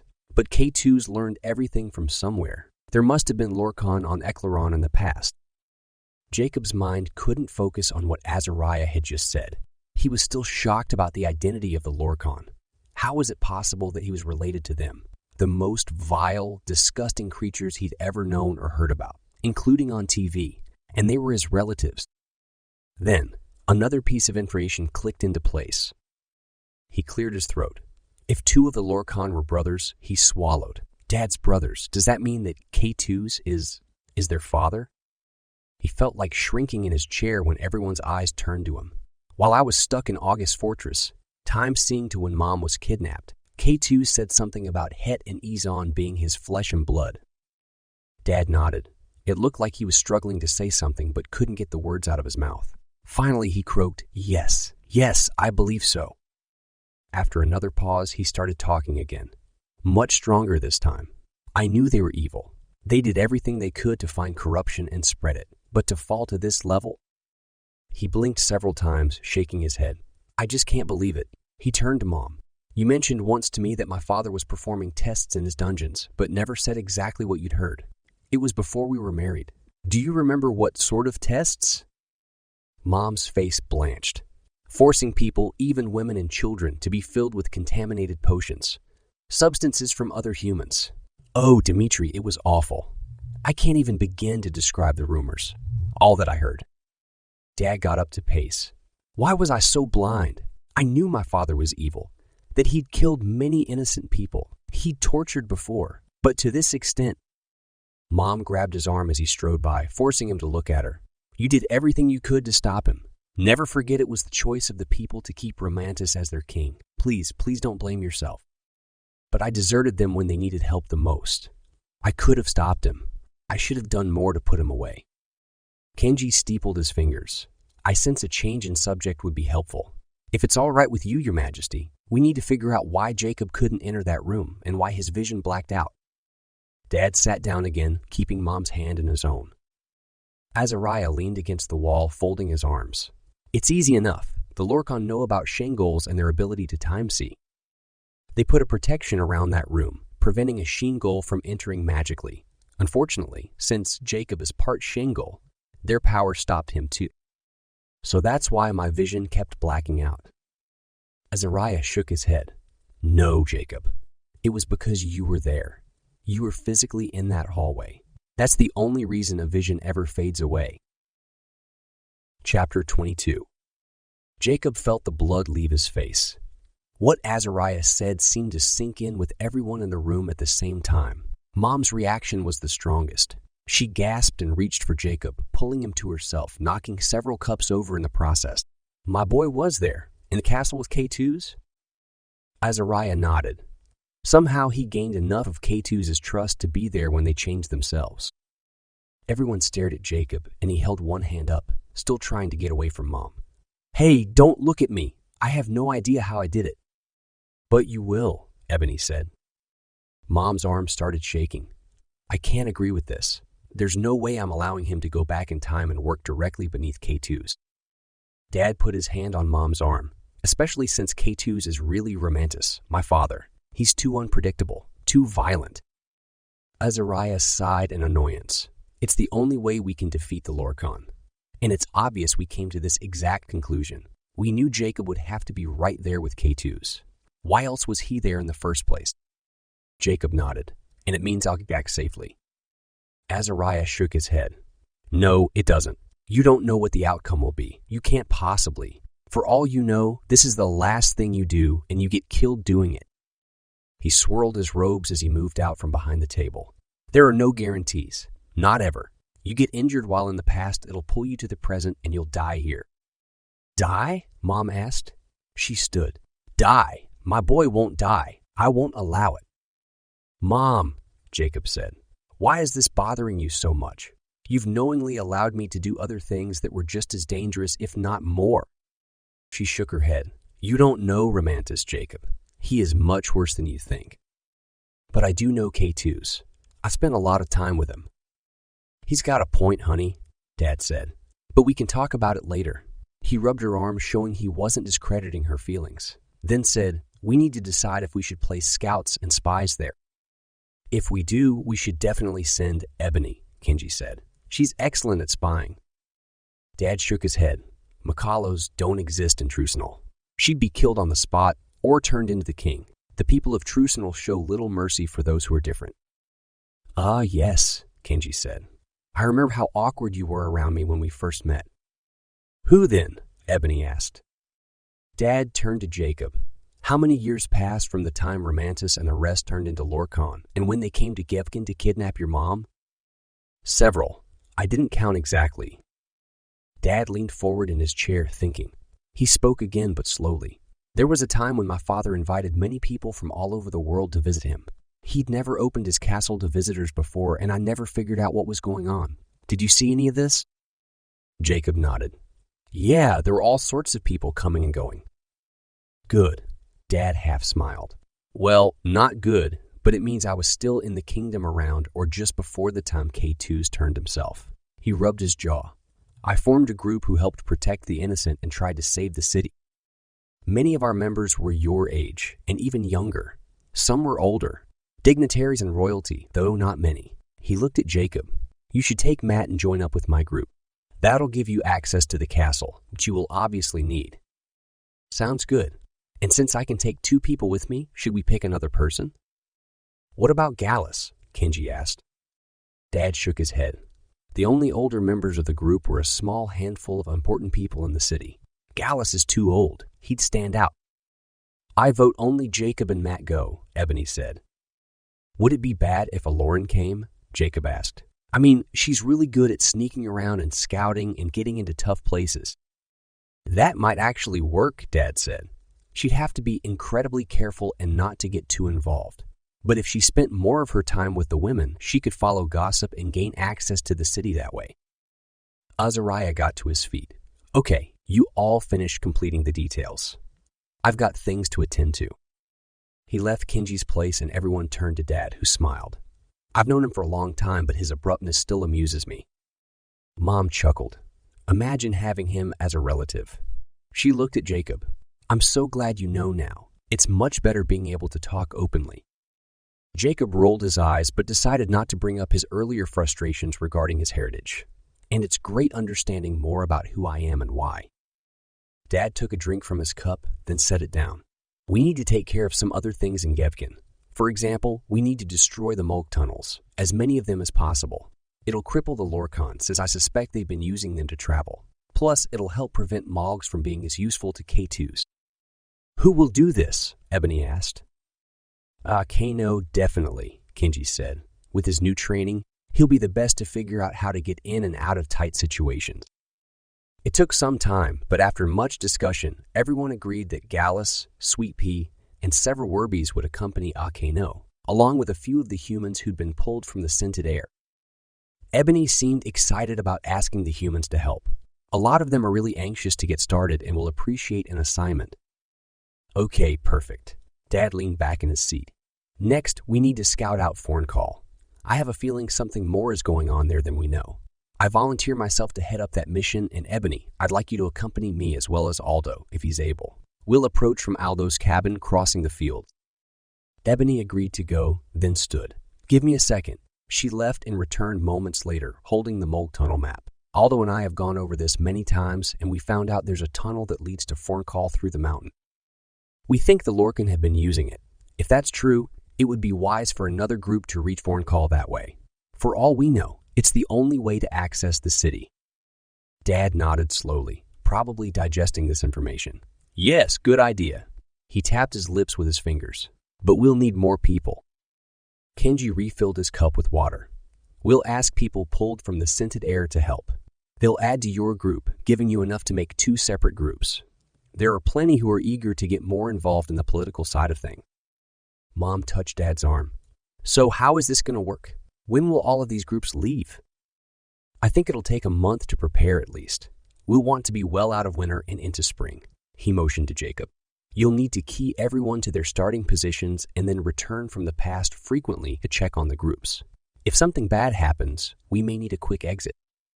Dad made sure everyone was on the same page.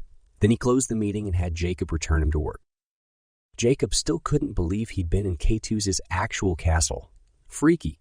He snuggled in his blankets, deciding to think about all of that later. Chapter 23. Jacob took Akeno to visit Anyev one last time. They'd be taking a break while Jacob learned more about Trucinol, and Akeno focused on preparing his part of the task in destroying Mog tunnels. As it turned out, Anyev needed time to travel, so it worked well. He promised to think about the problem with the bugs and see if he could come up with a cure. Perhaps Akeno wasn't powerful enough just yet, or the Lorkon had given the bugs extra energy. But nothing Akeno had done so far reversed the issue with the flying earwig. Mom called Mr. Coolidge and arranged for a pause in Jacob's studies. Jacob was grateful for that. He was still studying with Azariah, on top of preparing for his trip to Trucinol and watching the Lorkon, and the extra few hours a week would be beneficial. Jacob started hanging out with Dad at work. In between work projects, Dad gave Jacob new things to figure out and understand when it came to the mannerisms of the people who lived in Trucinol. Then he'd quiz Jacob. It took a couple weeks of this until Dad felt Jacob was ready to go there in person. Dad leaned forward, resting his elbows on his desk. Your next task will be to travel to Trucinol, in the past, and find a place where you, Matt, and Eklaron can stay.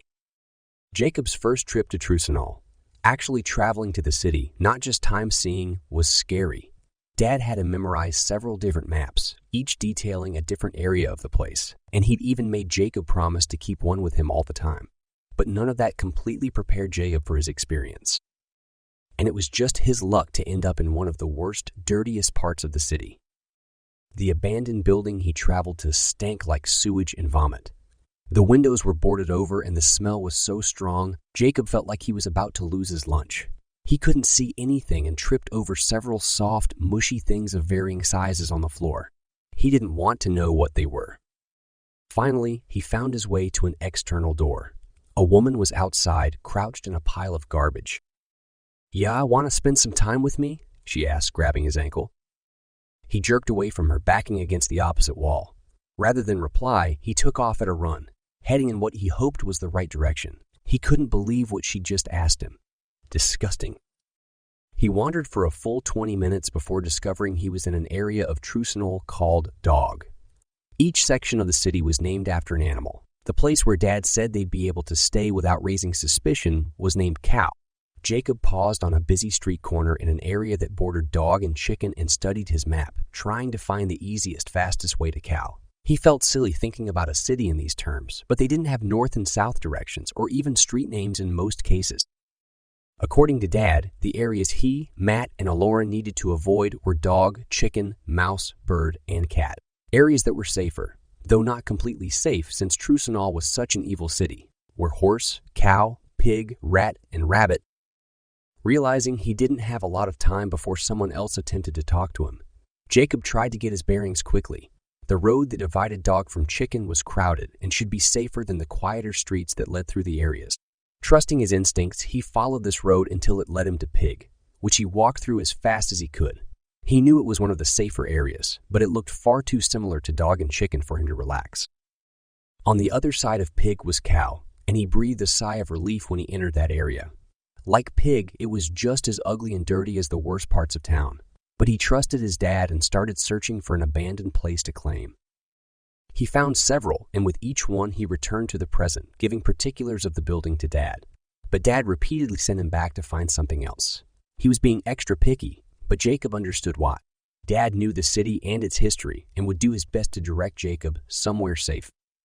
Finally, they both agreed on a building. It wasn't very big, maybe the size of 3 or 4 high school classrooms together, and only half of it was usable, but it was perfect. There was a room that would function as a bathroom. No McCulloughs, so no plumbing. Just a hole in the ground. Jacob wrinkled his nose thinking of that prospect. Dad had Jacob set up camp in the main room, which was the largest, saying they'd be safer if they all stayed in the same spot. Jacob surveyed the big area. It really needed work, knowing he was the only one who could do it. Matt and Eklaron were still in school and wouldn't be able to help. He started cleaning up the place.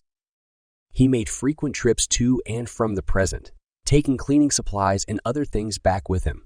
It amazed him that his magic allowed him to take stuff to the past, but not bring things from Trusanol to the present. Azariah's explanation about that made sense. Jacob couldn't do anything that would affect the future, and removing something from the past most likely would. He wasn't about to try to find the one object that it wouldn't matter if he took home. The pain that hit his heart every time he tried wasn't worth it. Kenji and Ebony gave him a very small amount of Kaede sap, and he safeguarded it, hiding it under a brick in the floor.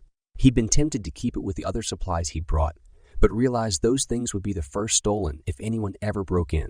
Food, water, blankets, pillows, air mattresses, and all the rest would bring in a good price at one of the many markets. His next project was to purchase clothing for them to wear while in Trusanol. Obviously, jeans and t-shirts would draw way too much attention. Dad gave him money, metal coins, to buy clothes along with a healthy dose of advice on what to look for. Anything brown in color would be fine. Avoid white, purple, red, blue, green, orange. Anything noticeable, cool, or attractive, in other words. Dad smiled. Yup, I'm afraid Eklaron isn't going to like Trusanol fashion for women who aren't wealthy. She'd be wearing a long, heavy skirt made of fabric that looked and felt like a burlap bag. Her apron would be brown and her top brown. At least she could wear a pair of sneakers that she'd fallen in love with since starting school at Mountain Crest. Her skirt would definitely cover them. Skirts were required to touch the floor, and it was considered obscene for a woman's shoes to show. Jacob and Matt had to be more careful, however. The style of pants for men, even poor ones, was that they had to have 2 inches of shoes visible, and those shoes were insanely uncomfortable. He bought them along with pants, shirts, and hats for himself and Matt. Buying the clothing was difficult. People seemed to be able to tell he wasn't from Trusanol right away. Even with his contacts, his eyes were lighter than the other people's, and his American mannerisms were too casual and upfront at first. Making eye contact with someone showed how wealthy you were, and Jacob quickly learned to keep his eyes down if he didn't want to spend a ton of coins to get clothes. By the time he finished making the purchases and got back to his new home, he was exhausted and cranky, and he still wanted to section off the living area of the place before going back to the present. He slumped on a chair and kicked off his shoes. Why people enjoyed shopping, he didn't know. An hour later, he finally got up and hung sheets and blankets to form 4 separate areas in the room. One for Eklaron, one for him, one for Matt, and one for them to gather and talk. That section had 3 chairs and a small table. Jacob had to scrounge around in Trusanol to find them. He didn't want to risk bringing something that big from the present that would attract attention in case they ever had visitors. He'd been nervous about bringing air mattresses, but he figured that so long as they released the air from the mattresses every day and hid them under their blankets, they'd be fine. Being in Trusanol so much did nothing for his spirits. The people were poor, dirty, and downcast. Smiles were rare, and he learned quickly that manners were even rarer. How could these people stand to live here? Jacob spent most of his time in Trusenal, strengthening his heart and learning his way around the city. He stuck to the safer parts of town. He also practiced time-seeing, though at that point he really didn't need to. It was easy after learning to travel. One of Jacob's favorite things to do was time-see to the past when King Romantis and Prince Dimitri actually got along. He avoided watching any of the king's more evil deeds, but it was so very apparent how much Romantis favored Dimitri over everyone else. Het and Isan, the older brothers, practically begged for attention they rarely got.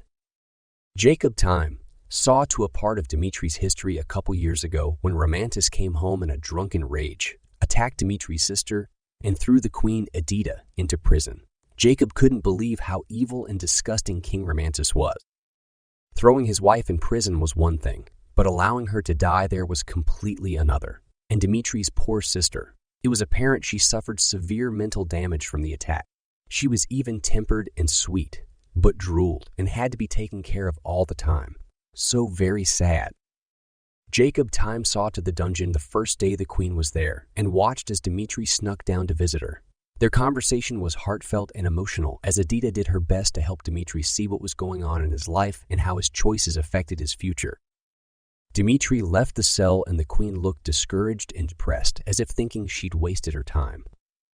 Jacob wished he could do something to ease her suffering, to help her know that turning Dimitri toward good had actually worked, that many amazing things would come about because of her son. He decided he was going to visit her, there in the dungeon. Why not? It wouldn't hurt anything, especially since at least 2 years had already passed since she died.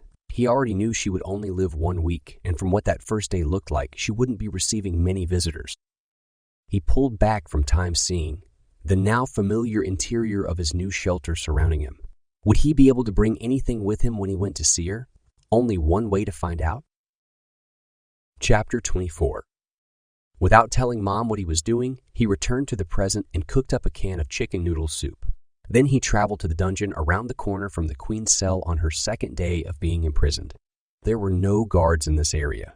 It was like King Romantis knew she wouldn't be able to go anywhere, even if she were rescued. She was too sick. The soup steamed in the damp, chilly air, and Jacob took tentative steps toward her cell. When he got closer, he whispered, "Your Majesty?" She was lying on the bed, a fit of coughing making it hard to know if she'd heard him. But she stirred and turned to him. Relief colored the air around her and fluttered across her face when she saw the food. He pushed it through the slot in the barred door, but she was too weak to get up, so he keyed into the cell. He helped her sit, then gave her the soup. "I'm sorry, Majesty, but I won't be able to release you." "That's fine. Who are you, child?" Jacob thought through his response carefully, not wanting to say anything that would force him to return to the present. "My name is Jacob Clark. You don't know me." She nodded. "Thank you for coming." Another coughing fit hit her, and Jacob moved the bowl so it wouldn't spill. Neither said anything, and when she'd overcome the fit, she took the soup and started eating. It was a slow, painful-looking process. Jacob cringed as he saw her bruises and scrapes inflicted by her own husband. He stood and paced the cell. "I can't believe he treats you like this." She waved her hand. "I accepted his offer of marriage fully knowing what I was getting into, hoping I'd be able to help many people. And you've helped a lot." Jacob sat on the cot opposite hers. "More than you might ever know." She looked at him, the spoon pausing before reaching her mouth. "You truly believe that? I see it in your eyes. Thank you, child. Thank you." The queen continued eating, and Jacob didn't interrupt. When she finished, she set the bowl aside and he jumped to his feet to help her lay back on the cot. He tucked the blanket around her frail shoulders, his heart swelling. He'd never felt this way before. This intense need to protect and help someone so fragile, his own grandmother. "I don't have much time left," she said. "I feel it." "And you're okay with that?" She gave a slight nod. "Yes, I'm ready. I've done all I can." Jacob sat on the other cot again, not sure what to do. But a moment later, her breathing slowed and her body relaxed. She'd fallen asleep. He returned to the present, putting the bowl in the sink. Without saying why, he walked over to his mom at the kitchen table and hugged her. Jacob returned to Edita's cell several times over the next few days, asking her questions about the castle, trying to get a feel for how things were run. He knew he'd be spending a lot of time there soon, and who better to learn from than the queen herself? She helped him out a great deal, answering honestly. It seemed she enjoyed his presence, and Jacob found himself looking forward to his visits with her. On her last day, he brought a picture of his family with him, hoping he'd be allowed to show it to her. She smiled when he entered the cell carrying another bowl of soup. She was too weak to sit, though, and trying to spoon-feed her was awkward, especially when she wasn't really interested in the food. "Thank you, Jacob, but maybe in a moment I'll have some." Jacob's heart ached. Soon, she wouldn't be eating anything. He pulled the picture out of his pocket, fully expecting to be stopped at any moment, but nothing happened, and he handed the photograph to her and waited hesitantly. Edita brought the picture to her face and studied it. She looked at him questioningly, but when he opened his mouth to explain, his heart started hurting. He clamped his lips shut and the pain dissipated. Seeing the picture wasn't an issue, but for some reason, he couldn't tell her about it. Edita shrugged and started handing it back, but then gasped and brought it close again. She stared at it for several moments and tears welled up in her eyes, pouring down her cheeks. She glanced at him and smiled shakily. Jacob knew she understood. She now had proof that her hard work with Arian and Dmitri had paid off. It was easy to see how happy the couple in the picture was with their children. "Your Majesty?" Jacob took the picture back when she handed it to him, pocketing it. "I need to gain access to the castle as a spy servant." She smiled, closing her eyes. "You've been getting in fine." "Yes, but I need to work under the king directly." "It'll be dangerous, child." Jacob nodded. "I know. It's necessary. To prevent, to learn." He sighed, wishing he could say more. But he didn't need to. Apparently, she understood enough. "Seek out Dmitri, but wait until he's ready for you. In a few years, I think. Express to him your desires. He'll help you get in. I know he will." She reached for Jacob, hand shaking, and he took it. "Be careful, though. What you've seen will only get worse." Jacob squeezed in response and was surprised at the strength of her grip. She pulled him in closer, putting her other palm on his cheek. "I love you. Thank you for the gift of peace you've brought me." Jacob patted her shoulder and said goodbye, not wanting to be there when she passed away. For several moments, his heart felt like it was beating out of his chest. Her death would mean absolutely nothing to the king, but it would mean everything to Dmitri, and now to Jacob. Determination to learn everything he could about Keitus overwhelmed him. He would do it for her. He would right the wrongs for his grandmother, who hadn't deserved to die the way she had. He was ready to take on Keitus. Chapter 25. Jacob's preparations took on a renewed vigor.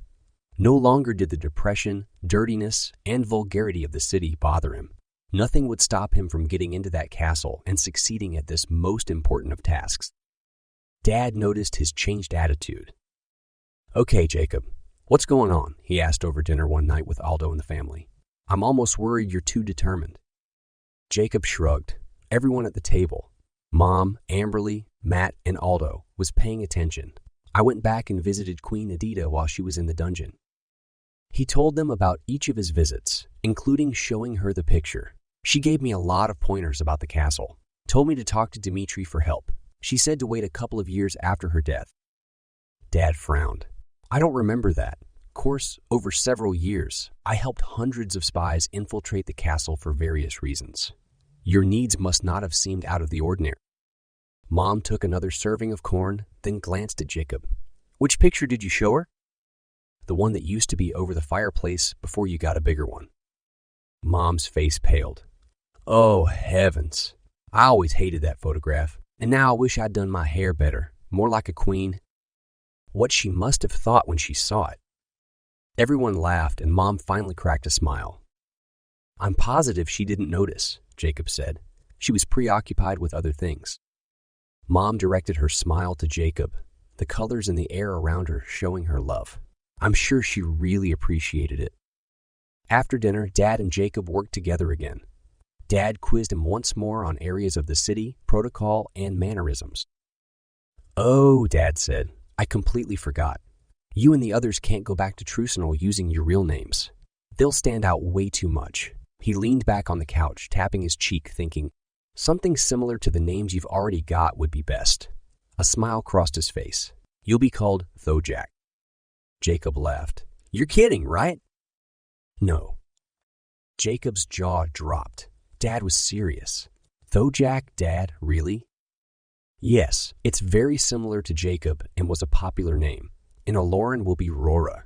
Don't you think that suits her? I don't know. Jacob didn't care about Eklaron's name. He was too preoccupied with his own. Thojak. There's nothing similar to Matt, except girl names, and those won't do. How about Ondel? Jacob scowled. Great. Just great. Matt gets a cool-sounding name. Cooler than Thojak, at least. Totally not fair. Why'd he get so lucky? Dad sobered, leveling his gaze on his son. Not everything in life is about luck or fairness. Yeah, don't I know it. All right, from now on, those are the names everyone will call you. You'll be ready to leave for Trucinal in a couple of days, and we want you to be accustomed to these new names. I'll let the adults know the changes if you'll tell Eklaron and Matt. Jacob went upstairs and found his brother. He was playing a video game and invited Jacob to join him. Jacob declined and told Matt about the conversation with Dad. Wow, sorry, dude. Ondel sounds like an old man's name, though. He put the remote down and turned to Jacob. Are you ready? Jacob nodded. I think so. Dad had been working with them separately. Their different schedules had made it difficult for them to be together. What about Eklaron, though? It seemed like she'd spent a lot of time talking to Mom, who knew a little about Trucinal. But Eklaron only had a couple of training sessions with Dad. Matt shrugged. I think she'll be fine. Her role isn't nearly as dangerous from what Dad was saying. Okay, I still worry, though. A serious expression crossed Matt's face. Me too. And honestly, I'm really freaked out about this. So much could happen while we're back there. And the fact that everyone here will be doing dangerous things too. It's going to make it hard to concentrate. Jacob took a deep breath, slowly releasing it. He had no response to Matt's comment. He felt the same way. A few days later, the first group was ready for Jacob to key them to Aldo's old cabin. He gathered them together, then stood back, letting Dad give last-minute instructions. This group was headed up by Ebony and Corin, who was absolutely huge and muscular. He'd been overweight when Jacob and the rest had pulled him out of the scented air, but over the past couple of months, most of the fat had melted off. This group was to head directly to the Mulg tunnels. Going with those two would be several humans and Werbies. Corin was a blacksmith and had equipped everyone with weapons and armor. After Dad finished, he gave Jacob the go-ahead, and Jacob keyed them all to Aldo's cabin. A few hours later, Jacob gathered those who would accompany Akano and Gallus on the quest to destroy the mud bubbles and Mulg tunnels. Sweet Pea and Fubble the Werby were going with them, along with more Werbies and humans. After Jacob had taken them to Aldo's cabin, he brought together the members of the last group. The one Dad as king would be in charge of. Aldo was going, along with several humans. This group had no Makalos. Dad was worried about taking them to Forncall, where the presence of the Lorkon was sure to be stronger. They planned to travel across the valley from Aldo's old cabin. Jacob didn't witness his parents' goodbye to each other, but he was sure it was tearful. He still couldn't believe everyone had been okay with Dad actually getting involved. Usually Gallus was strongly opposed to any involvement on Dad's part, especially if Jacob was also doing something dangerous. But Jacob supposed things would be changing, especially since Dad was serious about taking back his country. He couldn't hide forever. Eventually, the people would need a real leader. Jacob keyed his dad's group to Aldo's cabin. He didn't close the link right away, but watched as they set off across the grassy valley. What if he never saw his father again? He couldn't think about that. Positive. Had to be positive. He took a deep breath, waved one last time when Dad looked back, then returned to Taco Village. Chapter 26. Jacob dug through his backpack again, making sure he had everything he thought he'd need. They couldn't bring anything electronic with them. His heart had prevented him from doing so, and he figured it was one of those just-in-case things. A regular citizen of Trucinal would freak out if they saw a cell phone or alarm clock. He sat on his bed, not ready to leave just yet. They'd be returning frequently for showers and fresh food, but most of his time from there on out, including sleeping, would be done in Trucinal. If it weren't for the fact that he'd need to give his heart and body rest, they wouldn't be coming back at all. Thank goodness for weak-ish muscles. Early flitted up to him, patting him on the cheek. You'll be all right, Jacob. He nodded. I hope so, but everyone else, She landed on his knee and looked up at him, shaking her dark curls out of her eyes. "I'll watch over them." He smiled. Dad had requested that Early spend most of her time going back and forth between the 3 groups in Eklaron while Jacob was in Trucinal. Whenever he returned, she'd give him an update, and he'd update them. That way, if anything happened, he'd know about it, and if necessary, could key the groups to safety. Hopefully, nothing would happen. Jacob held out his hand and Early hopped on it. He brought her up to eye level. "Sorry we haven't spent a lot of time together since you became my Minia. I hoped we could go on more adventures, but I can't take you to the past with me." She grinned at him. "It's okay. I found lots of honey." Jacob swung his backpack across his shoulder, said goodbye, then left his room. Matt, Sammy, Eklaron, and Kevin were in the living room. Moments later, the doorbell rang, and Jacob opened the door to find Tanny there, holding a gift. She flung her arms around him. "Thanks for calling and telling me you're going to be gone for forever." She thrust the small box into his hands. "Mom made me get you this." He opened the box and found a miniature basketball game there, the kind where you pull back a lever and try to get the ball in the hoop. He grinned. "Tell her thanks. Maybe he'd be able to take it with him." Jacob turned to everyone. "Ready?" "No!" Sammy wailed. She flung her arms around Matt, kissing him all over his face. She'd just learned a little about what was going on in Eklaron and hadn't adjusted well to Matt leaving.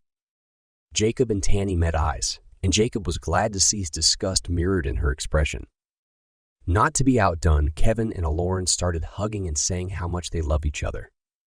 Watching his brother get all affectionate was one thing, but the girl he liked with the guy he couldn't stand. Jacob turned and walked into the kitchen to find Mom. Tanny followed. "So gross," she said. Mom looked up from her book. "What is?"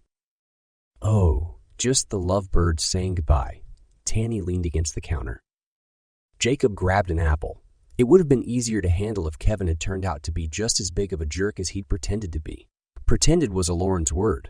Jacob still thought Kevin was a jerk, but he was a hard worker, and the people in Taka Village really appreciated him. He'd proven he was dependable and trustworthy. Mom stood. "It's time for you all to go." They returned to the living room. Kevin kissed Eklaron one last time, promising to continue working with the people in Taka Village. Sammy kissed Matt, promising to continue doing homework. Tanny curled her lip, staring at the others, and turned to Jacob. "Sorry, but I'm not going to kiss you." A wicked smile crossed her face.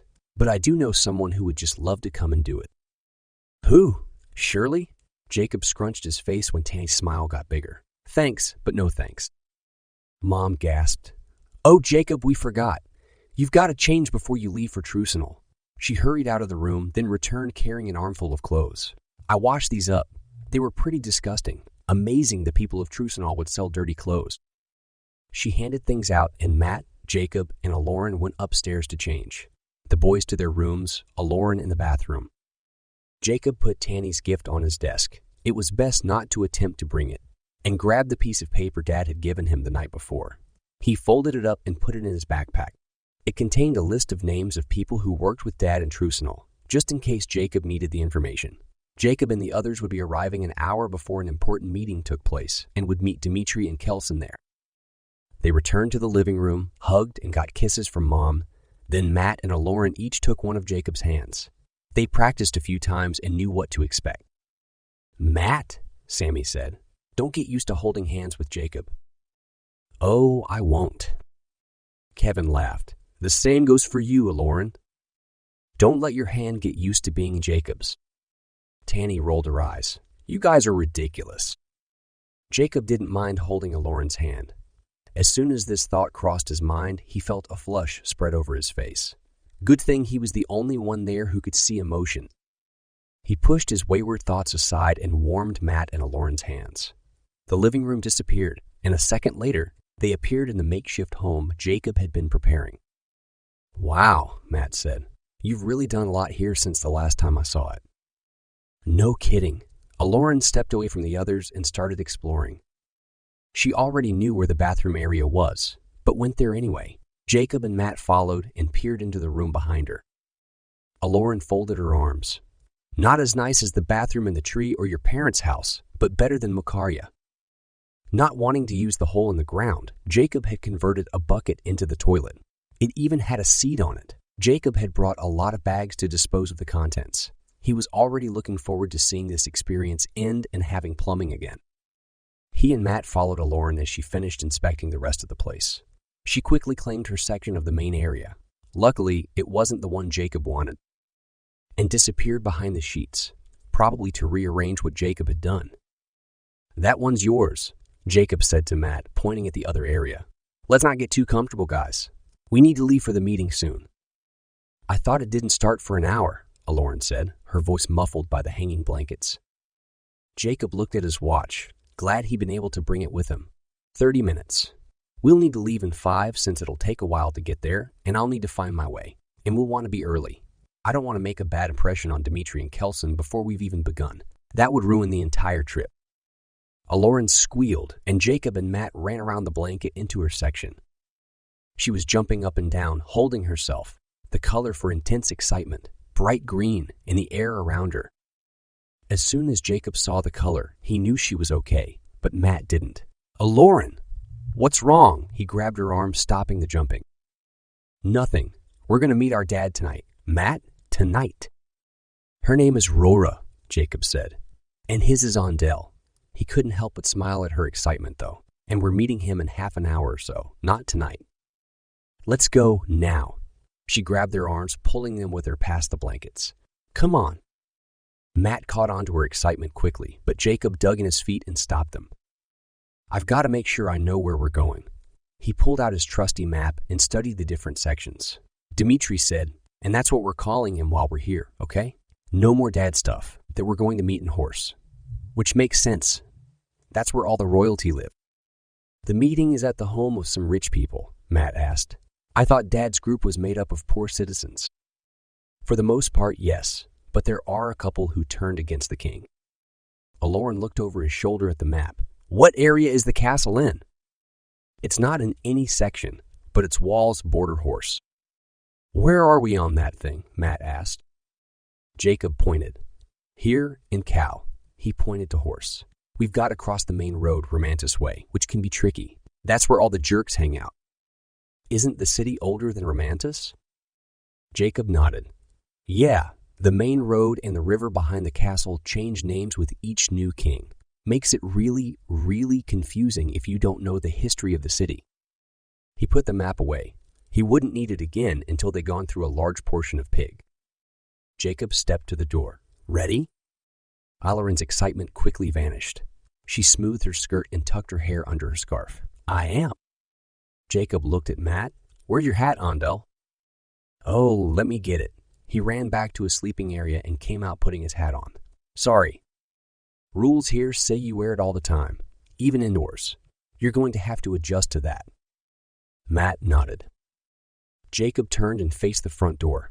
"I have to be really careful when locking up so people don't see me doing it. No one around here locks their doors, and they definitely don't have keys as cool as mine." He glanced at the others. "Keep watch when we get out, okay?" Jacob unlocked the door with the key, then ushered the others onto the street and glanced around, making sure no one was watching, then turned and locked the door again. "Follow me," he said, stepping to the right. Chapter 27. The street was dirty, as usual. He'd gotten to the point where he recognized some of the people who lived around them. The usuals were out. One woman glared at him while her sister smiled. He'd met them first. The smiley one was actually the one he avoided. She was too friendly. Her sister at least maintained the same air as most everyone else in Trusenal. Jacob waited for Matt and Eklaron to catch up, then whispered to them as they walked along the street which led to Pig. Ondel, you're going to have to stop smiling. I'm serious. People who smile here are either crazy or about to manipulate someone. They won't trust you and will most likely report you to the authorities." Matt nodded, all trace of his usual grin wiped away. Jacob only got lost once while getting through Cow to Pig, and it wasn't his fault. Someone's cart got stuck in the mud, and city officials were forcing people out of the area. He stopped the others before they reached Romantis Way. "This road is big, and really, really big." He looked at Matt. "It's like crossing the freeway back home." "They had roads that big back then?" Jacob nodded.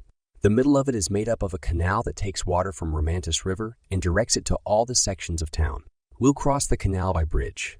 There are lots of them, but they're not safe. They're falling apart, and I've seen people get tossed over them. Eklaron put her hand on her mouth. That's awful. The whole city is awful. So stick close. He looked at Matt. When I say it's like the freeway, I don't mean it's organized or anything like that. The only thing they have in common is the side. Jacob waited until there was a break in traffic, then led the other two into the busy street. He'd nearly made it all the way to the canal when he and Matt realized Eklaron was no longer with them. Panicked, they turned and started searching the throngs of people, carts, and animals. The brothers were separated several times, and Jacob got slapped by a woman when he stepped in front of her. He caught up with Matt right when a huge guy was chucking him off the road. Jacob pulled Matt to his feet, and from then on, they stayed together, searching side streets and alleys for Eklaron. "Rora," Jacob called. He wished he could use her real name. But they couldn't risk it. Who knew who was watching? Matt jabbed Jacob in the side, pointing at a door in an alley that had just shut. I saw her skirt. Someone was pulling her into that place." Jacob didn't question, but raced forward and threw the door open, revealing a staircase. At the top, he saw Eklaron struggling in the arms of an old man. Her hair had fallen out of the scarf, and the colors swirling around her were bright yellow. Panic. "Jacob!" she called to him. "Help!" Jacob and Matt dashed up the stairs, catching up with the man easily. He was drunk. They grabbed Eklaron, pulling her out of his grasp, and he started screaming and yelling things at them. Jacob couldn't understand. The man grabbed Eklaron by the hair, yanking her backward. Eklaron screamed and Matt punched the man in the face, knocking him to the ground. He glared up at the boys. "She's mine." The brothers didn't respond. They rushed Eklaron back down the stairs and out into the alley. "Are you okay?" Jacob asked. She nodded, but the colors in the air around her showed she was very stressed. She tucked her hair up again, then squared her shoulders. "Let's go meet my dad." This time, Jacob and Matt held onto her arms as they forced through the crowds toward the canal once more. Eklaron's face was so white, Jacob wasn't sure if she'd even remember how to cross Romantis Way later. People in Trusenal didn't understand anything about flow of traffic. They drove on whichever side of the street they wanted, not paying attention to what anyone else was doing. Wrecks were frequent, and so were the accompanying outbursts of shouting, swearing, and tantrums. Finally, the three reached one of the bridges that crossed the water. "Dude, I'm not stepping on that thing." Jacob frowned at Matt. "If I can do it, you can. I hate heights, remember?" He looked back at the bridge, realizing Matt was right. The thing was made of cement, but huge chunks of it had fallen into the canal below and had been replaced with sticks and branches in some places and sheets of wood in others. There were so many holes, it was almost comical to watch other people skirt around trying to get across. "Let's just go," Eklaron said. "We're going to be late." Jacob had crossed this particular bridge just once before and hadn't been very sure-footed. The hardest part was the section where there was significant damage to the cement underneath and the handrails on both sides had either been broken off or worn away. Eklaron took the lead, surprising Jacob. He couldn't tear his eyes away from her. There weren't many others on the bridge, but enough that he worried some guy would haul her off again. That gave plenty of motivation for him to stay as close as possible, Matt trailing behind it. With his focus on her, Jacob hardly noticed when they'd gotten past the worst of the bridge. Then they were on the other side and had to deal with the second half of the busy Romantis Way. Jacob and Matt locked arms once more with Eklaron and pushed forward. They reached Horse without further problems, and Jacob led them off the main road onto one of the quieter streets. He leaned against a wall, breathing deeply. "And just think, we get to deal with that every day from now on." "Cheerful thought," Eklaron said, her eyes still big. Jacob pulled out his map, trying to remember where the meeting was being held. Dad had said it was halfway through Horse, close to the street that led to the castle. It took Jacob a moment to spot the location on his map. "We're going to have to run if we want to be early," he said. "This area is a little safer than others. But since we're not dressed like nobility, we'll need to be cautious. Just stay close and yell if anything happens." Jacob tucked the map away, made sure the others were following, then led them down the street at a jog. 10 minutes later, they arrived at the designated meeting spot. A man waited at the door and Jacob gave the password Dad had made him memorize. 2352. He looked over his shoulder, expecting to see Dad come around the corner at any minute. Would he recognize his father? The man laughed a familiar laugh, then said with a familiar voice, "What are you looking for?" Chapter 28. Jacob spun around facing the man. It was Dad, and he had a ton of hair. His clothes were really nice looking. A cream jacket lined with gold and purple with all sorts of badges and things on it, and pants to match. Dmitri looked and held himself like a prince. But this was so unexpected. Jacob had thought Dad would be rushed into the building just as soon as he arrived. Why would the prince put himself in danger like this, hanging around outside, receiving people? "Are you okay?" Dmitri asked.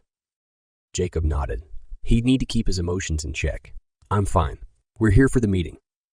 "Yes, I know. That's why you gave me the passphrase, correct?" Dmitri's eyes sparkled. Jacob couldn't hold back the smile. His dad was cool. "Yeah, exactly." He indicated Matt and Eklaron behind him, waving at them to come forward. "This is Ondel and Rora, and I'm Thojak." Dmitri grinned, holding out his hand to shake Jacob's. "I like the name Thojak." That wasn't surprising. "What do we do?" "Just go inside. A servant will show you the way." Jacob frowned. Should servants really be allowed to be involved in this sort of thing? Weren't they notorious for spreading gossip and rumors about their masters? "He's got a ton of hair," Matt whispered as they entered the mansion. "I know," Jacob said. "Isn't it crazy?" "And did you see what he was wearing? He seriously looked cool." Jacob nodded, waving at Matt to be quiet. A man in a black tux approached. "May I help you?" "We're here for a meeting." "This way." The man set a brisk pace, leading them down a long hallway. Jacob couldn't stop looking at everything around them, admiring the grandeur and beauty. He noticed Matt was doing the same, and they started pointing things out to each other. "This place is amazing," Matt said. "No, actually, it's not," Eklaron said quietly, so the butler couldn't hear. "Okay, yeah, at first glance, but guys, they're really struggling. The tapestries are cheap knockoffs. Same with the furniture. And don't look too closely, but the wallpaper hasn't been replaced in years. My guess is that Trucinol is in danger of financial bankruptcy, and it affects even the very rich." Jacob realized what she said was true as he glanced around with this new knowledge. The furniture was scuffed up around the edges, the carpet worn and frayed in spots, but he wasn't surprised at how amazed he'd been with the place. It was very rare for him to be in the home of a wealthy person. Just then, Dmitri caught up with them. "We're ready to start." He looked at the butler. "I'll see them the rest of the way. Thank you." The butler bowed, clicked his heels, and spun off. Dmitri led them down a set of stairs and into another long hallway, this one not nearly as grand as the previous. "So, tell me about yourselves. How did you hear about our group?"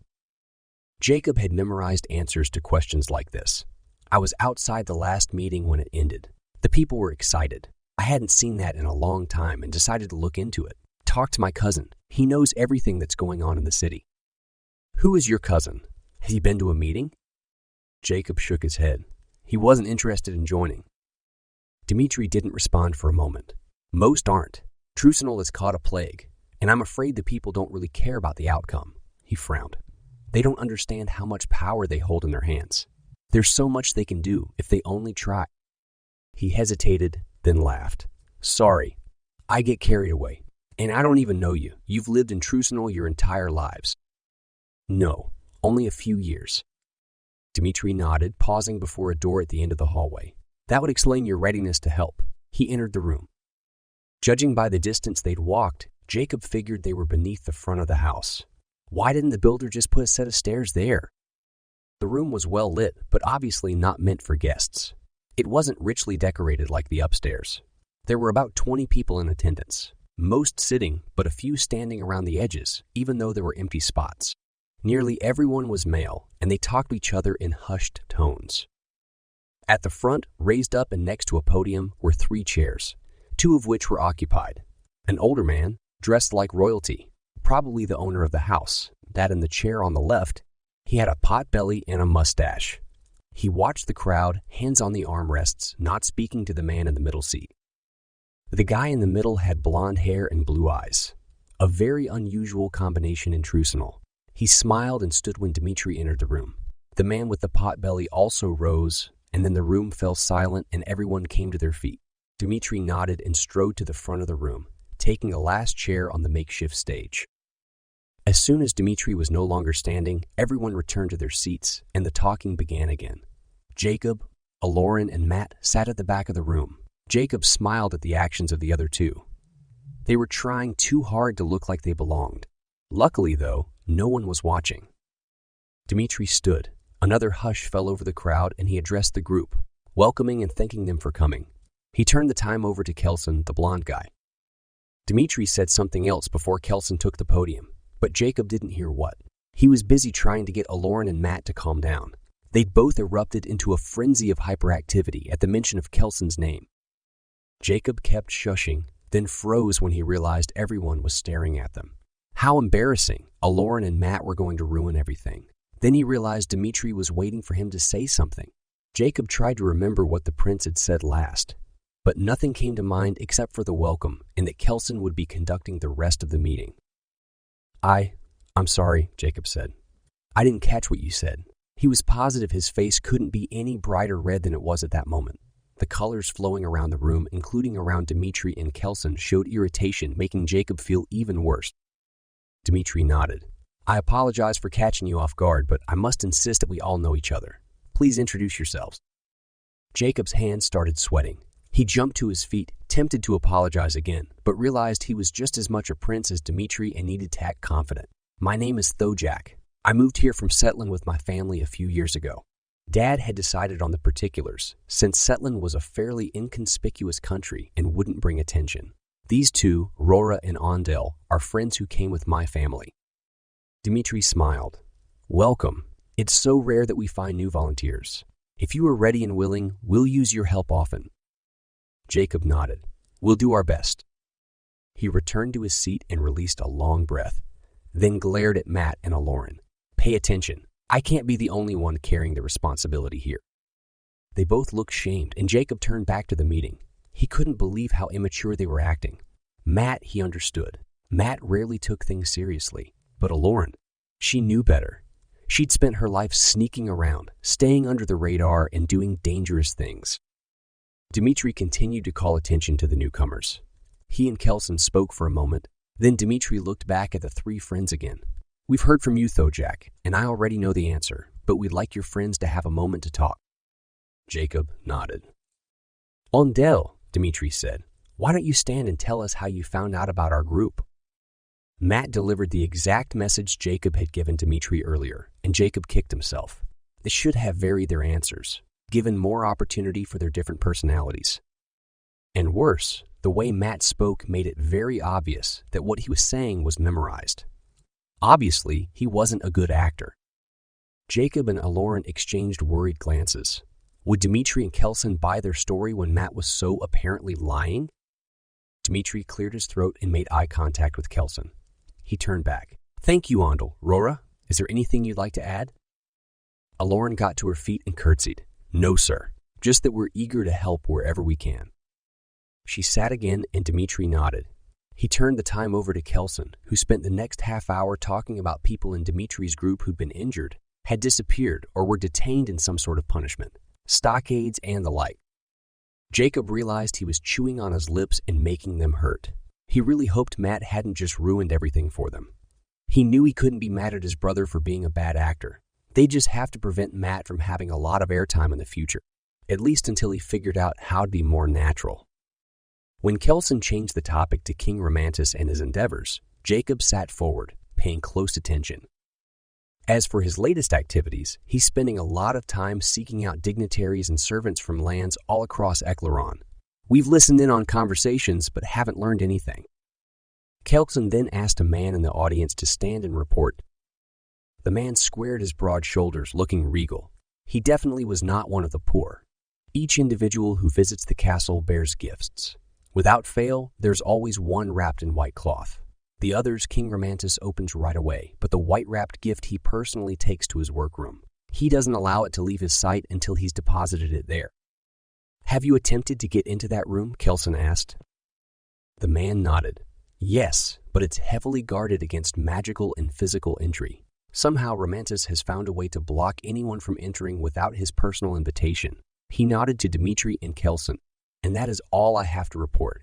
The man sat down. Kelson thanked him, then gave out assignments. Jacob had a hard time following anymore. He just noticed something he should have caught much earlier. Dmitri was watching him and his friends very closely. He was skilled in his spying, however, making it seem like he was keeping his eyes on the entire group. But Jacob knew better.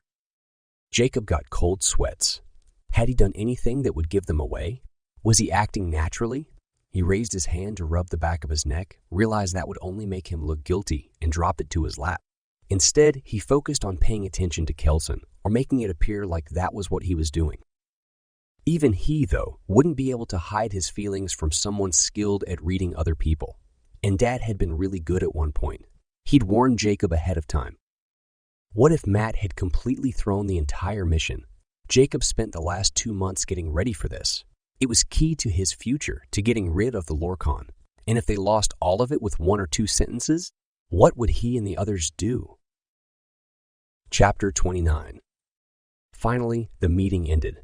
Jacob didn't think he could stand being there any longer, but he couldn't just let things go bad. People started filtering out of the room in groups of 2s and 3s, and Jacob turned to Matt and Eklaron.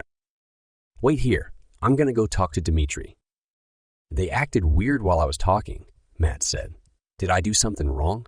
The colors flowing through the air around him showed his nervousness. "I hope not. I'll let you know." Jacob headed for the front of the room, not really surprised to see that Dmitri was walking toward him as well. Dmitri pulled him aside, glanced around, then leveled a very serious glare at Jacob. His grip on Jacob's arm burned. It was so tight. "Are you a spy for the king?" Jacob shook his head. "No, Your Highness, I'm not, I promise." "Why are you here? Will you be reporting us? Turning us in?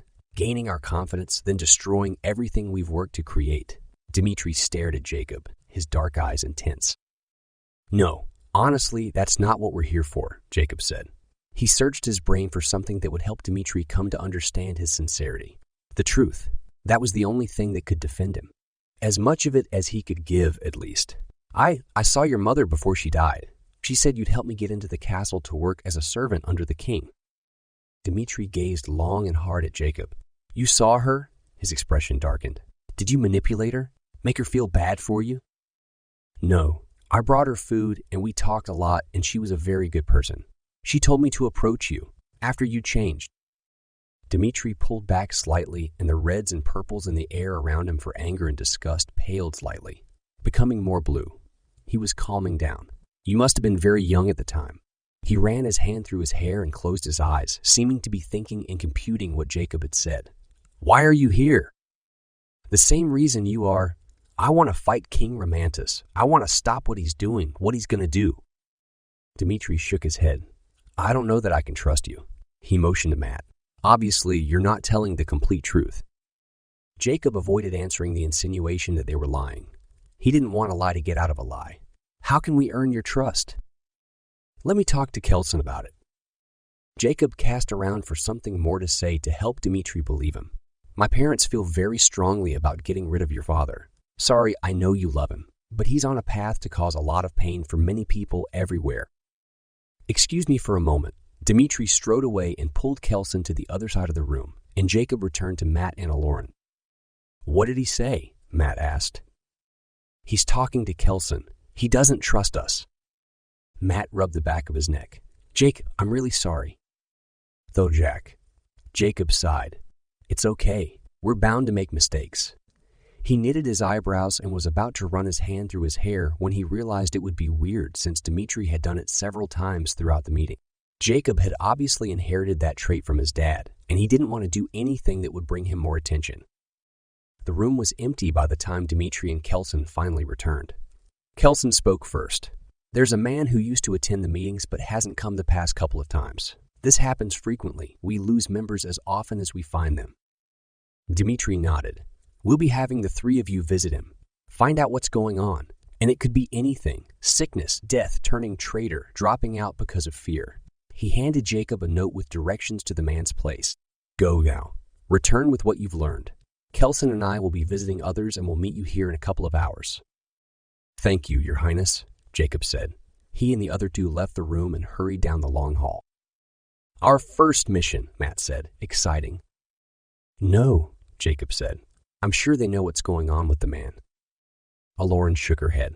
I don't agree. Matt's right. This is our first mission. They wouldn't have us do something unless it really would prove our loyalty. They're obviously stretched thin. Jacob studied the map as they walked.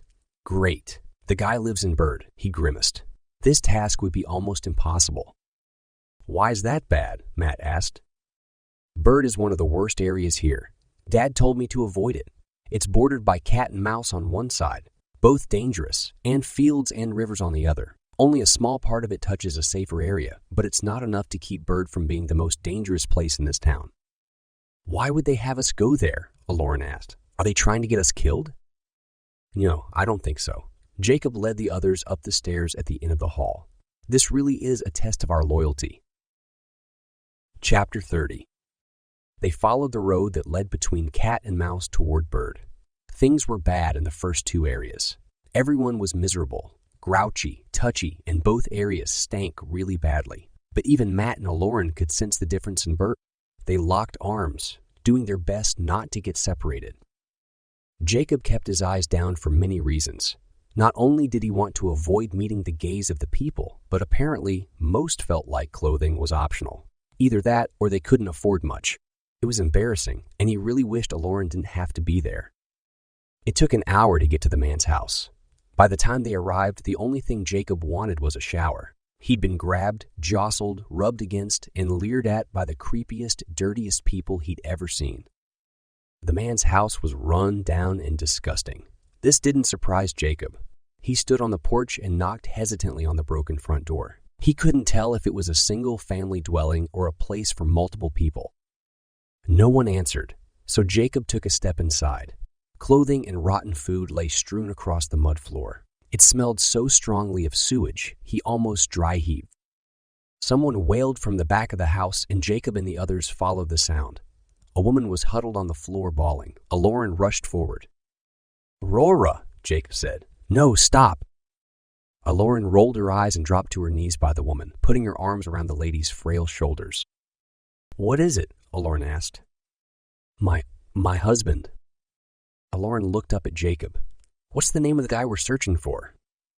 Jacob looked at the paper. "Liston." The woman started. "Have you heard from him? Where is he?"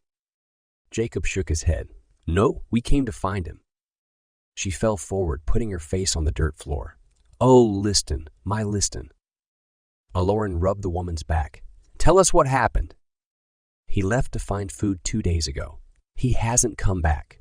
She raised her head, her eyes filling with a fresh batch of tears. "The baby died an hour ago." Jacob then noticed that the lady was holding a wad of fabric in her arms. He turned away, not wanting to see what was in it. "I've 2 other children. Why didn't Liston focus on his family, always so intent on helping that prince?" Eklaron looked up at Jacob. "What do we do?" "We've got to find out what happened to him." Jacob knelt in front of her. "Where did he go?" It took a while for her to respond.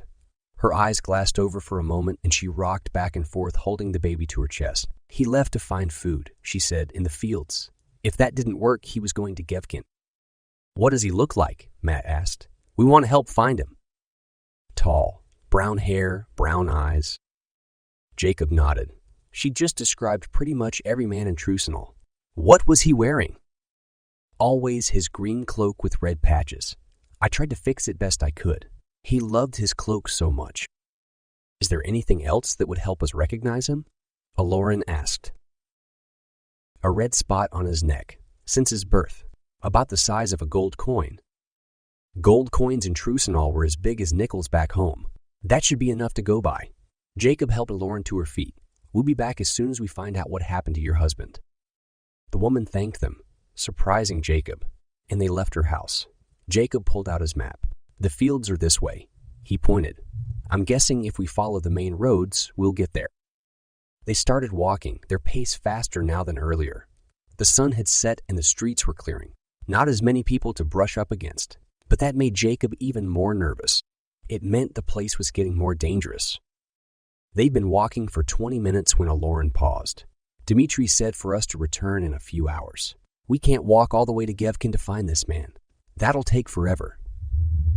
"Jacob, how about you just key?" "Not out here." And don't bring it up in public. We have to be cautious. We really don't know who we can trust or who will turn us over to the king. He's too dangerous to mess around with, and we can't afford to have any snags." Matt sighed. "I just wish Dimitri and Kelson would trust us already. I mean, come on. It's pretty obvious we aren't spies." Jacob rolled his eyes. "Yes, obvious. A spy would never talk about these sorts of things out in the open." He stopped and faced them. "Listen to me. You have to take this seriously, starting now. Otherwise, I'll take you home. No more talking about them in public or anything else important, especially by name." Eklaron gave a half smile. "Okay, but Jack, honestly, we can't do anything that would majorly alter the outcome of events." "I know, but we also can't afford to jump back and forth between Minden and Trusenol, which is what'll happen if we do something wrong. And my heart can't handle that or the constant pressure on it when we get close to making mistakes." Matt grabbed Jacob's arm and pointed. "Look." A man was lying on the side of the street. He was partially covered in a green cloak with red patches. Eklaron gasped, her hand flying to her mouth. "Listen. We have to verify." Jacob approached, watching the man, hoping he wouldn't jump up. A dried puddle of blood was on the ground around him, and he stank. "He's dead." Jacob leaned over and looked at the guy's neck without touching it. "And there's the red mark. It's him." "That's awful," Eklaron said. "What do we tell his wife? How will she know we found him and we're not lying?" Matt joined Jacob. "We can bring back the cloak." Eklaron snorted. "If you can get it off him without touching the blood." Jacob noticed Eklaron's use of you, and he didn't blame her. She shouldn't have to do the gross work. Not while Jacob and Matt were around, at least. "No problem." Matt got out his knife and crouched. He cut the strings around the man's neck, freeing the cloak, which he then carefully lifted and inspected. "Wow, this stinks really bad, like he's never washed it." "Probably hasn't," Jacob said. Matt rolled up the fabric so any dirty parts were inside. "Let's go." Jacob pulled the map out of his pocket, wanting to make sure he knew the fastest way back to the woman's house. While he was studying it, however, an inkling of a feeling entered his gut, telling him to take the long way. He frowned. The long way? That was a stupid idea. It would force them to remain in the dangerous area longer than he'd like to be there. He put away the feeling and the map, leading Matt and Eklaron back the way they'd come. The most important thing was to complete their task and get back to Dimitri and Kelson as soon as possible. Too much time had already passed. A brief sensation of guilt crossed him, however, as he walked down the road. Was that feeling a warning? And how could he know for sure? The last time he'd ignored an impression had been when he and Matt went to Myvoril City to rescue Eklaron. And the outcome of that decision? They'd been attacked by men far more advanced and skilled. Matt had ended up with a broken leg and Jacob with severe burns. Not only that, but they were not successful in getting Eklaron. Jacob had learned a lot from that experience. But this was different. Last time, he'd been told not to do something like that. He was pretty sure his instructions now would be to hurry, take the fastest route, and avoid the smaller streets. But how would he know? Was he being paranoid? And for that matter, should he follow every bad feeling he got, even if it was just fear speaking, or would that turn him into a superstitious, jumpy person who freaked out at everything? Jacob shook his head at himself. He was arguing in circles. The best thing he could do was to make a decision and stick to it, and he'd already decided to continue onward. But the feeling of dread didn't leave. Matt grabbed his arm. "Look," he whispered, pointing. Up ahead, several men on horseback were heading their way. The people on the street started moaning and murmuring, lowering their heads, gathering in the middle of the road. The feeling of warning hit Jacob once more. It wasn't nearly as strong, almost like an afterthought, but it was there nonetheless. Realizing it might be too late to obey, Jacob threw aside his earlier confusion and decided to act like it had been a true warning. He pulled Matt and Eklaron to the side of the road. "What's going on?" Eklaron asked. Jacob shushed her, entering an alley as the horsemen dressed in the uniforms of the castle neared. Jacob's heart beat hard in his chest. He was surprised the others didn't hear it. The first door he tried opened and he stepped inside, dragging Matt and Eklaron with him. He put his finger to his lips and waved at them to follow. It was darker inside, but he was still able to see that they'd entered some sort of butcher's shop. The overwhelming smell of decaying meat flooded his senses and he pulled his shirt up over his nose. Matt quickly figured things out. "Let's go to the second floor." Jacob nodded, and the three of them tiptoed up the staircase near the door, entering a room at the top. A soft gasp welcomed them. "Get down," a man said from a corner near a window. "They'll see you." Jacob and his friends dropped to their hands and knees. A woman shrank at the man's side, staring at Jacob and his friends. The yellow in the air around her was bright. She was very afraid. "What are the soldiers doing?" Jacob asked. "Making their usual rounds, searching for volunteers." Jacob scurried across the floor, joining the man at the window. He peeked over the sill. "They do this often?" The man stared at Jacob for a moment. "Not from around here?" Jacob shook his head. "Every couple of weeks they come by. If you resist, they kill you." He gazed down at the soldiers. "Be quiet. It's about to begin." Jacob didn't have to wait long to understand what the man meant. The soldiers watched as a cart pulled by horses neared. Then they turned to one of the men who obviously was in charge. This man called out, "Citizens, come forth!" The people huddled together, only approaching by a couple of feet. The captain didn't seem to notice their lack of enthusiasm. He pulled out and unrolled a piece of parchment, then started reading. "By order of the king, 8 volunteers will be needed for his services this evening. First, 4 people between the ages of 12 and 18. Jacob met eyes with Eklaron and Matt, grateful they were upstairs and that he'd heeded the warning. Next, an adult woman. Third, an infant, not older than 6 months. Last, 2 adult men. No more, no less. We'll allow you 2 minutes to decide who shall volunteer." The people began murmuring again, and Jacob watched with disgusted interest to see how it all would pan out. Arguments started and shouts echoed between the wooden buildings. Jacob couldn't hear anything that was said, but it was obvious people were volunteering each other. Then the soldiers got tired of waiting. Still on horseback, they entered the throng, swords out, hitting people with the flat side of their blades. Jacob winced when the captain hit a woman who held an infant. She dropped to the ground, and he yelled at another villager to pick up and give him the baby. So horrible. Jacob was about to turn away when the butcher jumped to the window. "Hello!" he called to the people below. "I've got 3 teenagers here with me. Come get them. They volunteer." Chapter 31. 4 soldiers who'd paused underneath the window looked up and leered at Jacob, then rushed around the corner, disappearing from sight. Jacob jumped to his feet. "What are you doing?" The man shrugged, the colors in the air around him showing indifference, but also relief. "You fit the requirements. I'm just glad it's not me and my wife." Jacob and Matt sprang into action. Matt attacked the guy, and Jacob started searching for a hiding place or a way out that wasn't the same as the way in. But loud boots stomped up the stairs, and the 4 soldiers rushed into the room. One of the soldiers grinned. "Wonderful. King Romantis will be pleased." He pointed to Matt and Jacob. "Get them. I'll take the girl." They dashed forward, and Jacob crouched, prepared to fight. The soldiers were too fast and too well trained, however. Before he had the chance to take in a breath, he'd been hit upside the head, flipped around, and his hands tied together. Eklaron screamed and kicked. Matt pummeled the soldier who'd grabbed him. But it didn't do anything. These men were strong and experienced. That didn't keep Jacob from trying. He struggled against the rope around his wrists, dragged his feet when the soldier pulled him down the stairs, and squirmed as much as he could. The evening sky greeted him as he was yanked out of the building. The street was in chaos. Families of those being hauled off screamed and pleaded at the feet of the soldiers. Jacob closed his eyes and turned away when he saw the soldiers start raising the blades of their swords against the people who protested. "Sir, 3 teenagers here," the lead soldier said to the captain. "Shall we throw them in the cart?" The captain barely glanced at the soldier as he cleaned his blade. "We've got enough. Leave them for next time." "But sir, they're teenagers." The captain pointed his sword at the cart. "The king's requirements have already been filled. Let's go." The soldier released his hold, and Jacob scrambled to get his knees under himself before his face hit the dirt. Matt and Eklaron were also released.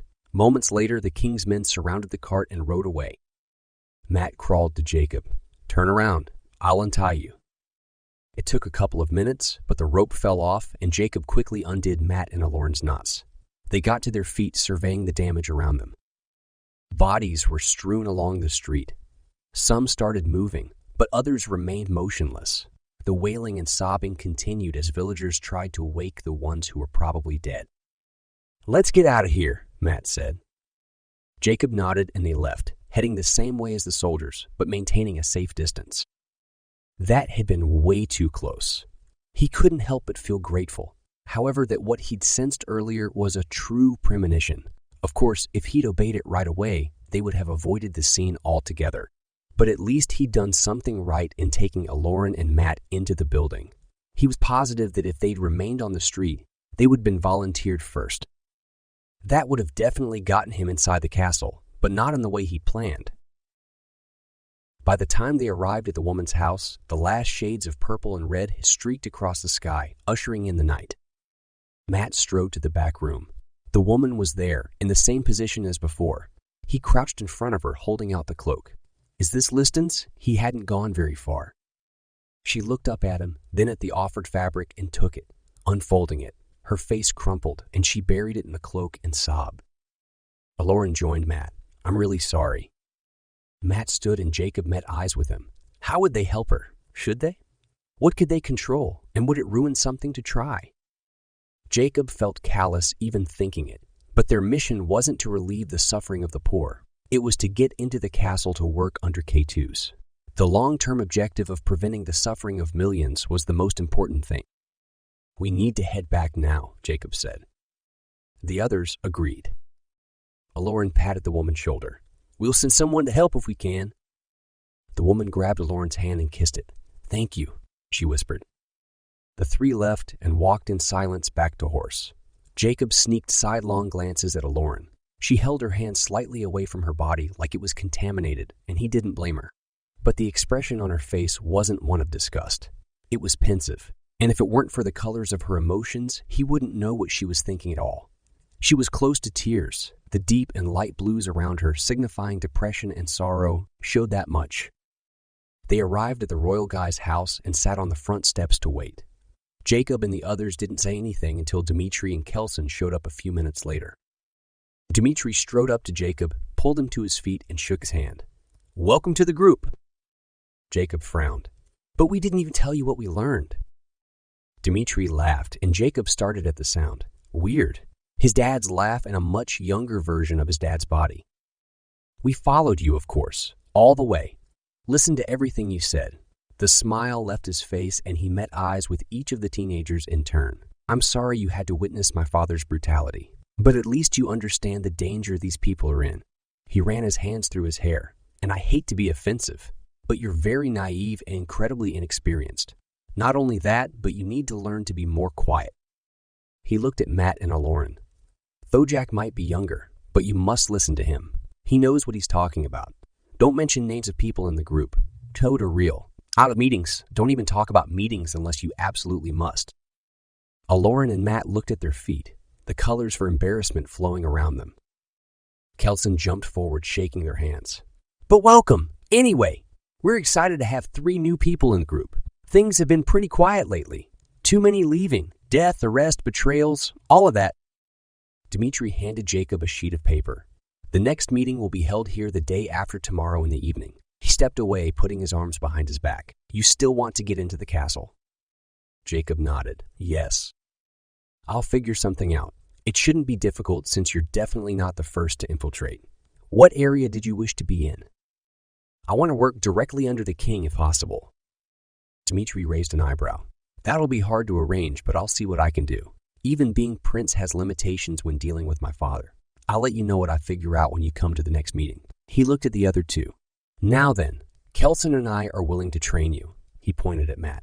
Ondel, is it? We'll start with you. First thing in the morning, I'll show you around Trucinal. If you're going to work with us, you'll need to be more educated. He smiled at Matt's shocked expression. Don't worry, I do this all the time with the new members, just to help them figure things out. Kelson motioned to Eklaron. And I've got a friend who can help you learn to be a Trucinal woman. I'm sorry to say it since it's not a bad thing, but you're too independent. Eklaron flushed and looked down. Sorry. Don't apologize. Dmitri pulled out a pair of gloves and put them on. The 3 of you haven't lived in Trucinal as long as you claim. I still don't know why you're here, but I don't worry about your reasons. You oppose my father and will help us. He met eyes with each of them, but don't even think about turning against my group of followers. After being satisfied by what he saw, he sighed and turned to Kelson. Let's go home. Great idea, Kelson waved to the three friends. Then he and Dmitri strode around the corner of the house. Moments later, they rode past on horses. Jacob released a long breath of air. Wow, that was insane. Yeah, Matt said. Dimitri's intense. But Dad was cool. Eklaron grinned. He wasn't bad looking either, though I still think Dimitri's more attractive. Jacob laughed. That's weird, Rora. She shrugged. Sorry. He shook out his legs. They were cramped from all the walking and standing they'd done. I have an idea. Let's go home. Eklaron nodded. It's about time. Show the way. No, I mean, to the present. I want a shower. Oh, even better. I can't wait to get these contacts out. Chapter 32. It was dark in the living room, and Jacob couldn't tell if anyone was home. Hello? Jacob? Mom responded from somewhere upstairs. Probably her room. The light in the staircase turned on, and she rushed down, also flipping the switch in the living room. You're back! She rushed to give them hugs. Oh, I've been so worried. It's been a rough day. Jacob could see that. Her eyes were red-rimmed. Any word from Dad? They're fine. Early will probably have more details for you. But last I heard, they were approaching the city and about to set up camp. Oh, good. Jacob took off his hat and dropped it on the floor. I hate wearing that thing. So, tell me everything. We met Kelson and Dmitri, Eklaron said. And Your Majesty Dmitri was very, very good looking. Mom smiled and a flush crossed her cheeks. He sure was. Still is, of course, but what a dashing prince he made. Jacob held back his eye roll. I'm going to take a shower. Oh, good idea. Eklaron, dear, you can use mine. Matt, you'll have to wait until Jacob is done. Whatever. He plopped on the couch, but Mom pulled him back up. Not in those clothes, she sniffed. They're filthy already.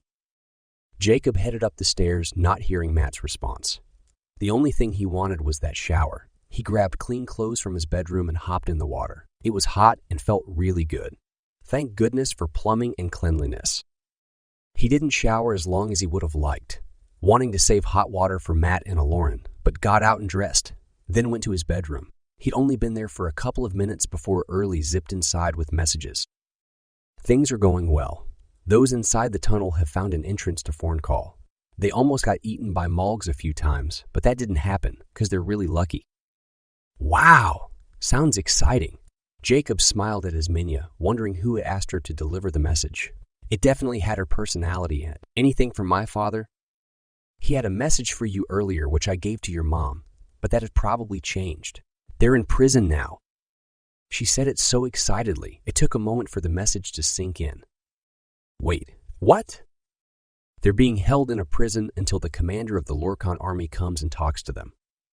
Jacob jumped off his bed. Are you serious? Are they okay? What do I do?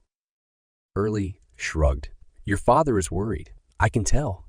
I heard him say he didn't realize there were this many humans working for the Lorkon. Can you talk to him right now? Ask him if there's anything I can do to help.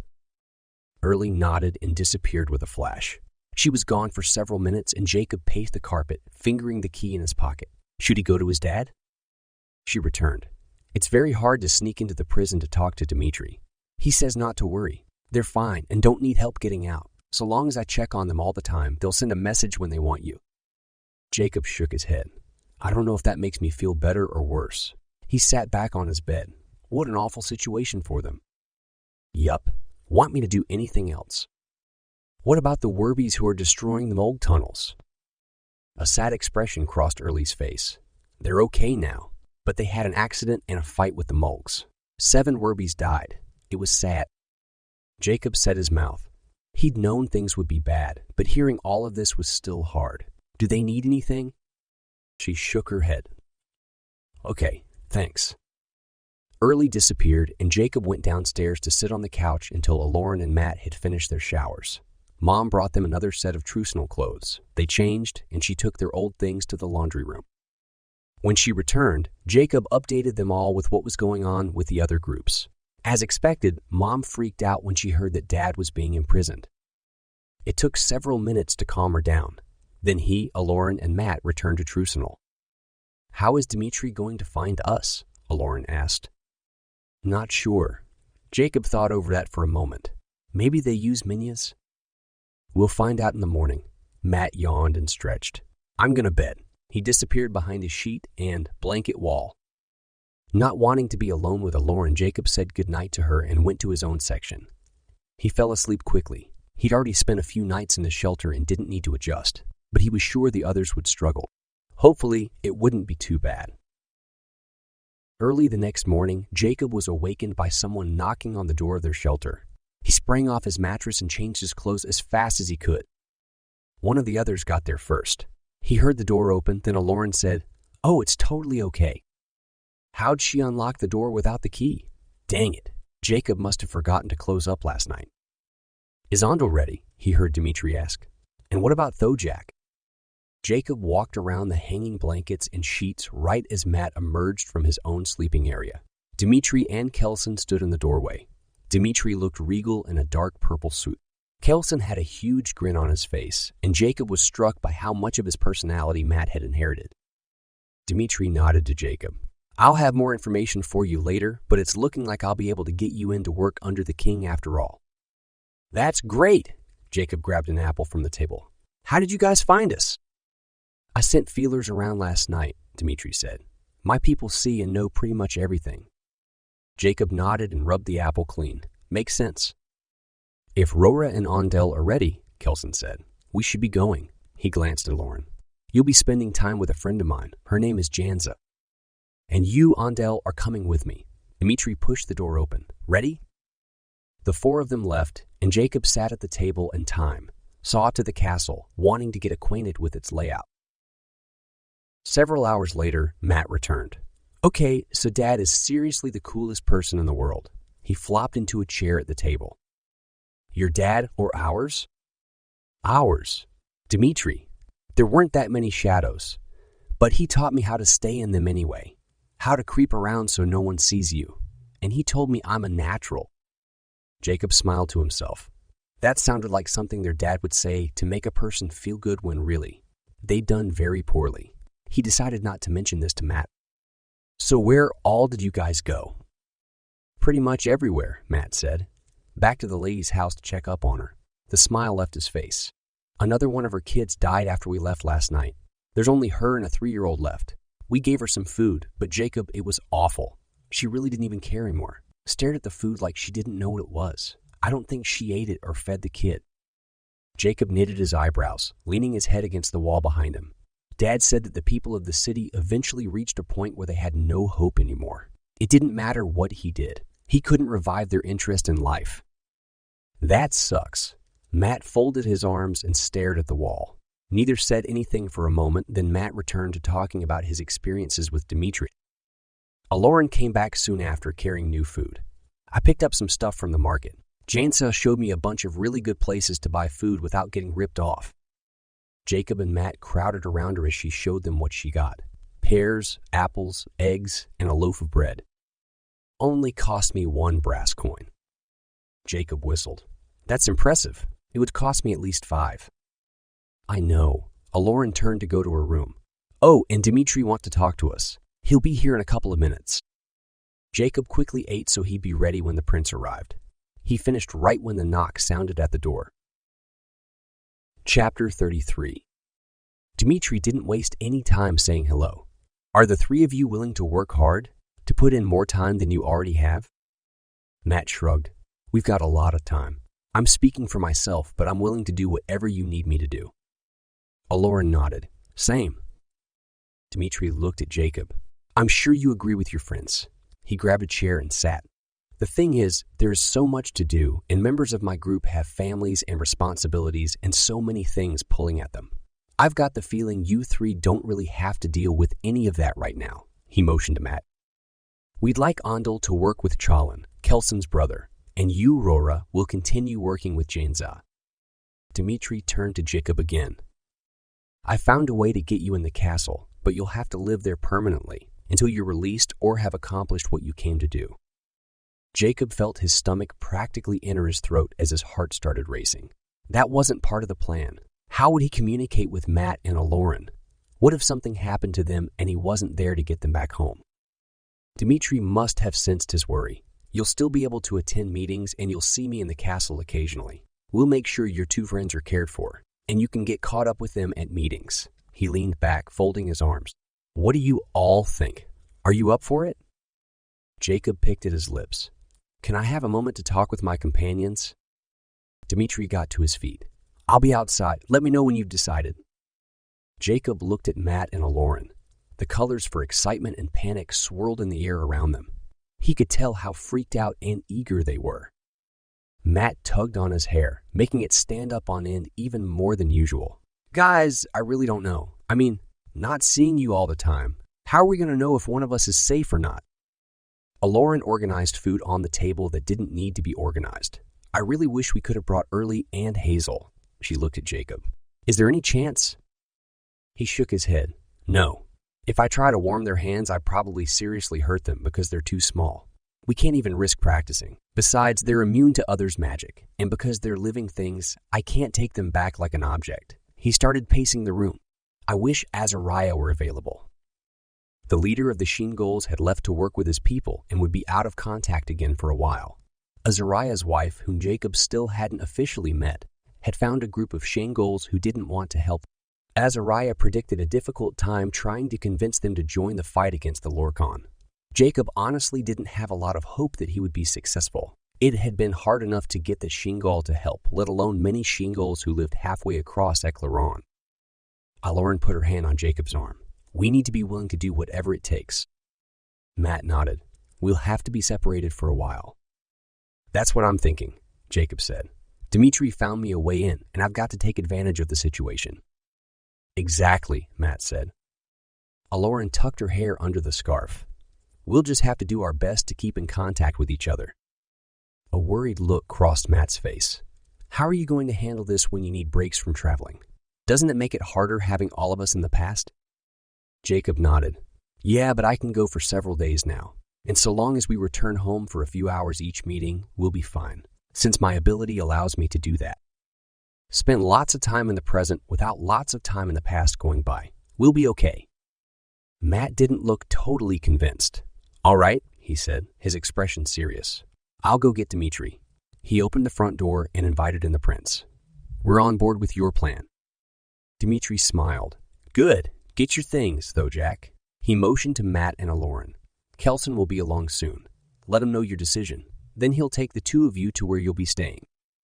"What sorts of things do I need to bring?" Jacob asked. "Blankets? Clothing?" "Clothing, yes. Blankets and bedding, no." Jacob walked into his sleeping quarters, made sure the key was still in his pocket, and grabbed his extra shirt and pair of pants. The rest of his Trucenal clothes were in Menden. He rolled everything up and tucked it all under his arm. Dmitri glanced at the wad under Jacob's arm when he returned to the main room. "They'll be giving you things to wear while on duty at the castle so you can wash your personal things, however much of it you have. In the meantime..." Jacob felt his cheeks flush. Dmitri was probably pitying him for his extreme poverty. "Oh well." Jacob said goodbye to Eklaron and Matt, trying not to feel like he'd never see them again, and followed the prince outside. Dmitri pulled himself up on his horse and motioned to another one. "I brought that for you." Jacob eyed the creature. It was much bigger than any horse he'd ever seen, and he hadn't ridden in a long time. After 2 tries and with a very red face, Jacob finally got himself up in the saddle. "You know how to ride?" Jacob nodded. His face burned even hotter, but luckily Dmitri didn't comment on it. "Stay behind me. The people of this city will get suspicious if a servant or peasant is seen riding alongside the prince."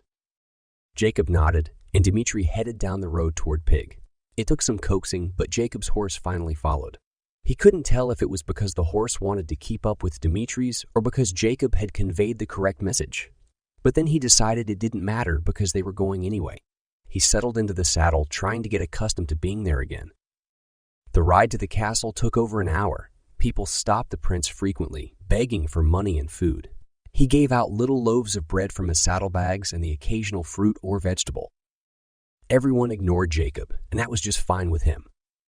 Once they got to the castle, Dmitri jumped down from his horse and handed the reins to a servant.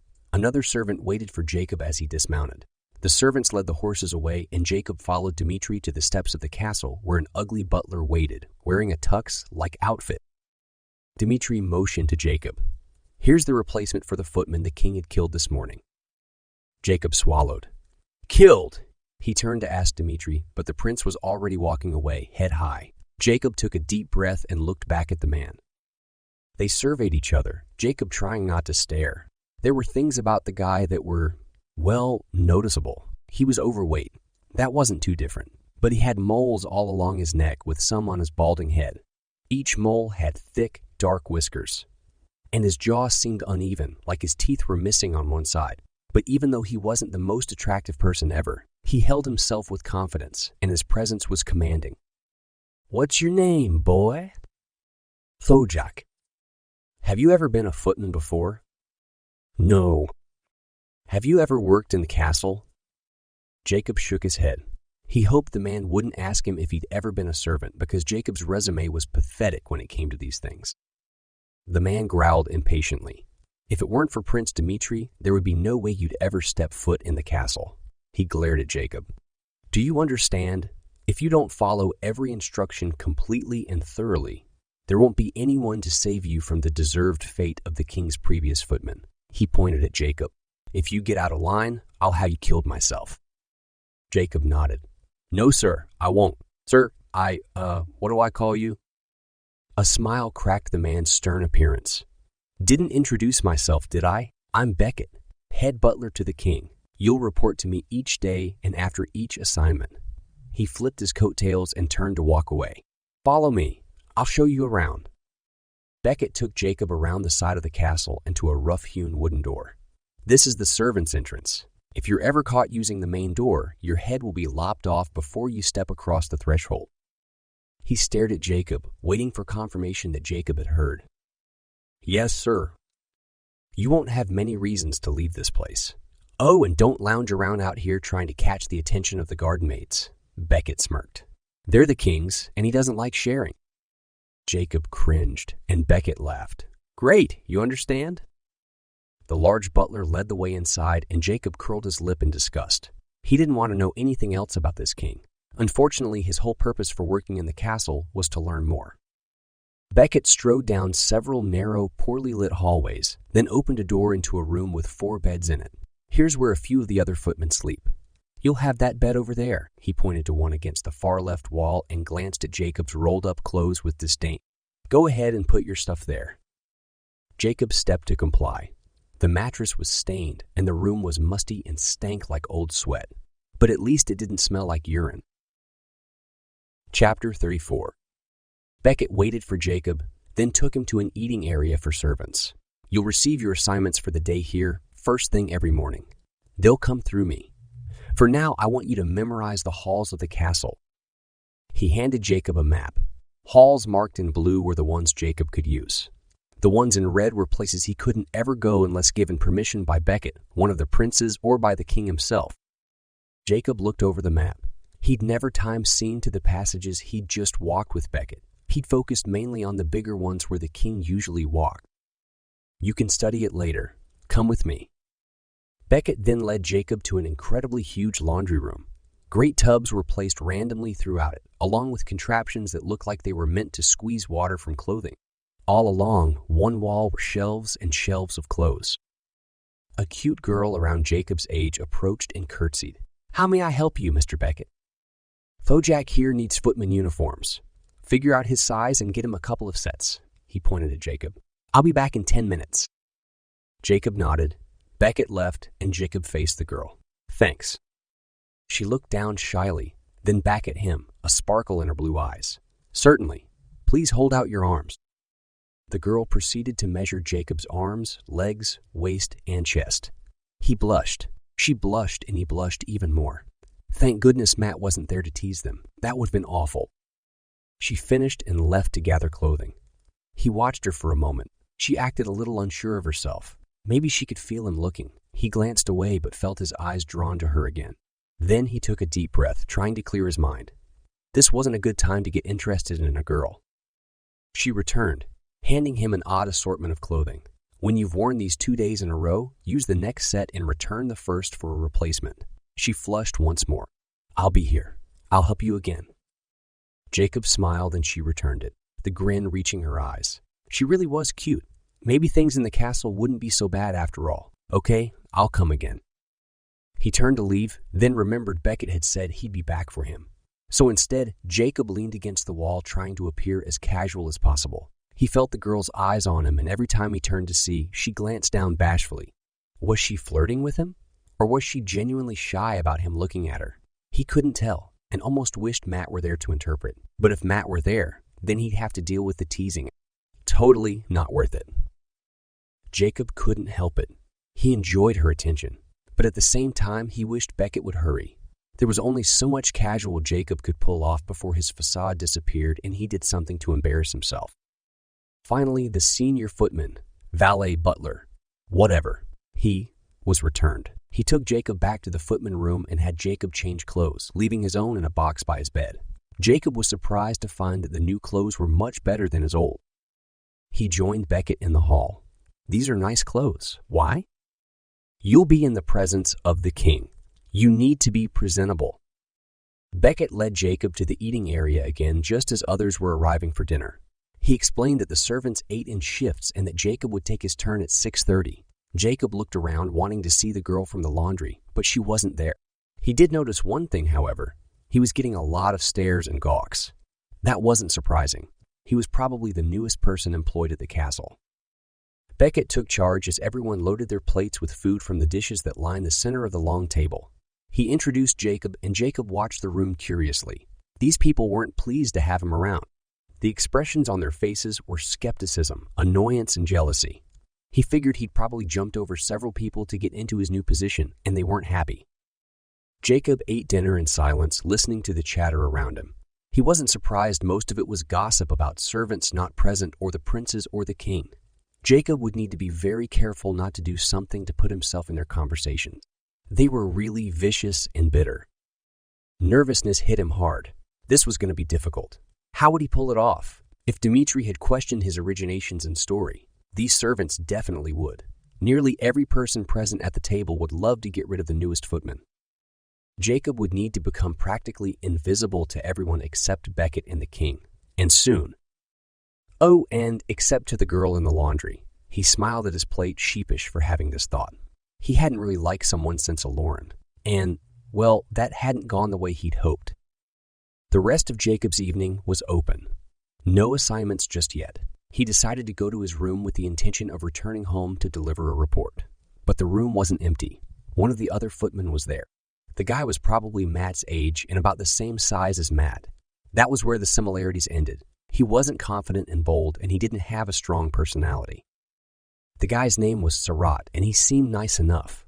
The colors in the air around him showed he wasn't hiding anything. But Jacob wouldn't be able to trust just yet.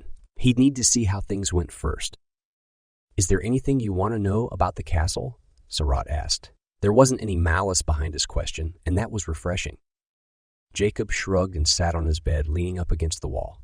I'm just overwhelmed. Yeah, I can tell. Sarat also sat. His bed was 2 away from Jacob. I can give you information on who to avoid if you'd like. Jacob raised an eyebrow. Why? I mean, I don't want to be rude, but why would you do that for me? Sarat smiled. Not everyone here is evil. He laughed. Okay, only a couple aren't. But when I became a footman, I decided I'd do all I could to help other people feel welcome. We do get new servants occasionally who weren't raised working in the castle, and most everyone treats them like sewage. I can help prevent unpleasant situations, and I'd like to do that if you're interested. Jacob could feel Sarat's sincerity, and the colors in the air around him showed he was telling the truth. Jacob sat up straighter. That would be great, actually. I really don't want to step on toes. Well, the other 2 footmen who sleep here, Jessen and Mindak, are rude and immature. They're both 18, but act as if they're 12. They're crude and vulgar. Stay away from them as much as possible. They'll do their best to make life miserable for you, especially Mindak. He's the one with red hair. Jacob nodded. Kind of bites that I'm in the same room with them. Bites? Yeah, meaning it's not good. Sarat shrugged. Pretty much any room you'd end up in would be the same. There are 25 footmen total. Most of them are horrendous. Jacob sighed. Of course they would be. That's how K2s operated things. How did you come to be, employed in the castle? Funny, I was about to ask you that same question. Jacob smiled. I needed work, and Prince Dmitri said there was an opening here. Sarat's face paled. You know Prince Dmitri? He glanced at the door, then back at Jacob, wringing his blanket. He's dangerous. He opened his mouth to say something more, his eyes flicking to Jacob, and he shut his mouth. Jacob frowned. Why the change in mood? The colors in the air around Sarat were no longer peaceful, but showed suspicion and nervousness. Then Jacob figured it out. Sarat was suspicious about Jacob. He needed to do some damage control. What's going on? I don't know much about the royal family. I only met Prince Dmitri a few days ago. Well, the king is awful, and his sons are just as bad. I know there are rumors that Dmitri has changed, but I don't believe them. People don't change, not like that anyway. Jacob tried to make it look like he hadn't heard any of this before. He wasn't sure how successfully he pulled it off, but he really did need to appear to be clueless. I didn't know. I don't want to be involved in anything that'll cause problems for me or my family. Please help me know what to do to protect myself. Sarat took a deep breath and relaxed. I understand your position, and I will assist as things come up.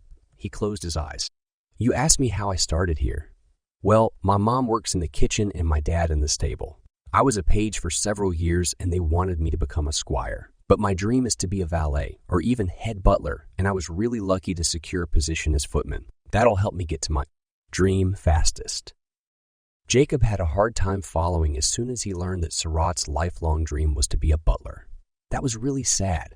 Why would he set his sights so low? Jacob had always wanted to be an NBA player making millions and millions a year, or even a successful business owner, also making millions a year, hiring people who needed employment. Now that was a goal to work toward. They continued talking about the ins and outs of the castle, and Jacob was pleased to find that Sarat really did know a lot about life there. He couldn't get over how lucky he was to have the guy as a roommate. Maybe someday he'd get up the courage to ask about the girl in the laundry, but it was better not to say anything yet, not until he knew Sarah better. While they were talking, the other two footmen entered the room, interrupting the conversation. Sarat gave Jacob a half smile, then curled up under his blanket. Jacob understood Sarat's actions. Going to sleep was better than communicating with these guys. Mindak was the taller of the two, and though Jacob had the body of a basketball player, good, defined arm and leg muscles, he knew he'd never win in a physical fight with the guy. Mindak was huge. He quickly learned why Sarat disliked them and wished he had earbuds and music to tune them out. He couldn't believe how foul-mouthed and vulgar a pair of guys could be. They were talking about some of the maids, and Jacob found himself clenching his fists, wishing he could beat the heck out of them. Mom wouldn't ever approve of him thinking that way about, but even she would take a broom to the guys. Eventually, however, they fell asleep. Jacob took advantage of their unconsciousness and returned to the present to report to Mom and get messages from Early. Things back home were exactly the same as they were earlier that day. Dad was still in prison, unfortunately. Mom missed him. Kenji missed Ebony. Everyone missed someone. And the Lorkons still weren't really doing anything aside from being cruel. Jacob traveled back to Trusenall and curled up in his bed, wishing there were more blankets. He tried to fall asleep but couldn't stop thinking about Matt and Eklaron, wondering if they were safe. After 15 minutes, he sat up, making a decision. Time-seeing to Dimitri's room, he verified that the prince was awake and in a position to possibly receive a visitor. Knowing he could get in huge trouble for doing so, Jacob keyed to a room next to Dimitri's, then knocked on the prince's door. "Who is it?" Dmitri asked. It didn't sound like he'd gotten up from his desk. Jacob looked around, making sure he was alone. "Thojak," he whispered into the crack of the door. The door swung open a moment later. "Come on in." Jacob walked into the largest private quarters he had ever seen. Seriously, Dimitri's room was bigger than Jacob's house. He tried to cover his shock, wondering what Dad thought of their home in Menden compared to what he'd lived in before. Dmitri closed the door, then met Jacob's gaze. He looked concerned. The colors in the air around him confirmed this. "What's the matter?" Jacob glanced at his feet, wishing he'd stayed in bed. A smile cracked Dimitri's concern. "That is all?" Jacob nodded, eyes back on his shoes again. Dmitri chuckled. "They're fine. Kelson checked on them right before retiring. I'd let you visit them, but it would draw suspicion, especially at this hour." Dmitri didn't say anything for a moment, and Jacob didn't feel like speaking. "How are you doing?" the prince finally asked. Jacob shrugged. Being with his dad was comforting, but he missed home and his actual family, not just dad, and his relationship with Dmitri now wasn't near what it was in the present. You better get back to your room, Dmitri said. We'll talk later. I have to get up early to attend to business elsewhere. Jacob nodded and left, closing the door behind him and feeling somewhat like an idiot. He keyed back to his room and this time fell asleep quickly. Chapter 35.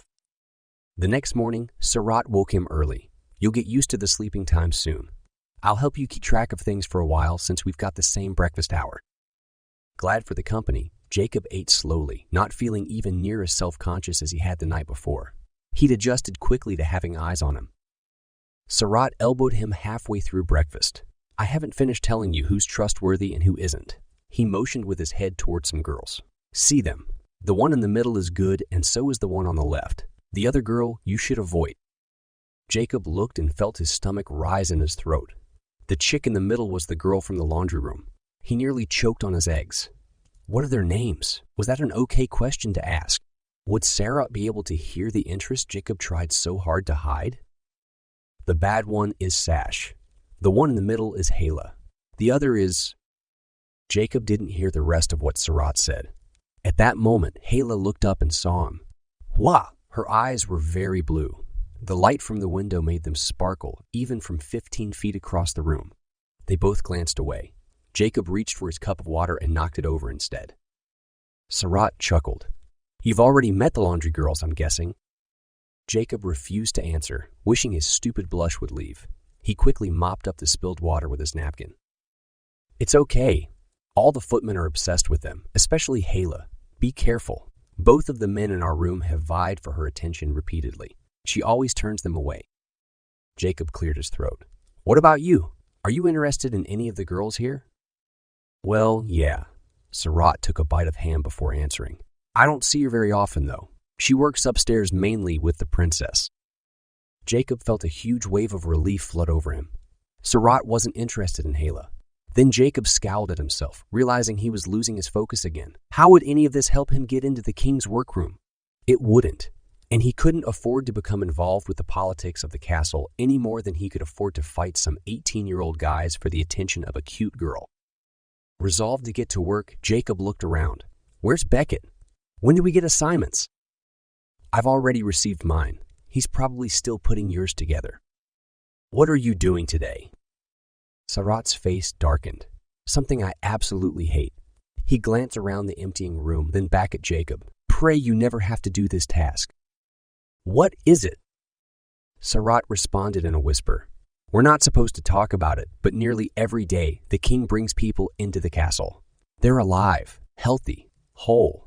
But when they leave, they're dead or incredibly sick or injured. He didn't say anything for a moment, while an older man passed behind them.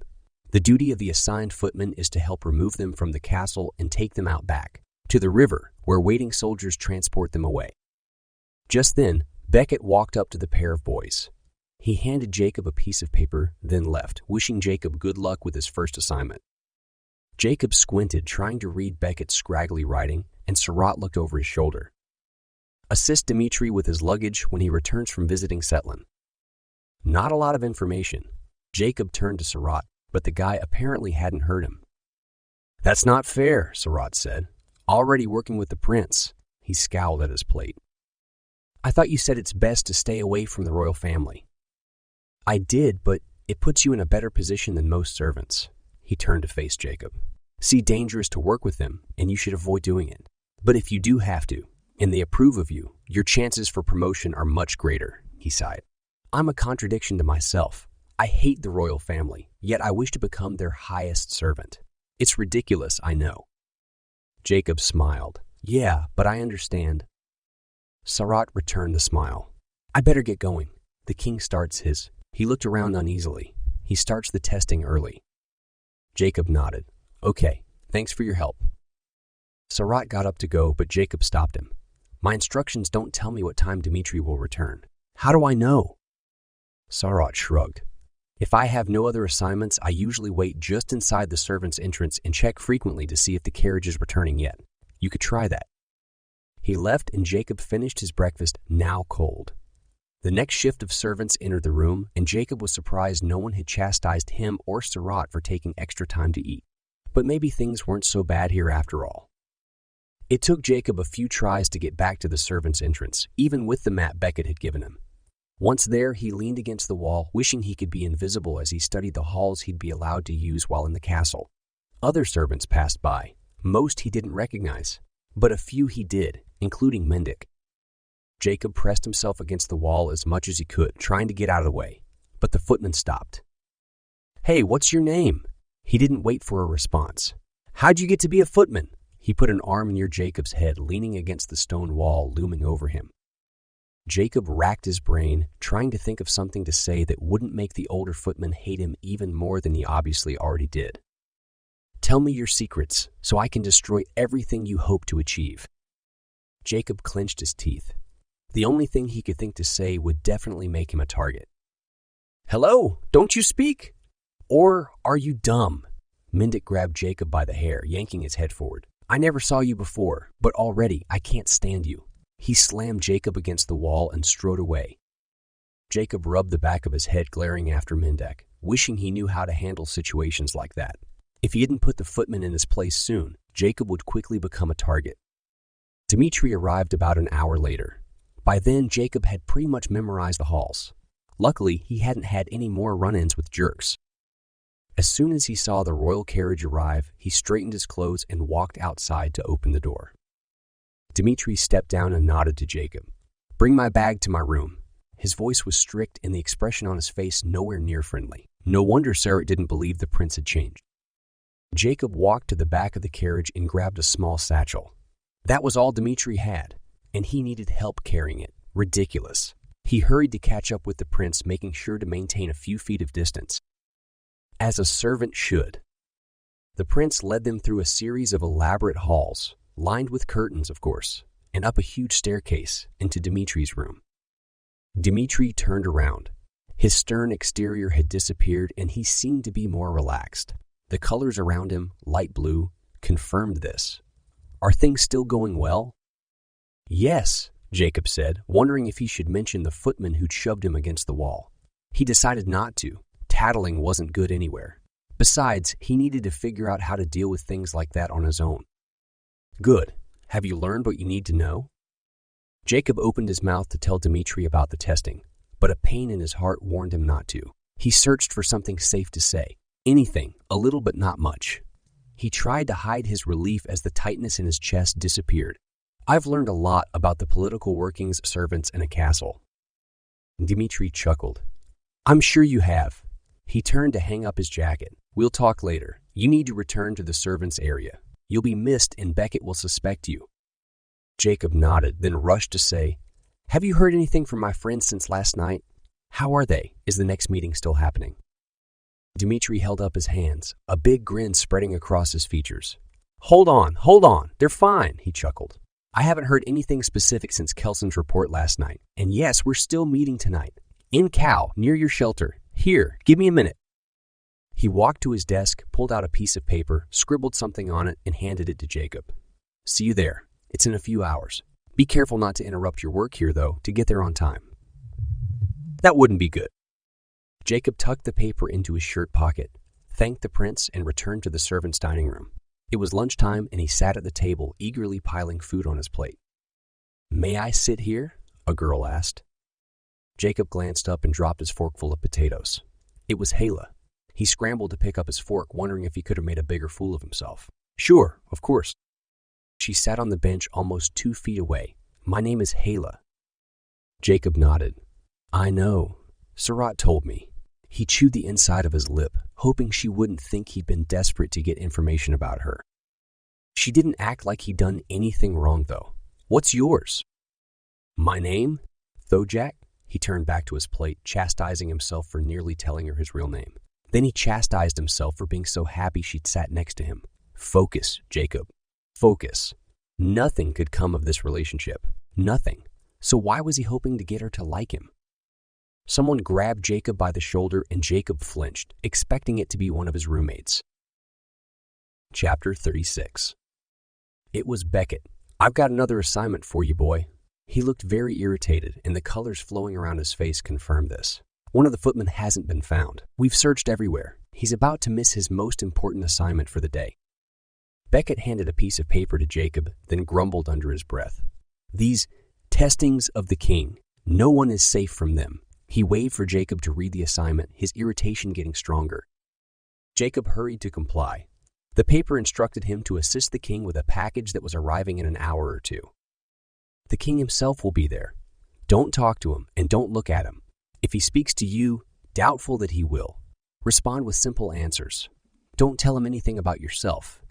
Else you'll find he picks you to be his next test subject. Jacob nodded. He tucked the paper into his pocket next to the one from Dmitri. He had 3 hours until the meeting started and 2 until the package arrived. Hopefully, the king wouldn't make him late. He really couldn't wait to see Eklaron and Matt again. It felt like years. Hala ate quickly and left, and Jacob wondered why. She'd seemed so happy to sit next to him, but maybe her tasks were more demanding than Jacob's. He was about to head to the servant's door to wait the 2 hours for the package to arrive when an older woman asked his help in carrying big pots from the serving table into the huge kitchen. He helped her, and she then asked if he was busy. He wasn't, and put him to work organizing other pots that had been washed and dried. That was nice, actually. He felt like he was finally being helpful, and it made the time go by faster. When he was finished, Jacob excused himself and rushed to the servant's door. He got there right as the delivery carriage, a blue, box-like cart with a red horizontal stripe, pulled up. Jacob dashed around the corner of the castle, then slowed to a brisk walk when he saw the king step through the main doors. "You, servant boy," the king pointed at Jacob. "Get my delivery. Bring it to me." Jacob nodded, took the white package from the man inside the carriage, and strode up the steps of the castle to the king. "Follow me," the king said, taking the box. Jacob, again maintaining a safe distance, walked behind the king, keeping his eyes down. Unlike earlier, things were coming alive in the castle, and there were many important-looking people wandering the halls. Jacob was overwhelmed with the strong emotions flooding around everyone, and he had a hard time not staring. Every single person was discouraged, depressed, or upset about something. Boy, what a cheerful place. He found himself glad only he could read emotions. He'd definitely stand out with his happier-than-trucenal normal personality. Sure, he wasn't as bouncy as Matt, but he also didn't suffer from the constant depression this city brought on its people. The king led Jacob into what were apparently his private quarters. It didn't seem that the royal family cared about having servants in their rooms, probably because servants were so far below them. The king put the package on a table and turned to Jacob. "Stay, I have other tasks for you." Jacob's hands started sweating. Was he about to enter the king's workroom? Was he going to become a test subject? Was he ready? Could he avoid it even if he weren't? Just then, Dmitri's older brothers entered the room. "Father, I can't tolerate him any longer. He's an arrogant jerk." "Who?" The king waved to Jacob to help him remove his jacket. Jacob jumped to do so, completely lost, not knowing how to do anything. He slid the jacket from the king's shoulders, then folded it over his arm. No, put it away," the king said, motioning to a huge wardrobe on the other side of the room. "You know who?" the son said. "Dmitri, your favorite." He spat the words, the expression on his face murderous. "Shut your mouth. This man you hate so much will be your king one day." Romantis held his hands out and raised his head. He looked at Jacob, obviously expecting something else. "My tie, boy, remove it." Again, Jacob hurried to comply, wishing he'd been trained in this sort of thing. But how was Beckett to know Jacob would be doing this? The brothers argued with their father about Dmitri and his virtues, how he'd never change into what the king wanted, and how Romantis was wasting his time. He and Eisen then took turns numbering all of Dmitri's faults.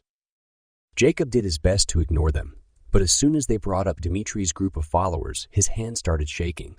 By that point, he'd taken off the tie and clips in the king's shirt and was in the process of removing the king's shoes. The older son said, "We found where they're meeting tonight, and Father, I swear we'll wipe these insolent people out of Trusenal. They'll be visited with your fury." The king smiled. "Very well. I'm pleased you found the meeting place. Go ahead. If Dmitri is there, bring him back to me. We'll see how a few days in the dungeon will affect his desire to rebel." Jacob felt sweat drip down his back and temples. He wiped his face, jumping when the king asked him to find a favorite pair of slippers. The king then had him help change his shirt. The only thing Jacob could concentrate on, however, was getting out as soon as possible so he could warn his friends. Finally, Romantis no longer required assistance. Jacob bowed, exiting as quickly as possible without drawing suspicion to himself. He had to find a way to get a hold of Dmitri. The safety of too many innocent lives depended on him. His breath coming in short gasps before he'd even started running. Jacob tossed all rules out the window as he rushed to the prince's quarters, barging in. But Dmitri wasn't there. Jacob saw through the castle, searching. But no luck. Realizing the prince had probably left for the meeting already, Jacob tugged on his hair, trying to think of what to do. Wait, hadn't Kelson worked in the stables at one point? Jacob remembered both Mom and Eklaron saying something about that. Maybe he still did. Jacob dashed from the prince's quarters and rushed through the castle and outside. Praying Kelson hadn't also already left for the meeting, Jacob hurried through the huge building, searching every room and stall, passing several servants. Finally, he grabbed one, a boy about 8 or 9. Does Kelson still work here? The boy nodded, an expression of fear on his face. Jacob jerked his hand away, realizing he was scaring the boy. Show me where he is. The boy rushed down the hall and Jacob followed. They stopped outside a huge, ornately decorated stall. Kelson, someone to see you. The boy dashed away and Kelson stepped around the horse he was brushing. Thojak, I didn't expect to see you here. He continued to curry the horse, his motions jerky and rapid. I'm late. Should have left 15 minutes ago. But the king will allow only me to touch his horse. I'm leaving for the meeting as soon as I finish up here. Would you like to join me? Jacob shook his head. Het Nyssen found out about the meeting tonight. They're on their way already. Kelson dropped the brush, his mouth popping open. That's why they had their horses saddled so quickly. He ran from the stall, not closing the door behind him. Jacob raced after, catching up as Kelson flung a saddle onto his horse. Come as soon as you've changed your clothes. He looked at Jacob. Or perhaps it would be best if you remained here. He kicked the sides of his horse and spurred out of the stables. Jacob definitely wouldn't be staying behind. He looked down, not sure what Kelson meant about his clothing. Oh, he couldn't go dressed as a castle servant. That would definitely draw attention to himself. He ran back into the castle through the servants' entrance, nearly knocking over several people who shouted at him. He didn't care. His best friends were in danger. He knew nothing bad would happen to Dmitri and Kelson. That security did not extend to Matt and Eklaron. Finally, he reached his room, flung the door shut, and pulled off his clothes, quickly putting on the old ones he hadn't worn in a couple of days. Jacob pulled the key out of the pocket of his footman pants and secured it to a loop on his traditional peasant garb. Then he ran back to the door, holding the note with directions to the meeting in his other hand. He put the key in the hole that appeared, called out the name of where he was going, then turned the key and created a link between his room and the meeting place. Chapter 37. Jacob stepped inside, immediately overwhelmed by the chaos and mayhem that greeted him. The king's men were everywhere, attacking, swords clanging, people screaming and falling to the ground. Het and Isan were in the middle of the mess. Where was Dmitri and Matt and Eklaron? No longer caring if anyone saw or recognized him, Jacob stepped around the bodies, searching through the overturned furniture, trying to stay out of the way of the king's men. Jacob, someone Matt called. Jacob spun and saw Matt poking his head around the side of an alcove. He dashed that way, joining his older brother, relief flooding over him so intensely that it made his throat choke. "You're all right?" he asked. "Eklaron?" "She needs a doctor," Matt said. "We have to get her home right now." He moved away from Eklaron. He'd been crouched over her. She was pale, unconscious, and Matt didn't look any better, aside from being awake. The blood had drained from his face, his shirt torn and red in several places. No, Jacob said, moaning. They should never have split up. He could have prevented this. There's Kaede sap at the shelter. We need to take her there. "Hey, you!" shouted someone from behind. Jacob turned and ducked as a soldier swung an axe through the air. It clanged against the stone wall, sparks flying. He kicked the man in the shin, but the soldier didn't even notice. He raised the axe again. Just then, someone flung the door open, banging it against the wall. "Kelson!" Eklaron's dad jumped into the fray, sword flashing, attacking, and the soldier raced to fight him, apparently thinking Kelson was more of a threat than 3 teenagers. Dmitri joined Kelson and they fought back to back. Jacob turned to Matt. Can you walk? I think so. We've got to get you two out of here. Matt nodded and Jacob helped him to his feet. Just then, Jacob noticed a gaping wound on his brother's head. He flinched. Matt was much worse off than he thought. Together, they lifted Eklaron. Her head flopped forward, hair dangling in front of her face. Her feet dragged as the brothers pulled her out of the alcove. Over there, Jacob pointed to a door. He'd key them to the shelter. Just as they reached the door and Jacob put the key in the lock, the same soldier spun and caught sight of them. Stop those children, he called. Several soldiers dashed forward, but Jacob had already created the link. He and Matt stumbled through and slammed the door shut. Matt fainted, pulling Eklaron down with him. Jacob nearly fell himself. He was still holding on to her. He checked that both were breathing, then rushed to the table and their supplies. He tossed things to the floor, searching for the package of Keitus sap. Shortage or no, he wasn't about to lose Eklaron and his brother. Then he remembered he'd hidden the sap under a brick in the room. He fell to his knees, pried the brick up, and pulled out the sap. It took him precious seconds to mix everything together. This was his first time doing it, and he hoped it didn't require anything special. The sap ready, he rushed back to Matt and Eklaron, pouring some liquid over Matt's head wound. He checked Matt's stomach and chest. The wounds there were all superficial and would heal on their own. Jacob turned to Eklaron. Blood was everywhere, her breathing very shallow. He'd never seen someone so pale. The worst wound was on her stomach and another on her arm. Jacob poured sap over both, then forced some into her mouth. He dripped the rest of the mixture into Matt's mouth. Then he grabbed their hands, being careful not to burn them in his rush, and returned to the present time. They appeared in Jacob's room. Mom, Mom! Jacob didn't wait for a response from her but flung the bedroom door open, pulled the key out, and hopped across the hall to the bathroom door. He created a link to Kenji's place with that door, so Mom would be able to follow. Jacob grabbed Eklaron under the armpits and dragged her across the hall. Just then, Mom dashed up the stairs and gasped. Oh, no. Help me! She grabbed Eklaron's ankles and they lifted the girl, carrying her the rest of the way into Kenji's home. The Makalo had already jumped up from his usual spot at the head of the table. He helped Jacob and Mom get Matt. The three of them got to work right away. Kenji mixed Keitus sap while Jacob and Mom did their best to clean the wounds. I wish Ebony were here, Kenji said. She's so much better at this than I am. He brought a small bowl to the table where Eklaron had been laid. Mom disappeared into one of the back rooms and returned carrying strips of cloth. Kenji used up the Keitus sap, applying it to Eklaron's wounds, cleaning with the cloth Mom had brought. He was only able to cover a very small part of her stomach wound with the sap they had. Not enough, he said. He turned his face a slight green shade. We're not going to be able to help them. They won't make it through the night without a full amount of Keitus sap to heal their wounds, and we don't have that much. What do you suggest we do? Mom asked. They need to be hospitalized. She nodded. All right. Jacob grabbed her arm. We can't just take them to the hospital.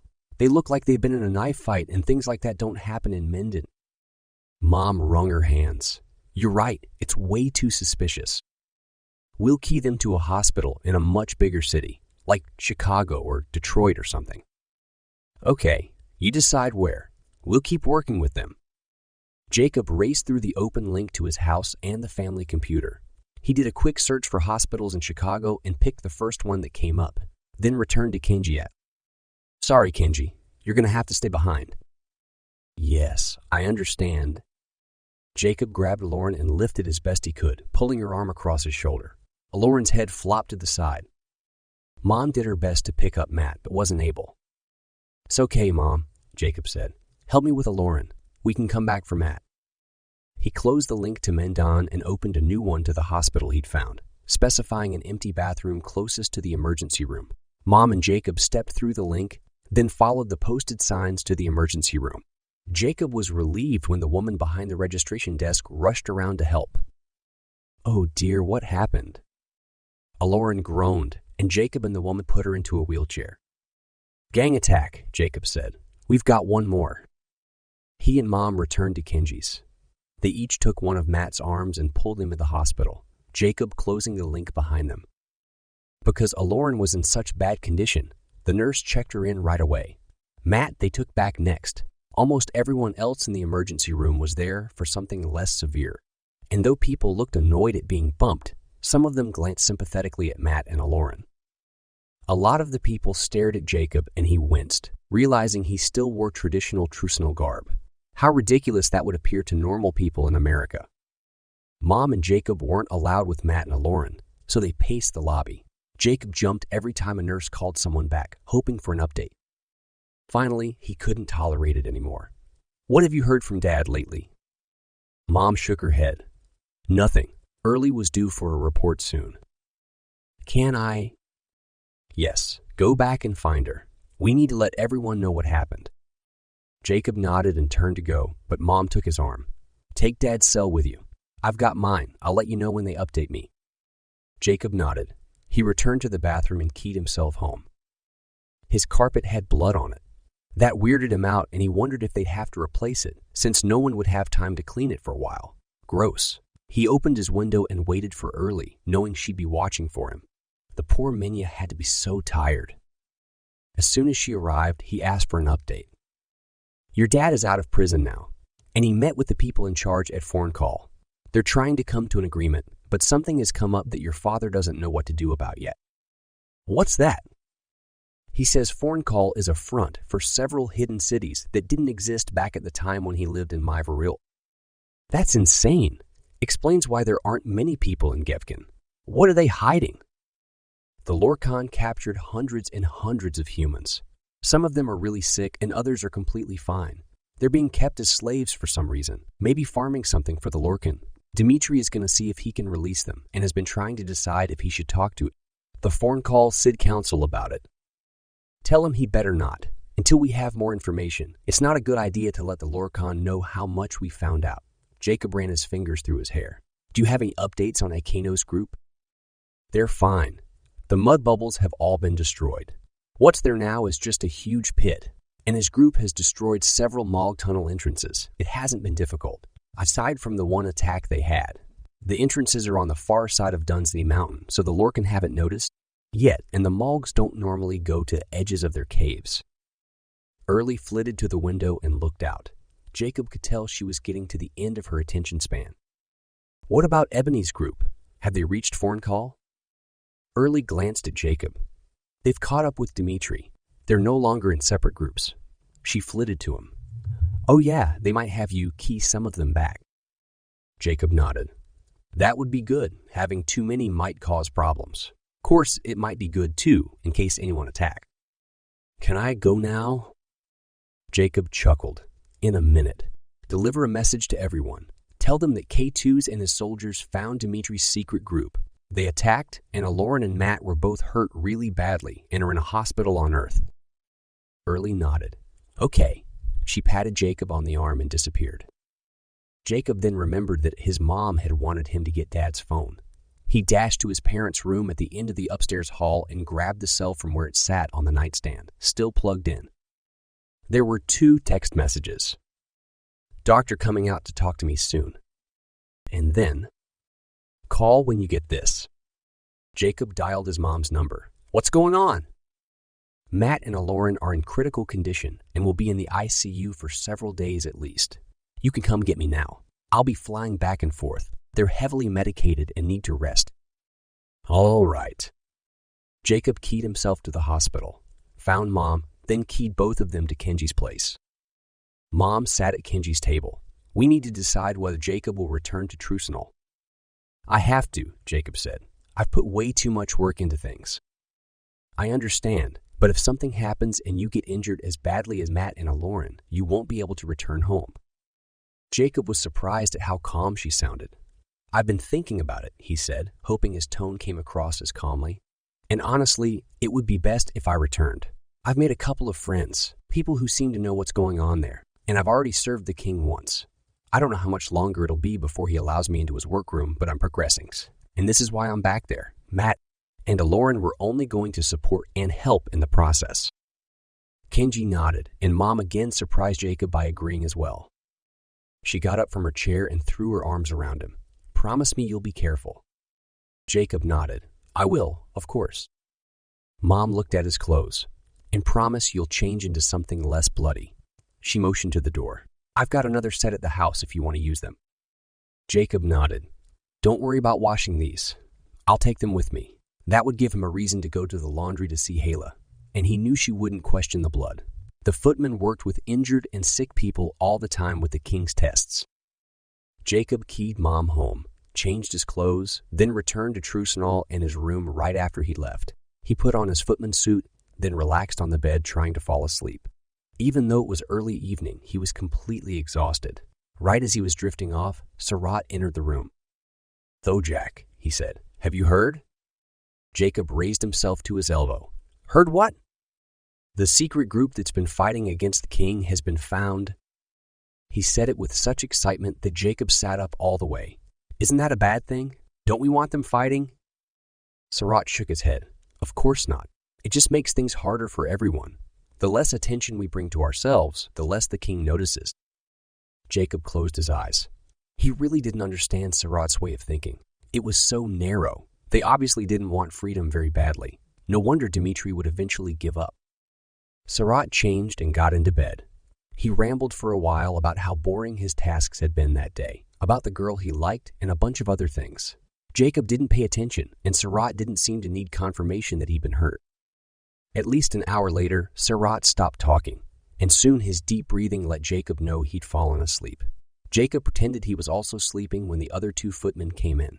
As usual, they were noisy, loud, and crude. But Jacob tuned them out easily.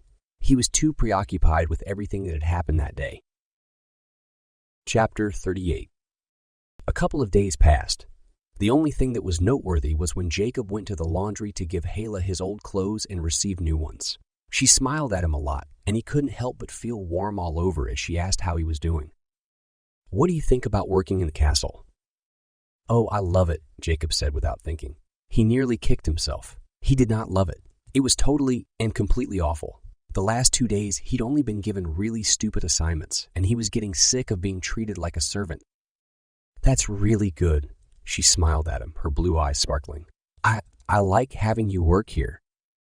Jacob felt a blush creep across his cheeks. He looked down. "Thanks." He left in high spirits, amazed at how awesome it was to get the attention of a cute girl. He'd felt the same with Eklaron, but never quite this much, since she'd never returned any of his feelings. Jacob went home that evening to give his body a break and get an update on Matt and Eklaron. They were still in the ICU. Eklaron had an infection that the Kaede sap hadn't been able to clean out, and Matt's brain injury had swelled so much that it got worse for a while. Mom said that for a full day, they hadn't been sure he'd live. Jacob felt so bad she had to carry the brunt of this stress. She reassured him it was all right. The doctors were now projecting positive outcomes for both Eklaron and Matt. But Jacob still felt awful about the whole situation. Early updated him on Dad and the others. Dad still hadn't found a way to get to the prisoners in a diplomatic fashion, and Jacob figured they'd have to break their way through physically. Akano's group was searching for the next Mulg tunnel. Ebony had Jacob key to a warehouse in Forncall so he could take a bunch of Werbies home. He did, then visited his brother and Eklaron. Eklaron was so drugged up she wasn't really there, and Matt didn't talk in complete sentences. What he did say made no sense. Jacob tried to talk to him, telling him about Hala and the castle and the royal family. It didn't seem to work, so Jacob just rambled about his mundane assignments. He returned to Trusenall feeling discouraged, but determined to work hard. Back in the past, Dmitri hadn't been thrown in prison. It seemed that he'd had a frank conversation with the king where he promised some things that seemed to make Romantis feel better. Jacob didn't know what the promises were, but he figured Dmitri only made them to protect innocent lives. Jacob's first assignment the next morning was to carry luggage to the prince's quarters again, as soon as they entered the room. Dmitri turned to Jacob. "This is the last time we'll speak. Kelson and I are leaving Trusenall." The worry lines on the prince's face softened, and he looked away. "I'm to be united with my beloved Aryan." He patted Jacob on the shoulder. "Take care of yourself. This isn't a safe time for anyone fighting for the right." The city was completely left to its own devices against an evil king. But they didn't even care. They were more willing to fall into depression and discouragement than to do anything about their situation. Even Dmitri's group. Most had been killed, but the rest had scattered and refused to help any longer. Jacob waited nervously for the castle's reaction to the prince's escape. He was sure the king wouldn't respond well. 2 mornings after helping Dmitri, Jacob entered the servants' kitchen, and from the hushed whispers and gossip, new things had finally happened. It surprised him to learn from Sarat that Dmitri had actually left the morning before. It took a full day for things to trickle down through the ranks. Apparently, the king hadn't told anyone but Het and Isan, who'd searched the city thoroughly. The king is devastated. He wouldn't talk to anyone at all yesterday, and no one knew what was going on. Sarat took a bite of bread. If I were you, I'd avoid him as much as possible. You might get thrown out of service for not reporting for an assignment, but that's better than getting killed by the king. Then the king and his 2 sons disappeared, and most of the footmen didn't have any assignments. Beckett did his best to keep them busy, but without the royal family to serve, there weren't many tasks. The head butler ended up assigning Jacob to work in the stables for a couple of days. Things there were chaotic too because Kelson had been in charge and was now gone. Jacob had been in the stables for nearly an hour on the 3rd day when Beckett rushed inside. "So, Jack, I've got an assignment for you." He handed the usual slip of parchment to Jacob, then left. Jacob rolled his eyes. Why couldn't Beckett just tell him what the assignment was without wasting so much paper? It was ridiculous. He unfolded the sheet and read what Beckett wanted him to do. A package was arriving for the king. Since the king wasn't present, Jacob would need to take the package to the king's quarters and guard it until the king returned. Jacob raised an eyebrow. That might end up being a really long time. He dropped the pitchfork he'd been using and walked out of the stables to wait near the servant's door. The package would arrive at any time, according to Beckett's note. 15 minutes later, the usual delivery coach pulled up and Jacob took the package for the king. He looked at it in shock. It was one of the all-important white boxes the king wouldn't allow anyone but himself to touch for more than a couple of seconds. Jacob turned to go into the castle, but hesitated as a thought entered his mind. The king was gone. The prince is with him. No one in the royal family knew this box had been delivered.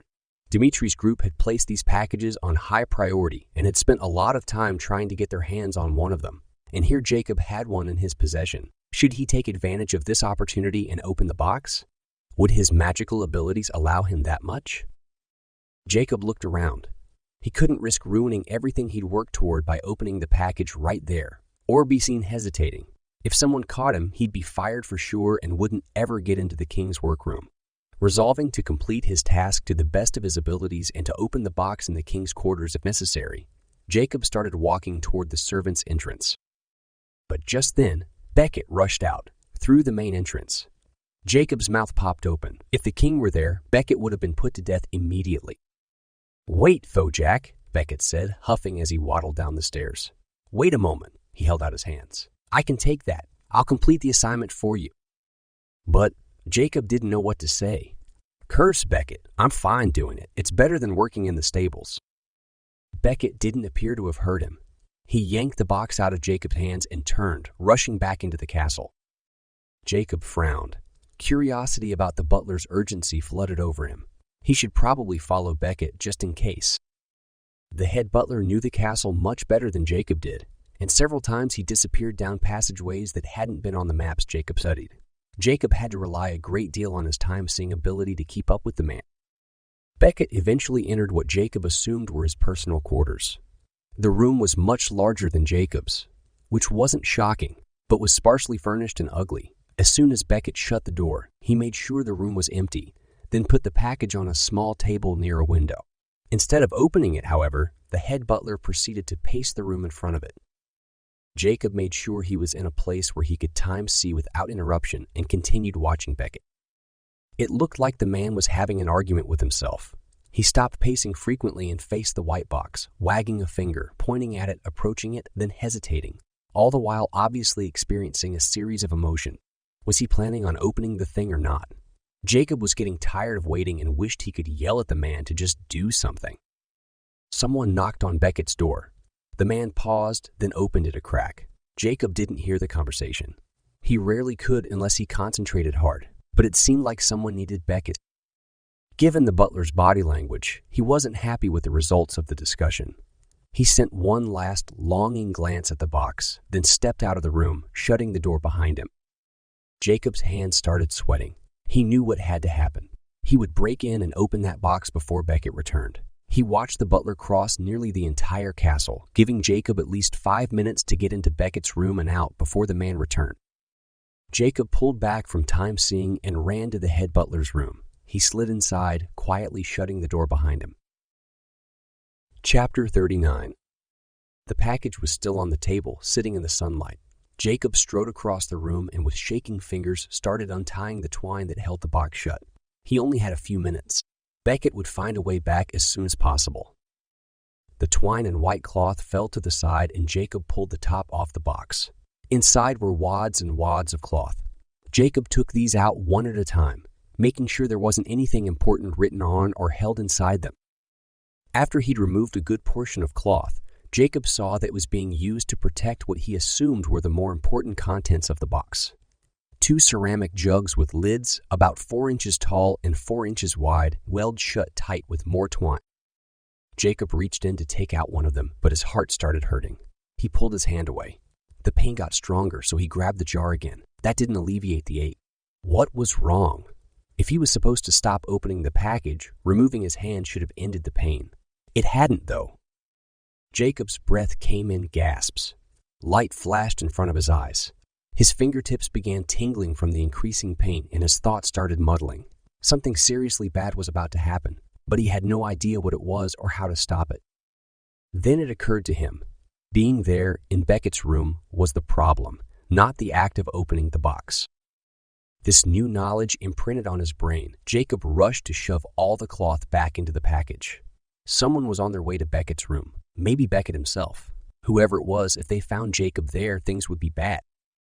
Jacob stuffed the rest of the cloth into the box, his head now pounding and his muscles clenching involuntarily. He barely had control of his fingers as he attempted several times to tie the twine back around the outside of the package. Positive he only had a moment to spare, Jacob finally finished tying the knots. He spun, looking for a place to hide. Footsteps sounding just outside the door told him he'd been correct. He was about to have a visitor.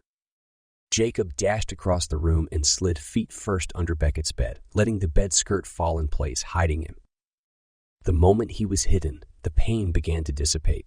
Jacob grasped his chest with one hand and his head with the other, his ears pounding so loudly he couldn't hear anything. How close he'd been to death he didn't know and was glad he wouldn't find out. But the burning and throbbing took their time leaving, and by the time Jacob's senses were completely restored, he realized he still wasn't alone. Wishing he could time-see to figure out who was there with him, Jacob did the only thing he could. He lifted the bed skirt just a bit and peeked out. What he saw made him nearly gasp. He dropped the skirt, feeling the blood drain from his face. Hala. It was Hala. Jacob lifted the cloth again, wanting to make sure. Yes, Hala stood over the box staring at it.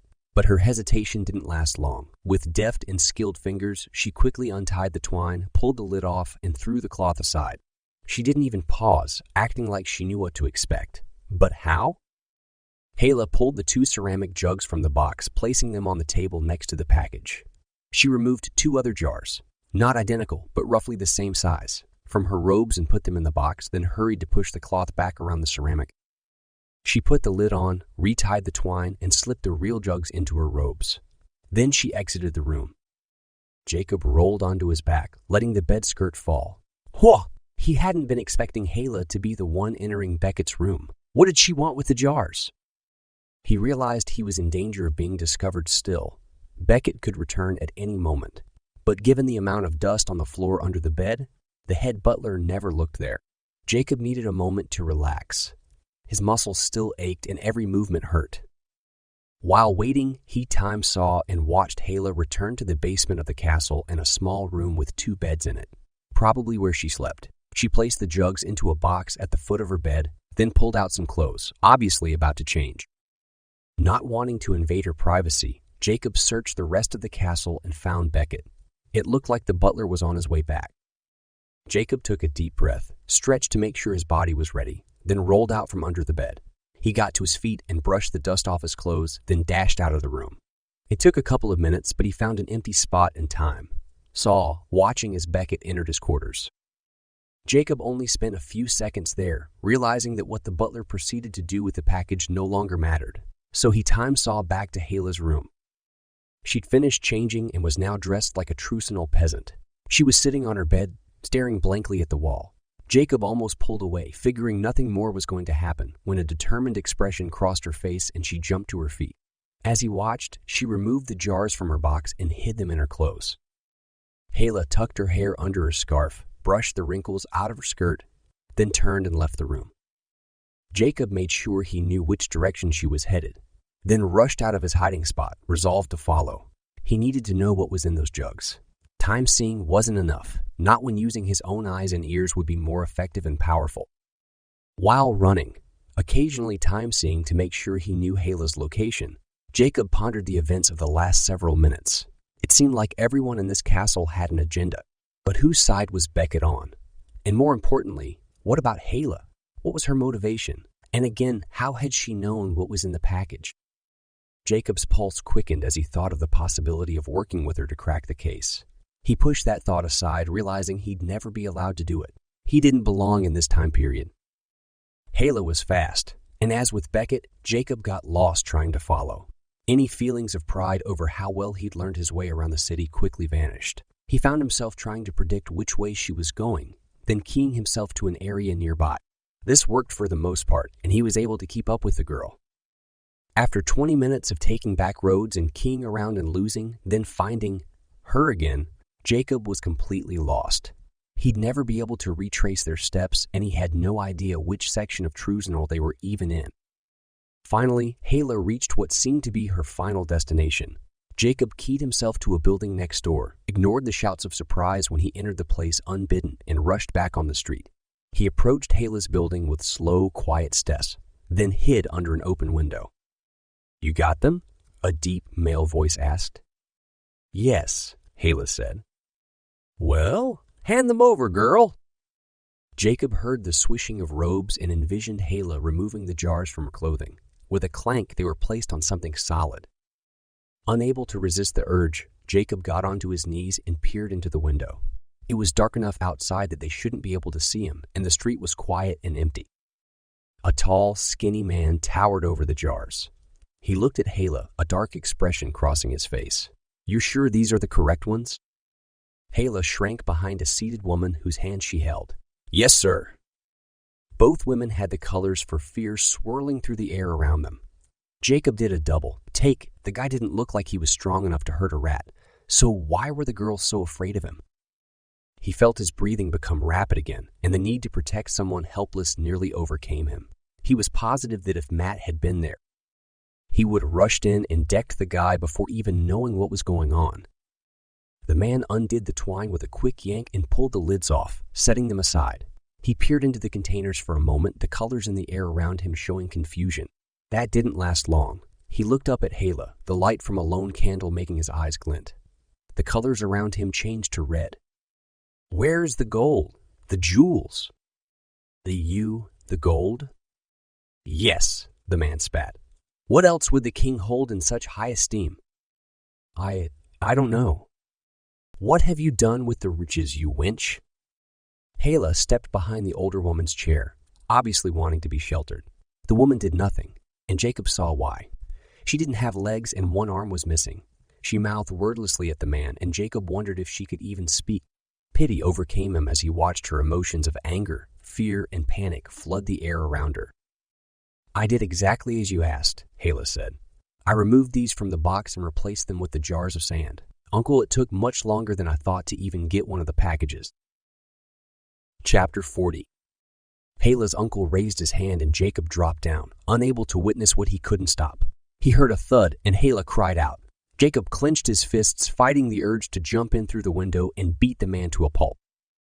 For the second time that day, Jacob's heart started hurting, and he realized he was thinking too seriously about doing something rash. He forced himself to push the feelings of justice aside, wanting to listen to the conversation. But tuning in again did him little good. The uncle had moved on from the jars. "We needed the money. And speaking of money, where is last month's pay? You failed to bring it."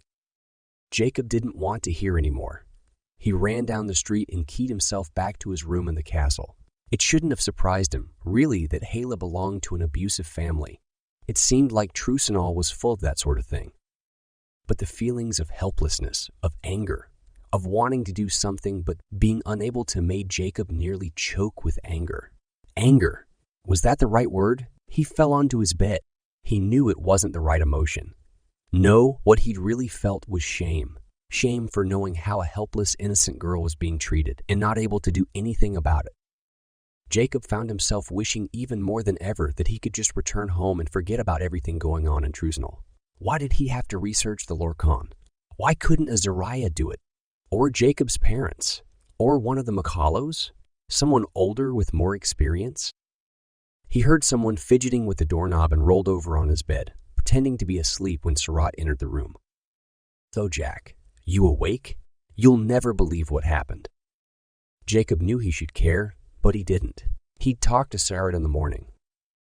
Sarat didn't say anything else, and after a while, Jacob heard the footman's deep breathing. Jacob sighed and turned onto his back, putting his hands behind his head and staring up at the ceiling. He had to forget what happened with Hala. He had to put it from his mind, else the next time he saw her, she'd be able to tell right away that something was wrong, and he knew that would cause problems. Jacob needed a distraction. He needed something to think about, aside from her and his inability to fix things. The jars themselves. That was a worthwhile thread to follow. What had been in them? The room was too dark and Jacob couldn't see, and Hala's uncle had only stared inside. He hadn't touched them, but obviously what he saw wasn't what he'd been expecting.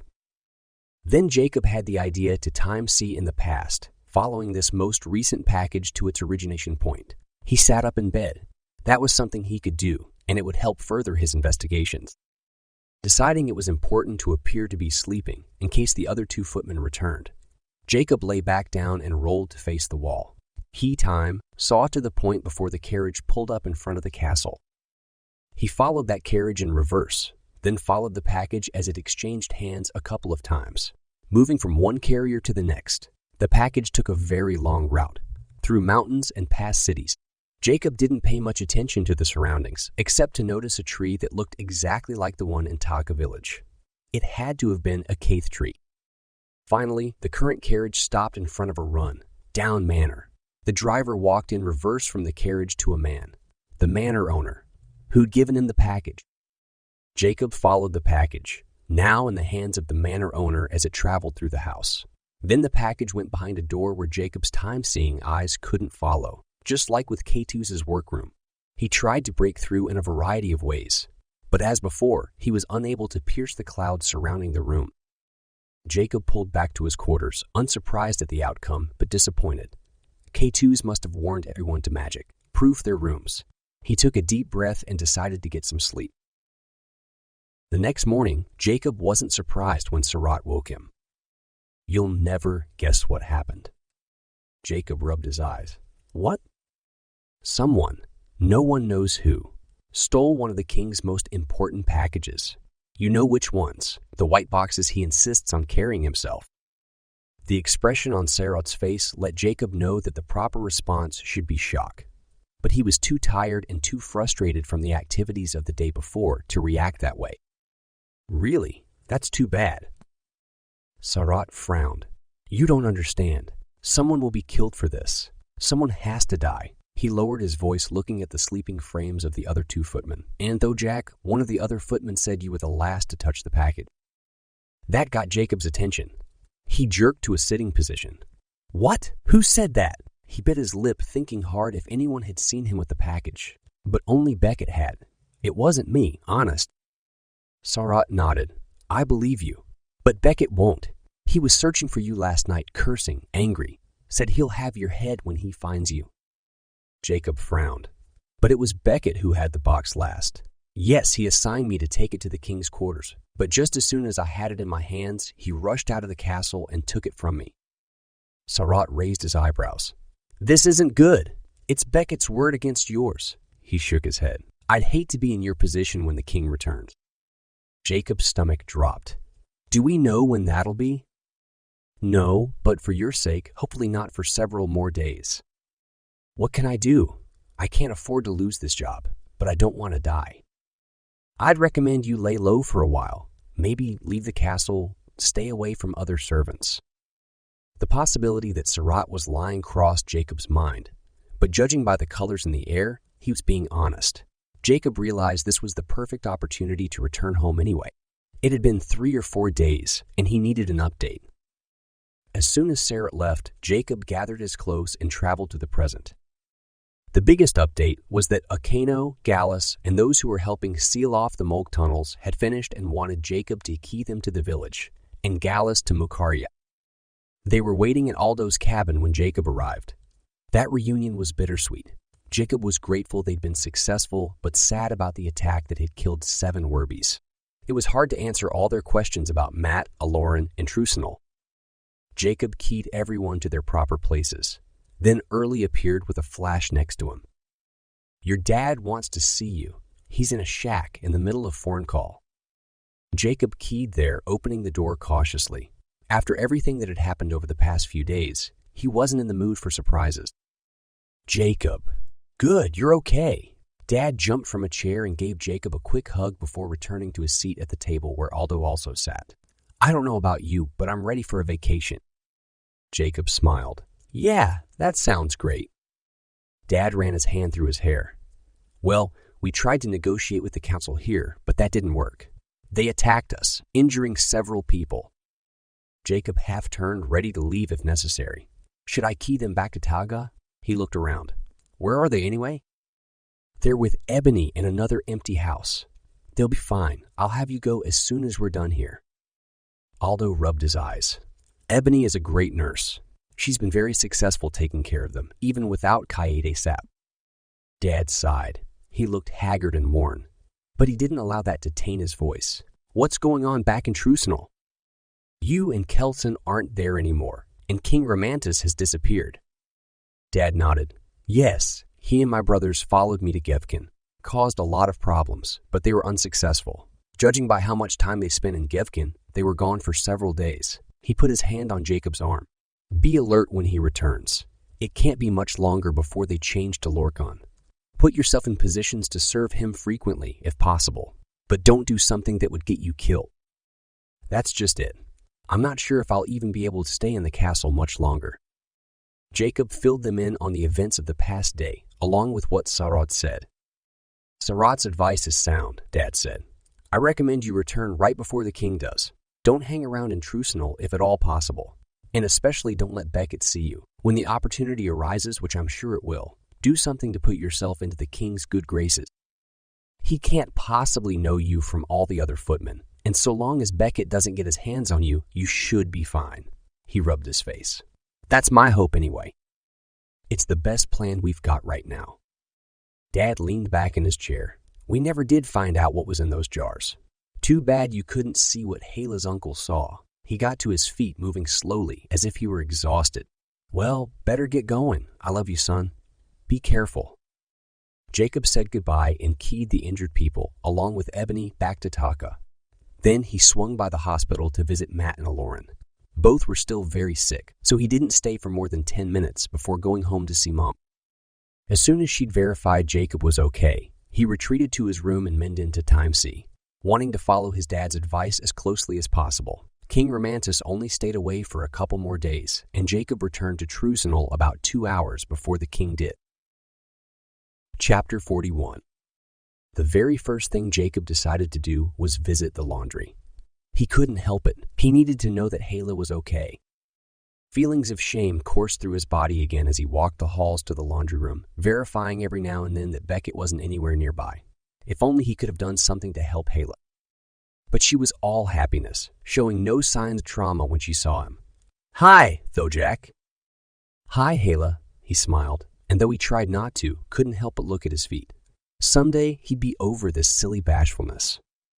She took his dirty clothes and put them in the separate bins for each item. Jacob watched her closely, but she still didn't show any signs of having been treated badly in any way. She didn't have bruises or anything. Was Jacob mistaken? Or did she have really thick makeup that covered everything? Hala rounded up another shirt and pair of pants, taking her time. Every couple of seconds, she looked up at him with an impish expression. His hands started sweating and he tucked them in his pockets, trying to hide their shaking. She was so cute.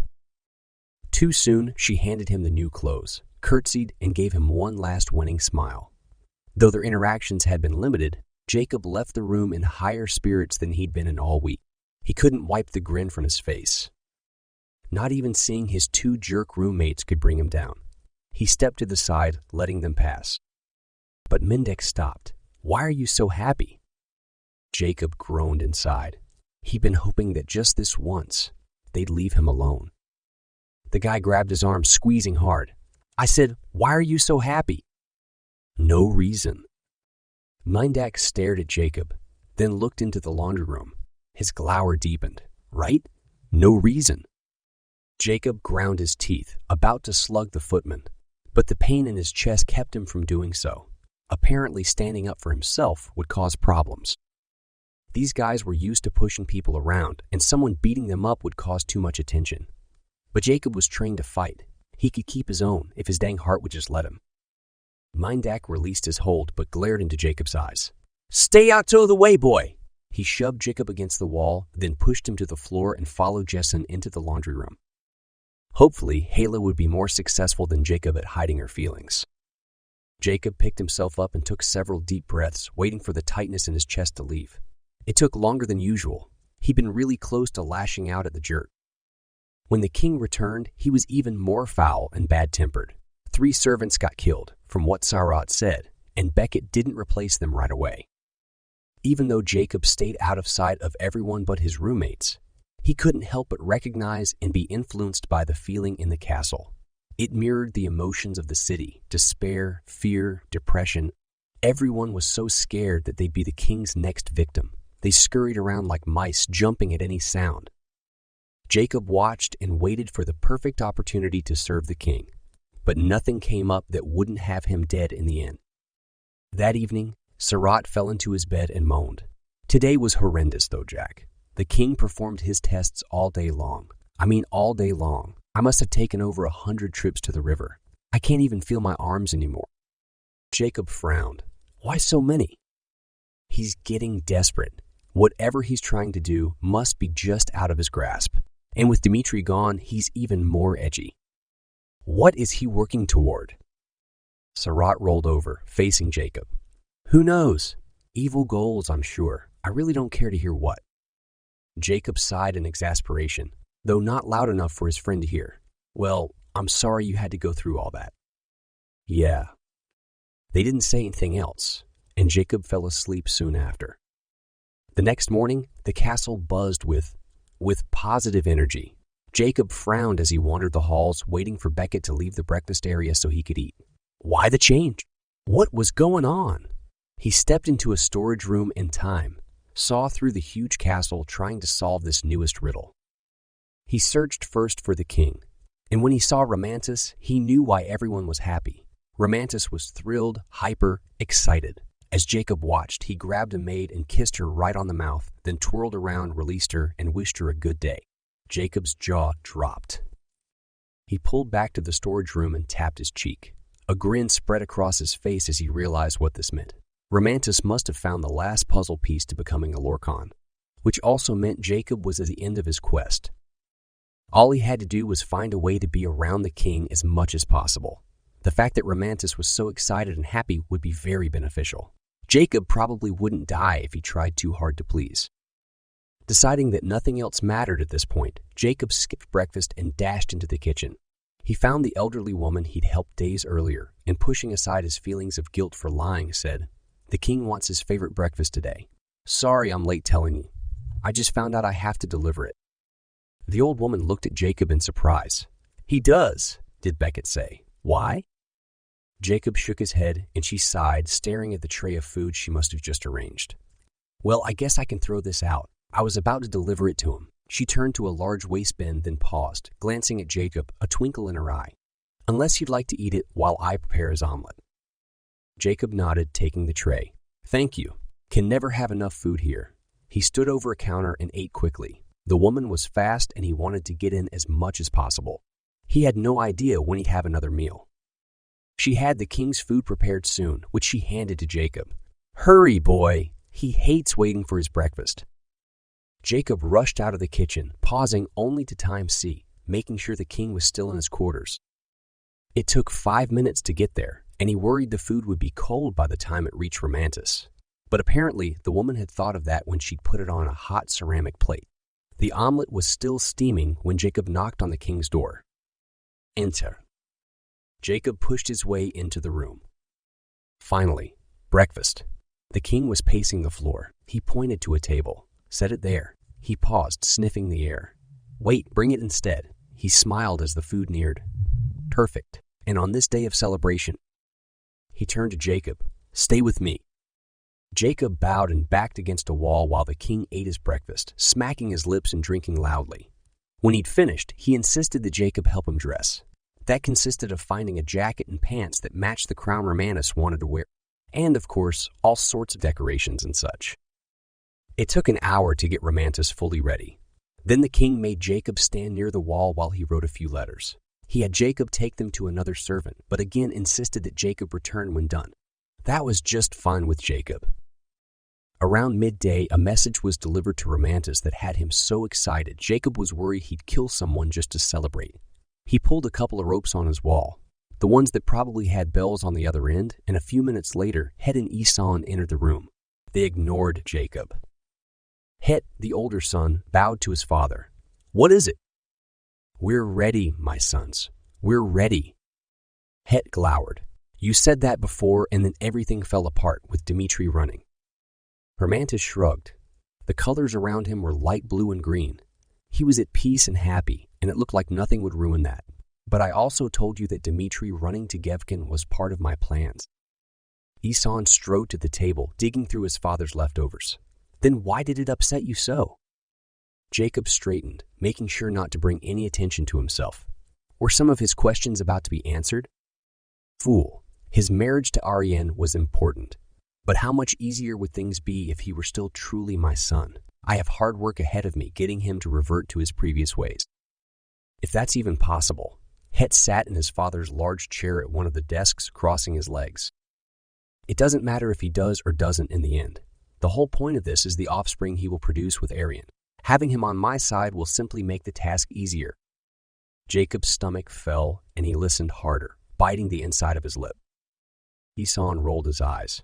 But you can't guarantee they'll inherit the traits you need. I don't understand your confidence in the plans you've put in place. And you never will. You lack the mental capacity even to arrange a simple hunting party. Romantis glared at his son, but still the colors in the air around him were cheerful. No one said anything for a moment, but Jacob barely noticed the silence. He felt sweat drip down his back and tried not to shiver when goosebumps crossed his flesh. He remembered what Keitus had said to him months earlier while he'd been held in August Fortress. Something about how the Lorkon king had created Jacob, bred him, made his parents and even grandparents marry so he would come about. Jacob had scoffed, but now he wondered, and a desire to learn the role Keitus played in his heritage nearly overwhelmed him. Another little thought made its way into Jacob's mind. Just how old was Romantis? He was a human now, and obviously mortal. But if he'd had a part in arranging generations of marriages, he must be much older than he appeared.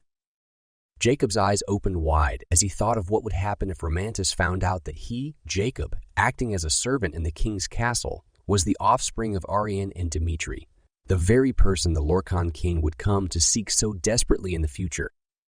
Romantis turned to Jacob, nearly making him jump out of his clothes. You, boy, come here. Chapter 42. Jacob hesitated. Had the king figured him out? The expression on Romantis's face didn't reveal much, and his emotions were happy and peaceful, but Jacob still worried. He approached, not sure what to expect. Romantis pointed to a red box that sat near the window. Bring it to me. He turned to Het and Eson, the final ingredient, proven successful last night. You performed human tests without us there? Romantis cackled. Not exactly. Then how do you know it's successful? The king took the box from Jacob, placed it on the table near his breakfast dish, and stared at Het before responding. Must I explain everything to my dim-witted sons? No, father, Het said, looking down. The king sighed and spoke as if to a 3-year-old. I tested it on 2 wolves. Everything happened as it should. They're larger, darker. The blood that spreads disease is on their skin, and they didn't die. Het and Eson both smiled, the colors and air around them flowing bright green. Romantis handed the box back to Jacob. There's a corridor in the castle with purple tapestries and rugs lining the walls and floor. At the far end is a large curtain covering an alcove. I want you to go to that alcove and wait with this box for further instructions. Don't let anyone see you. He didn't make sure Jacob understood his instructions, but Jacob knew right away which place Romantis meant. He'd spent hours trying to get into a certain room in that particular corridor. Jacob's heart sped up as he left the king's quarters and headed that way. His breathing shortened into gasps. He didn't know whether he should smile or be afraid.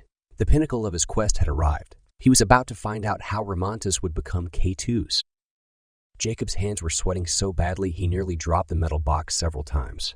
It felt like it grew heavier as he walked, but he knew that was just his nerves. Realizing the king was serious and not wanting Jacob to be seen, anytime he heard someone coming, he hid around corners behind suits of armor or curtains or tapestries. It only took him a couple of minutes to get there and hide behind the curtain. There was a bench against the alcove wall, and he settled down, not knowing how long he'd be hiding. Jacob time saw, watching Romantis so he'd know just when the king came. It took 30 minutes. Jacob's stomach started growling, and he was really glad the woman had given him food. Else he'd be completely famished. He time saw, watching as Romantis and the 4 other men approached. His vision blurred and he pulled back, realizing they were nearing him, causing things to blacken. As he waited, he pondered the other 2 men. He'd never figured out who they were. He heard as they stepped into the hall. Jacob almost expected them to stop and get him, but from what he'd seen before, he knew they wouldn't. Keitus would go into the workroom for several minutes before poking his head out and calling for Jacob. Jacob got to his feet and paced the small area. He could barely contain his nervousness and excitement. He felt lightheaded and weak. Getting food would help somewhat, but he knew it was mainly because he was about to learn the Lorkon's biggest secret, how they became immortal monsters. Everything about his future depended on what he would learn in the next several minutes. The happiness and safety of his family and his world, and even this world. Jacob's breathing became so shallow, he felt like he was about to pass out.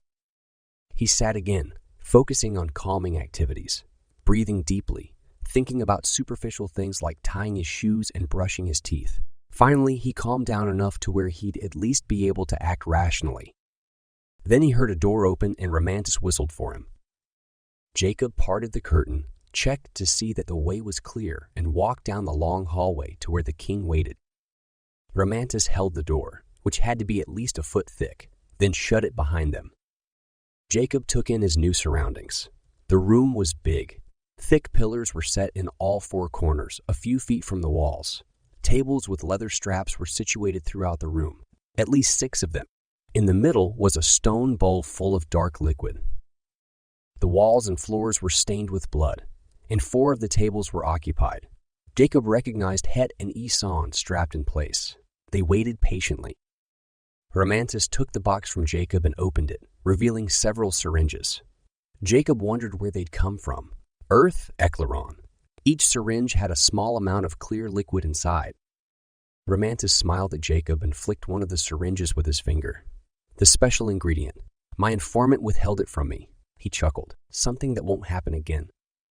The king walked to the stone bowl. Jacob's stomach turned and he fought the urge to get as far away as possible. He was sure he knew what was in the bowl. Romantis messed around with the syringe for a moment, then grew frustrated. Boy, come here. You do this. I can't get it to work. Jacob stepped to the king's side, noticing for the first time that Romantis's hands were twisted and gnarled looking. His question from earlier returned to him. How old was the man?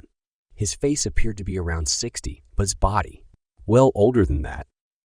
Jacob's own hand shook as he took the syringe and filled it with the blood from the basin. He and Romantis watched as the clear liquid disappeared as it joined with the red. Jacob struggled to keep his face emotionless, his stomach getting more upset. He couldn't believe he was actually helping. Romantis took the large syringe and approached the table where Het was situated. He pushed Het's sleeve up and with a finger poked at the inside of his son's elbow. Apparently satisfied, he stabbed Het in the arm with the syringe and pushed the plunger all the way. Jacob turned away. He couldn't watch. But when Het started screaming, Jacob couldn't help but glance. The prince was thrashing around, nearly breaking the leather ties.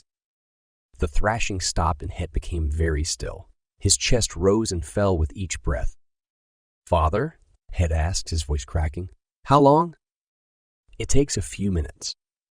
Het trembled. It burns. It burns.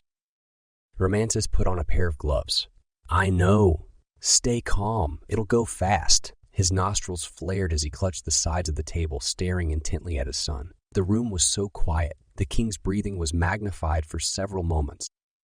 And then Het screamed, his face screwing up, the veins in his neck and forehead standing out. A violent transition started. His body began to elongate, his skin changing color and appearance, transforming from normal to blue and from blue to bright red to blood seeping from the skin. Why would Het willingly submit to such a thing? But it was no longer Het. It was a Lorkon, lying on the table, unconscious. Romantis, his hands protected from Het's poisonous blood, tried to wake the prince. Nothing happened. He shook Het harder. Still no response. Son! Son! Romantis shoved the table, shouting curses and screaming. But it was still unresponsive. Romantis growled and spun, kicking a box and sending its contents flying. Curse that man! He killed my son! Het wasn't dead. Jacob knew because he'd seen this Lorkon several times over the past months. But Romantis couldn't know that. Father, what's going on? Eson asked from his table. Did it work? No, it did not. Romantis fisted his hands, eyes shut, breathing deeply. His colors started changing to the more peaceful blues. Maybe I used too much blood, or not enough. Try again, one of the other men said. Not on any of you. Romantis frowned, concentrating. I need a servant. He glanced across the room to Jacob, his lip curling upward into a grin. The expression reminded Jacob so much of Keitus that he stepped back in shock, bumping into one of the empty tables. Come here, boy, the king said in almost a whisper. Jacob shook his head. You don't have a choice. Romantis grabbed another syringe, barely managing to fill it himself. Jacob retreated until he was against the wall. I won't let you test on me. You'll die either way. I don't look lightly upon insolence. Holding the syringe in one hand, Romantis undid Eson's straps with his other. Fetch the boy. Eson jumped to his feet, rolling up his sleeves. Jacob ran toward the door, but Eson beat him there, so he dashed the other way, lunging over boxes, knocking them down, trying to put space between himself and the prince. He felt like he was in a confusing obstacle course.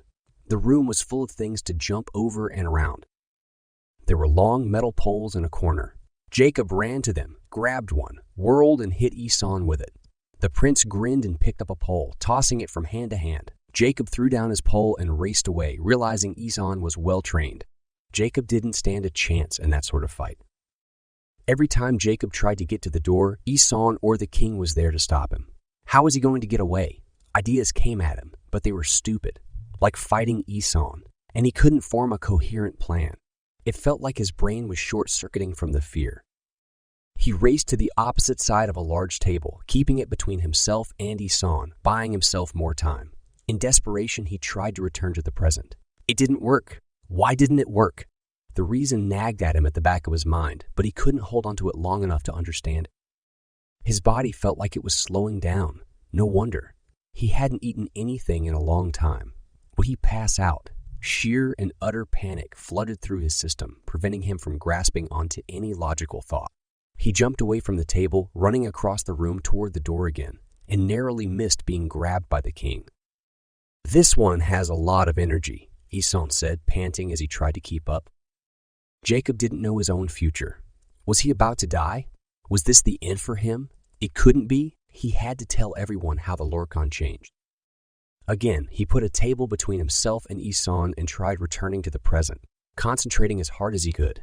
If only this was just a nightmare and he could wake up, back at home, in his own bed. Romantis laughed. You look like you're trying to wish yourself away. Why? You saw what it did to my son. That's the worst of what would happen to you. Jacob jumped away when Eson lunged across the table. He dashed around a corner pillar, a logical thought finally entering his mind. He couldn't return right then, not with everyone watching. He had to leave. But how when Ting was about to stab him with a needle full of blood? His mouth popped open as something truly wonderful occurred to him. He knocked over another stack of boxes, attempting to stop Eson, and considered the implications and possible outcomes of the decision he was about to make. It was impossible for him to do anything in the past that would drastically alter the future. Based on that rule, Romantis wouldn't be able to put the blood into him, since it would turn him into a Lorkon, and that would drastically alter the future. Chapter 43. Jacob screeched to a halt, took a deep breath, and turned to face Romantis. He put up his hands, trying to control their shaking. "Okay, I'll do what you want me to do." Romantis raised his eyebrows, standing near the door to the room. Change of heart. The colors around him briefly showed his confusion, but then they turned to green for excitement. "I appreciate it. Get over here." Jacob hesitated just a moment longer. Being wrong would be a very bad thing.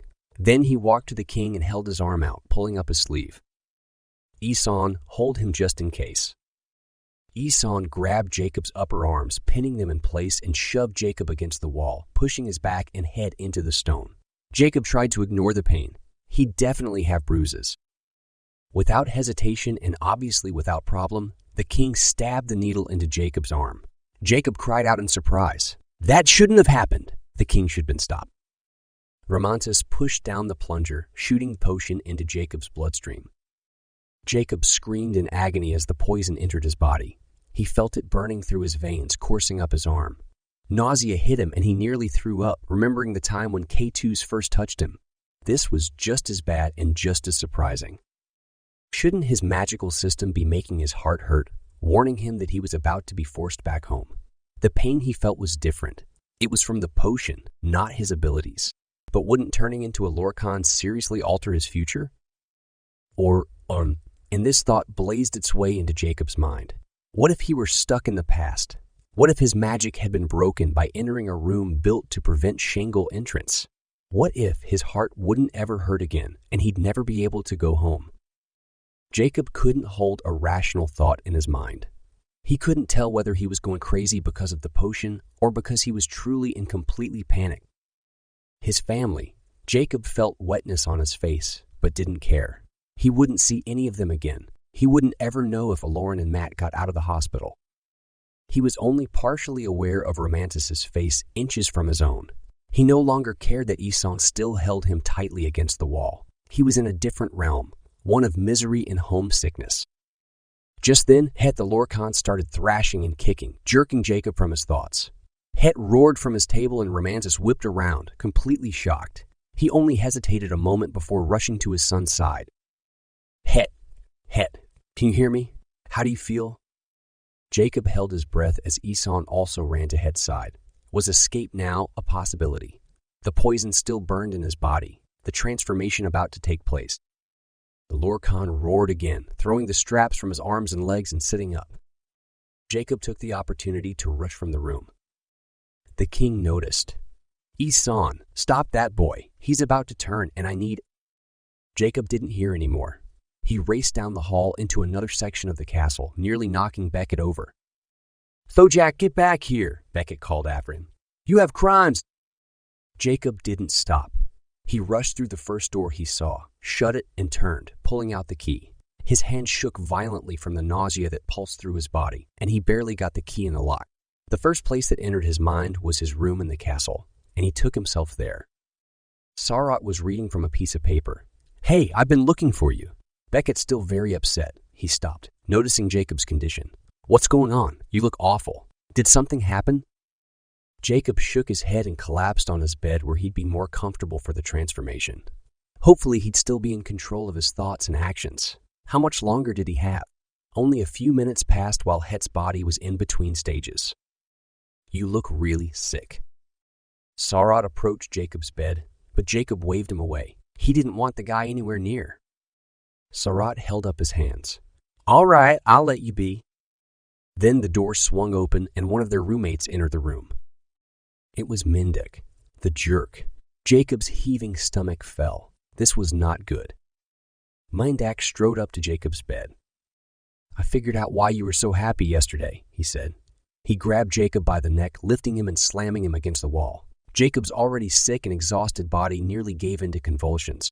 He fought to remain in control. "You want Hala? You can't have her." Jacob struggled, trying to get away, but was unable. He could barely breathe. Mendik was going to strangle him. Just then, Sarat hit the taller footman with a pillow. like that would do anything. Leave him alone. What has he done to you? Mendak released his hold on Jacob, letting him fall to the bed and shoved the younger footman. Sarat growled and pounced on the guy, but he was no match. With another push, Sarat went flying backwards, banging against the bed next to Jacob's. Then Mendak kicked him in the side. He grabbed Sarat, lifting him by the shirt, and threw him against the wall. Sarat fell and didn't move. Jacob stumbled toward Mendak and tried to attack, but the guy spun and hit Jacob, knocking him to the floor near Sarat. Scum, those girls are not yours. Jacob almost retorted that the girls didn't belong to Mendak, but held his tongue, deciding not to aggravate the guy more. Apparently satisfied, Mendak left. Jacob realized he had to leave the castle before someone else found him, Het, Isan, or a servant. He checked Sarat. The boy would be okay. Then keyed himself to his old shelter. Jacob grabbed one of the blankets and curled up in it, waiting for the Lorkon transformation to be complete. Everything had happened so fast since Romantis poisoned him, but several minutes at least had passed. Something was happening. The potion moved and flowed through his blood. Maybe because of everything he'd been through in his life, it would take more time for him than it had for Het to change. He was about to attempt returning home again, but stopped himself. He couldn't subject his family to the horrors of seeing him as a Lorkon. Jacob shivered in the blanket, wishing he'd grabbed more. Tremors crossed him, and even though he was freezing, his body started sweating. Pains in his chest and back manifested themselves like pinpricks that made it feel like his skin was falling asleep while his heart couldn't pump enough blood. Was this the process? A bout of dizziness and headaches came next, increasing his misery. He held up his arm, watching for bruising to appear. But nothing like what had happened to Het occurred. Why wasn't he changing? Had Romantis mixed the wrong amount of blood? Chapter 44. Unable to understand why it was taking so long, Jacob forced himself to focus on the problem from a different angle. Could he even turn into a Lorkon? Was that possible? Last time Keitus had tried, it hadn't worked, but only because Keitus probably hadn't fully understood how the poison would interact with the blood of a Shingle. Then what Jacob just thought really hit him, and he leaned back against the wall, closing his eyes in relief. He couldn't become a Lorkon. Keitus had already tried it, and Jacob's system was immune to the potion. He opened his eyes. But why was he still feeling so sick and getting worse? He gasped as he figured it out. The blood Keitus used was poison. Like last time when the Macalos had to put Kaede sap into his blood, his body was having other reactions. And just because he couldn't become a Lorkon didn't mean bad things wouldn't happen, like death, or turning into a person like those in Myvril City. He had to get to a hospital. A doctor would be able to stop this from happening, or would slow it down. Jacob tried to get to his feet, doing his best to ignore the spinning of his head, but he fell again. Deciding he would have to try from the floor, a position he'd never used before, he concentrated as much as he could on returning home, going through the familiar steps. His surroundings disappeared and were replaced with nothing.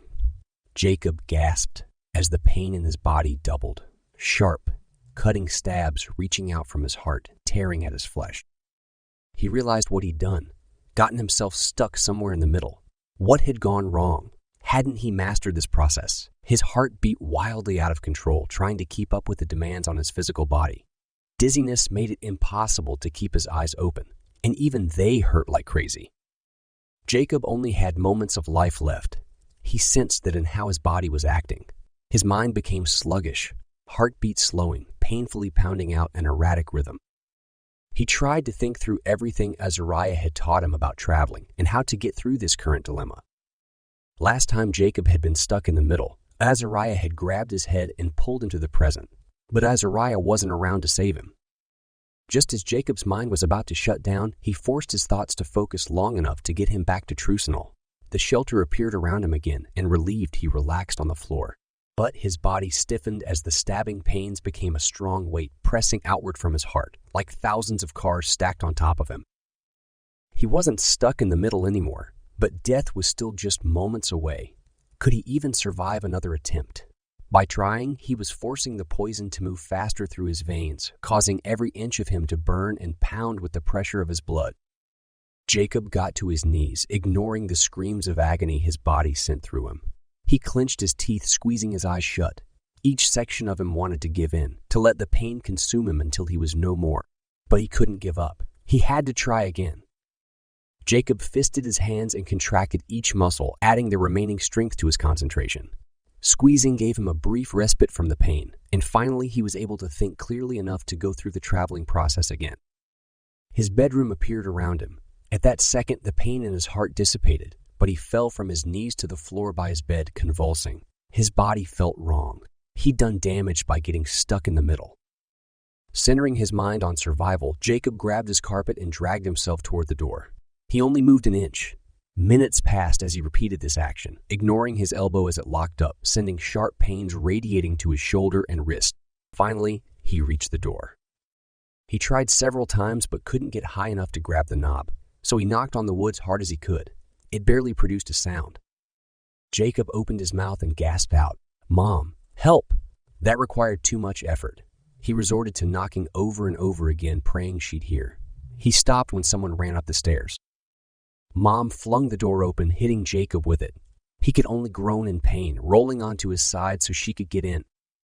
"Oh, Jacob, what happened?" "Hospital." Mom nodded. "I can't carry you. If I help you up, can you walk?" "Maybe." She bent, and after a lot of grunting and trying different methods, they got him to his feet. He took 2 steps, then the dizziness overwhelmed him and he collapsed, blackness closing in on him. When he opened his eyes, he was staring at the ceiling of the living room. How did he get downstairs? Mom was on her cell, pacing the room. He gave in to the darkness again. Jacob was vaguely aware of being pushed and rolled and knocked into things. Deep voices surrounded him. He felt Mom's hand on his forehead, heard sirens. Next thing he recognized was the interior of the local hospital. People rushing beside him, Mom saying goodbye. Jacob woke up in a bed. Mom jumped to her feet, touching his forehead, a worried expression on her face. "Honey, you've only got a moment before the pain returns. The doctor had to wake you up." She motioned to a man standing by the door. "He needs to know what happened so they can treat it." The doctor looked at him over his glasses. "Son, have you been doing drugs?" Jacob cleared his throat, not surprised at the question. "No." "We found the entry point where a cocktail of ingredients was injected into your body." "Blood! A man stabbed me with a syringe full of blood." Mom's hand fluttered to her mouth. "How did that happen?" Jacob gasped as the pain started returning in waves. "Men attacked, hit me, held me down, stabbed me with needle." That would explain the bruises and internal bleeding, the doctor said. He stepped closer and fiddled with something on an IV, which Jacob hadn't noticed. "You've only got a few seconds before the medication kicks in again and you fall asleep. When you wake up, you and your mother will want to report the incident to the police." He removed his glasses and turned to Mom. Jacob felt himself drifting away. He struggled to concentrate, hearing the words induced coma, wrong blood type, no for sure, in few days. He was unable to put everything together into a cohesive sentence, so he gave up. Mom put her hand on Jacob's forehead and said something to him. He tried to ask her to repeat herself, but his eyelids grew heavy and closed. Chapter 45. Jacob opened his eyes and stared up at Mom. He felt better, refreshed, and it was easy to ignore the metallic taste in his mouth. But he must have made a face because Mom handed him a glass of ice cubes. "You'll be able to eat soon. They just want to make sure your system can handle this first."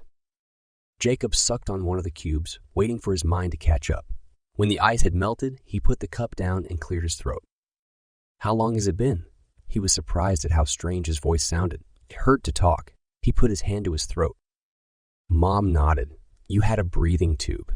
It'll be painful for a while." She sighed, sitting next to him. "You had so many internal injuries and so much bleeding it took a long time for them to figure out exactly what was going on." She teared up and blinked quickly. "Doctor said it was like you'd been run over by a semi. He's surprised you survived." Jacob swallowed several times, trying to get his mouth ready to speak again. "Got stuck while traveling. In middle." "That's what Dad and I figured." She patted his forehead with a cold rag. "They had to operate 3 times to repair the internal damage. I don't know what would have happened if you hadn't made it back." "Dad? Matt? Eklaron?" Matt and Eklaron were discharged from the hospital in Chicago a few days ago. "They're both home, resting?" She smiled when he opened his mouth to ask more questions. "No, I'll just keep talking. Don't push yourself."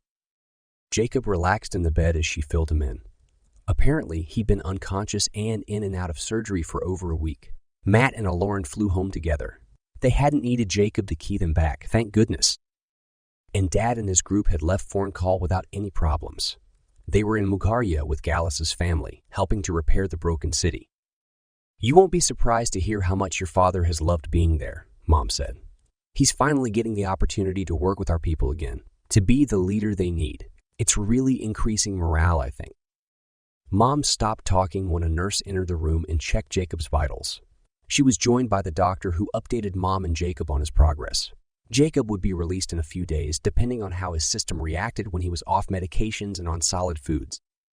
The doctor didn't tell Jacob exact details, but the blood that had been forced into his system had contained many dangerous diseases. Not only that, but it hadn't been his blood type and his body rejected it, causing his initial sickness. If Jacob hadn't gotten to the hospital when he did, he would have definitely died from what had been put inside him. Finally, 4 days later, the doctor gave the approval for Jacob to go home.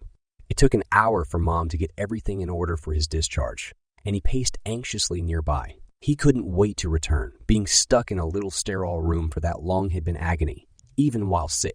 All he wanted was his own bed in his own house with his family. Matt flung his arms around Jacob the moment they saw each other. "Dude, I was so worried. Mom was telling me things that were going on back in Trusenal, and I didn't think I'd ever see you again, especially with what they did to you." "I know. I honestly thought I wouldn't come home." Matt handed Jacob his cell. "And Tanny's been begging for you to call. You better do that now." Jacob dialed her number, then held the phone away from his ear when she shrieked on the other end. He laughed and reassured her that everything was okay. He and Matt ended the day by watching their favorite action movies. Jacob was supposed to take it easy for a while longer, and he didn't mind at all not having anything to do. A few days later, Jacob keyed Dad and everyone else to Kenji's, so they could discuss the last several weeks. Dad started the meeting by having a Kano and Gallus report. They'd been successful in closing all the tunnels that bordered Dunzani Mountain near Aldo's cabin. It had been tiring work, even with a Kano using his newfound abilities, but Gallus was pleased with the progress. It should slow down the Mulg and Lorkon attacks considerably. Dad nodded, then gave his update next. "We weren't able to release any prisoners, and we didn't figure out what they were farming. But at least we know more of what's going on in Forncall, and the fact that the council there won't be friendly in the future." Mom put her hand on his arm. "And we have to consider that the people there may not want to be rescued, especially if they've fallen as deep as those in Myvoril and Trusenal. I've considered that, but I still want to try. We'll need as many of them on our side as possible." Dad then turned the time over to Jacob to fill them in on what he learned and what had happened while he was gone. Jacob told them everything. It took a while, especially with interruptions whenever he brought up something that sounded painful or scary. Matt was especially angry about Mindek beating up Jacob and Sarat. Jacob smiled, waiting for Matt to finish saying what he would have done to the guy, then told them how Romantis changed Het into a Lorkon. He injected him with blood, a special mixture of it. I'm not sure what that mixture was, but the doctor said that the stuff Romantis put inside of me had a lot of diseases in it. No one responded for a minute, and Jacob let this new piece of information sink in. Aldo rubbed his chin. "I've been wondering, how much does Anyev know about the Lorkons?" Jacob shrugged. "I didn't ask. I was afraid to bring up too much about the present, especially when giving certain information would make me return." He looked at Akino. "Did you ask?" Kano shook his head. "It didn't occur to me." Dad leaned forward, steepling his fingers. "Jacob, after you've had some time to relax, your next task will be to visit Anyev again. Tell him everything you can until it sends you home. We've got to get this figured out, and Anyev might just end up being the best thing to happen to us." Jacob nodded. "He knows about the bugs and has promised to research the problem." "Does Azariah know anything?" Mom asked. "Not sure," Jacob said. "I haven't heard from him since he left to recruit those shingles, and I'm not about to interrupt him." The adults around the table nodded, a few smiling. They understood. Jacob hesitated. He wasn't sure how his parents would react to what he was about to say, but it was important information they'd need in the end. He took a deep breath. "There's something else I learned while with King Romantis." He glanced at Mom and Dad, then down at his hands. "What is it, son?" Mom asked. "Well, I spent several hours with him the day they transformed themselves. I helped him get dressed, got his breakfast, all of that. And while I was there, Het and Isan came, and the three of them had a conversation about Dimitri and Arian. He looked up at Dad. He said that he always wanted Dimitri to marry her. Dad scoffed. No, he didn't. He was furious when Mother mentioned the idea. Jacob nodded. I know. Het or Isan said something similar, but Romantis was pretty adamant. He wanted you to marry Arian, and he also wanted Queen Aerolise and King Roylance to marry each other. I don't remember his exact words, but when he was talking to your brothers, he said something about it not mattering in the end if Dimitri turned evil again or not. That it was Dimitri and Arian's offspring that mattered. And when he said that, one of the princes mentioned the fact that Romantis couldn't guarantee that any of Dimitri and Arian's kids would inherit certain traits. And he didn't understand how Romantis could be so confident in the plans he'd put in place. Jacob didn't wait for the adults in the room to respond. That's not all. While I was stuck in August Fortress, Keitus told me he created me. He arranged my parents' marriage and even my grandparents' marriages. I didn't sense any dishonesty in what he was saying, nor did the colors for his emotions show he was trying to trick me. He completely believes it. No one said anything for a moment. Then Kenji broke the silence. Is it possible? Jacob glanced at his parents. They were both shaking their heads, but not from disbelief.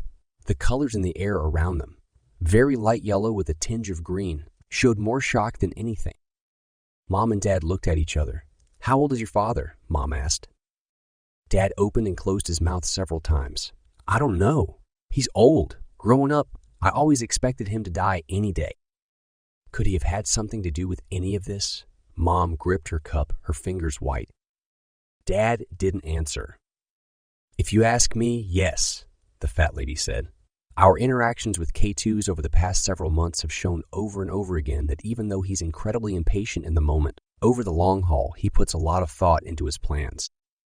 Look at August Fortress. Those traps couldn't have been set or thought up overnight. He knew the spells and how to manage a Serpire and the tricks to get everything to work. She leaned forward, getting excited. And the mud, the waterfall, the fire pulsar, even Liron. These sorts of things take years not only to figure out, but to plan. And there are potions that will cause someone to avoid death for a while. My feeling is that Keitus had everything planned out at least 100 years ago, if not longer. The last thing he focused on was learning to become Lorkon. He first had to make sure he could create the perfect tool. She glanced at Jacob, someone with Shingol abilities, the only race he has ever feared, but who would also be his own flesh and blood and thereby deserving in his eyes. This person would help him conquer and possess whatever lands and treasures he wanted. And eventually, the person would take his spot as ruler, Kenji said. The fat lady shook her head. No, Keitus would never allow that, which is one reason he became Lorkon.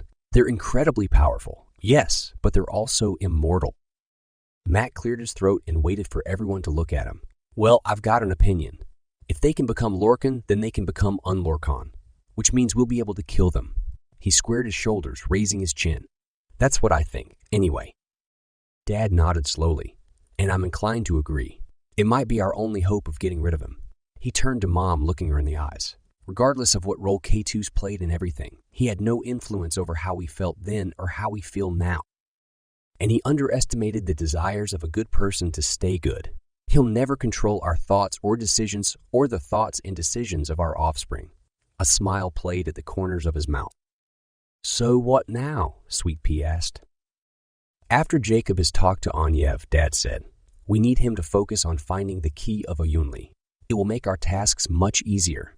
Not only that, but we must keep it from falling into the hands of the Lorkon. Unfortunately, I've been unsuccessful in finding it. Dad looked at Jacob. But now that you've fully mastered traveling and time-seeing, it won't be difficult for you. Jacob nodded. And we'll start gathering as much information about the Lorkon and Romantis as possible. Because apparently, I don't know my father very well. I don't have to go back to Trusnell, do I? Jacob asked. Mom patted his arm. We hope not, honey, but everything is up in the air right now. Not long after, Dad closed the meeting and Jacob keyed everyone home. He felt overwhelmed with the tasks that lay ahead, but peaceful too. What he'd just been through had turned into one of the most difficult things he'd ever experienced. It taught him a lot about himself, though, and not only about his magical abilities, but his own determination to do what was needed to complete a task. And that was encouraging. The next day, Kevin came to Jacob's house to visit Eklaron. The very first thing she requested after their reunion was a seat on the front porch where she could watch everyone play a game of basketball. It felt good, playing again. Jacob let the stress of the last few months leave his system as he put everything he had into the game, which wasn't a lot given his recent hospital trip and surgeries. For the first time in his life, he didn't care who won. He was back home with his family. He had indoor plumbing, clean sheets, movies and music, and his own clothes. But best of all, the people he most cared about surrounded him.